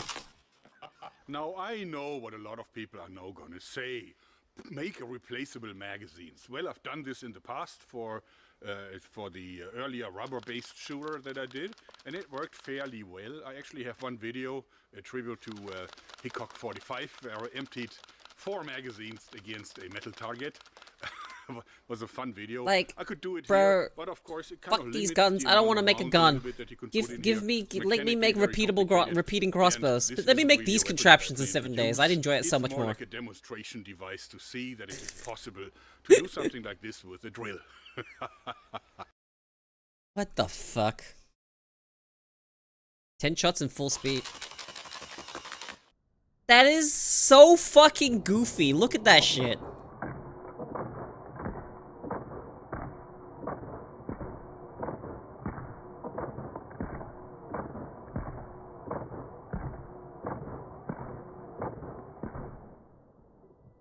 That is such a goofy weapon. I needed it in a video And game. also you're gonna say Exactly. I needed it in a video game. because it's vibrating and this is really bad. Well, of course it's vibrating, but it's not vibrating because this is out of balance. It is out of balance, but that doesn't really count because the real draw weight comes from this here. This is 80 pounds. So if I want to use a counterweight, I would have to use an 80-pound counterweight. And that would make it a little heavy, even for a strong guy like myself. So you have to live with a little bit of shake, but hey, that's half of the fun of shooting a full auto device.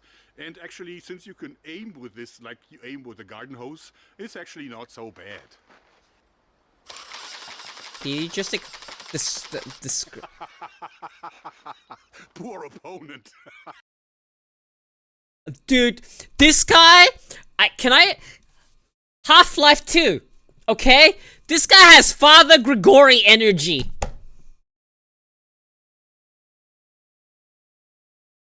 He's likable.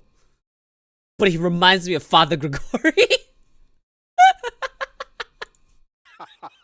And even if I would use like a straightener here, just like the very first prototype that I showed you on one of my demo boards, the friction would be so intense that the thing would probably burst into flames. So actually it could be a good fire starter. Starting a fire with a drill. Maybe that's something I need to cover in a future video. Then you're gonna say, take the motor out of this here, attach it directly so it's not so bulky. Well, the problem is that there's also the gearbox in this here. This really requires all the space. There's no extra space in here. You need a little bit of space for the cooling as well. So therefore, I don't think that this was really make a big difference. And besides, I need my drill. I've been going to some length to actually make it possible to not change anything on the drill because I need it. By the way, before we finish, for the I like this guy. He's fun. Did he make a pump action crossbow? Pump action repeating crossbow. He didn't make it. It's a toy. Hello and welcome to the Slingshot channel. That looks fun. The Barnett Phantom Toy Crossbow. Let me show. That looks fun. Cool. Repeating bow. Hallo und willkommen zum Slingshot Channel. Heute geht's den Whipshot-Bogen. Ja, und zwar ist Hang on. Let me see this. sind vielleicht nach 5 Meter. Und da brauche ich kein Red Dot für, das kann ich auch einfach instinktiv machen. Versuchen wir doch mal, wie schnell ich 6 Schuss hintereinander hinkriege. Dude, repeating bows like this are so fucking strange to me because you like sort of made a fucking crossbow in a really weird way. I don't know how to describe it.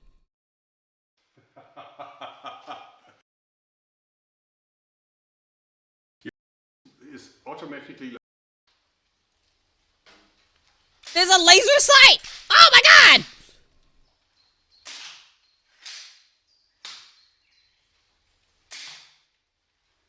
So all 3 arrows have clearly penetrated both the t-shirt. What's the mechanism of fucking... Fucking modern recurve bow. No, modern pulley bow. With the pulley bow, the way that they work, aren't the compound bows, I guess is what they were called. Modern bows, aren't they easy to draw? But as it goes, like, as it releases, there's more power because of the way that it's constructed? That it makes it easier to draw, but there's more power on release? Is that correct?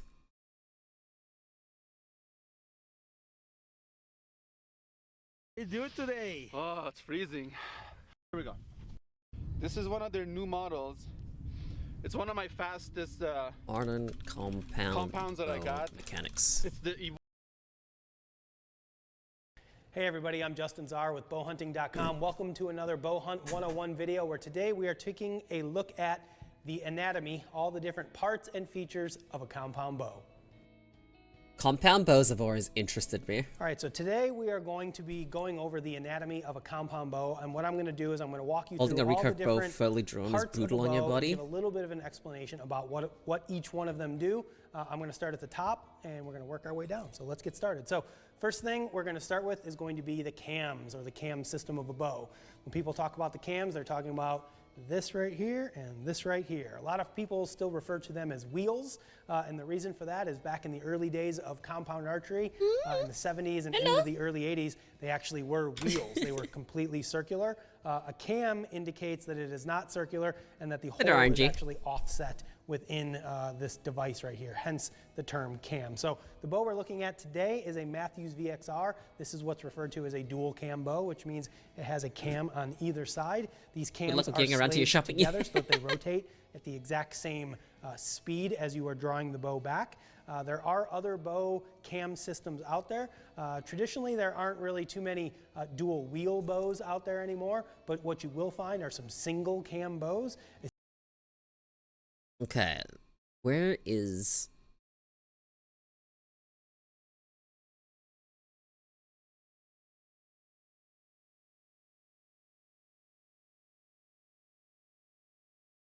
What compound bow can do and why it working? Let's see. I'm gonna talk about what compound bow can do. Well, compound bow can do two special things than other bow. First is compound bow have a better bow efficiency than a normal bow. Why are you only in my right ear? To describe the percentage of energy that actually go into arrow. Why is it only in my right ear? 90 bow efficiency. That means 90% of. Why are you only in my right ear?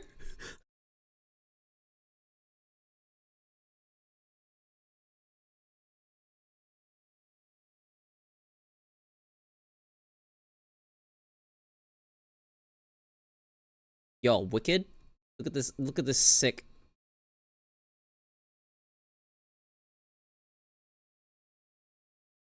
Sick animation, dude.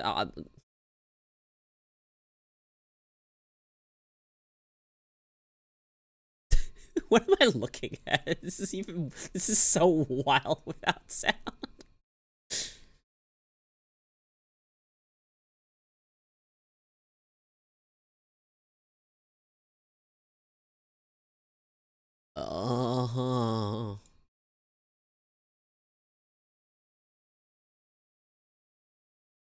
What a username. B die on the moon.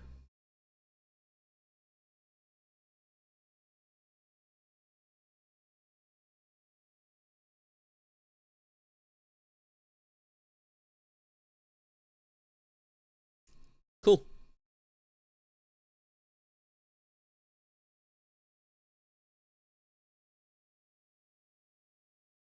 Yeah, modern bows are crazy powerful nowadays. Alright. Done with that. Oh, there was this video, I think it was on Daily Dose about some guy who who just got a new compound bow and he was so excited. And he pulled it back, it had no arrow knocked, and guess what he did?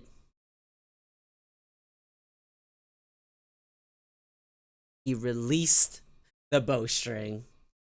And oh no! You blew out the string, you dingus!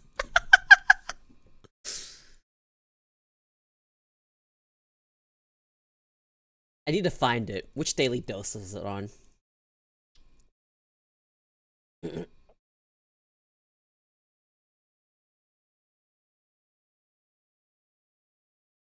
I need to find it. Do not dry fire a bow. Do not dry fire a crossbow.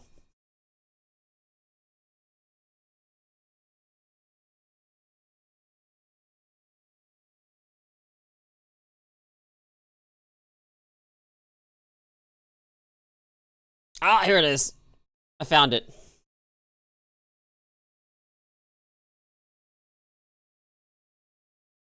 So stupid.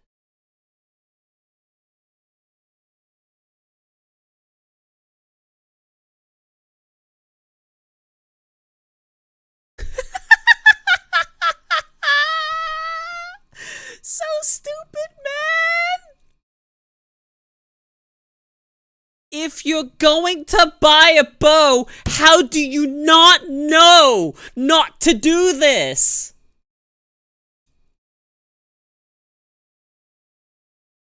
Of all things, why did you not do your homework? Never dry fire a bow.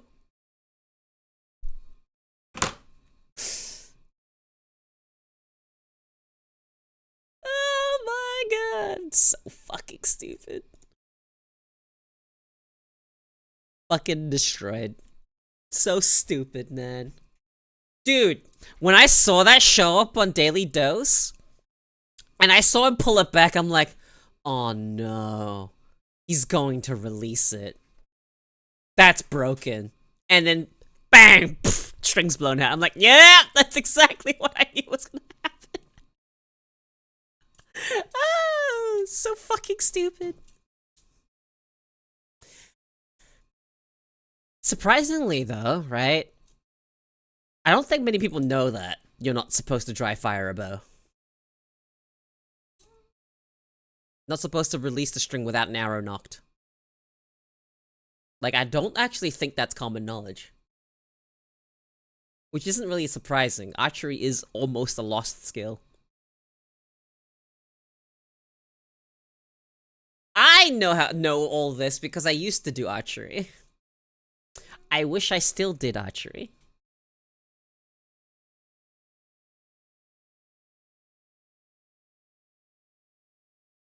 But yeah, what, you didn't know that I used to do archery? I don't bring it up. It's like such a, like, useless skill to me. It's fun, I like archery. Archery is cool. I'd like to go to an archery range again. I can't aim that well. My arms aren't that strong. I can't hold it steady. I'm not strong enough for that. Used to be. Not anymore. It's been like, I did archery in high school.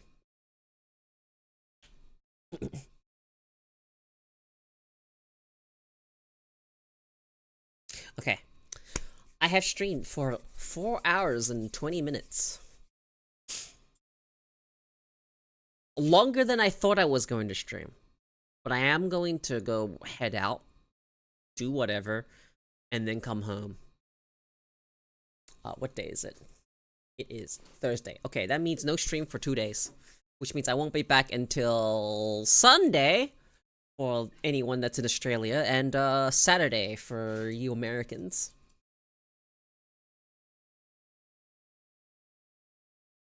So I am going to end stream. Thank you for hanging out with me, as always, guys. I'll see you guys next stream. I am thinking about adding a day.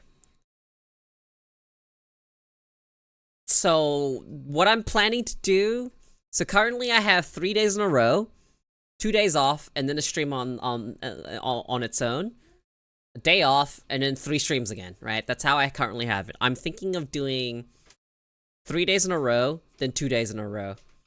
So 3 days in a row, break, 2 days, break, 3 days, like that. I'm thinking of spacing out my schedule like that. I'm not going to add that day yet. I'm gonna still see whether or not I can keep up with this type of schedule. But, I'm thinking about it. I am thinking about it. Anyway. Goodbye. I had fun learning about the military. I had fun hearing the story of, you know, the peak or the valley of, human stupidity. And I had fun talking about MREs. We have big things to come in the future. Look forward to it. Goodbye.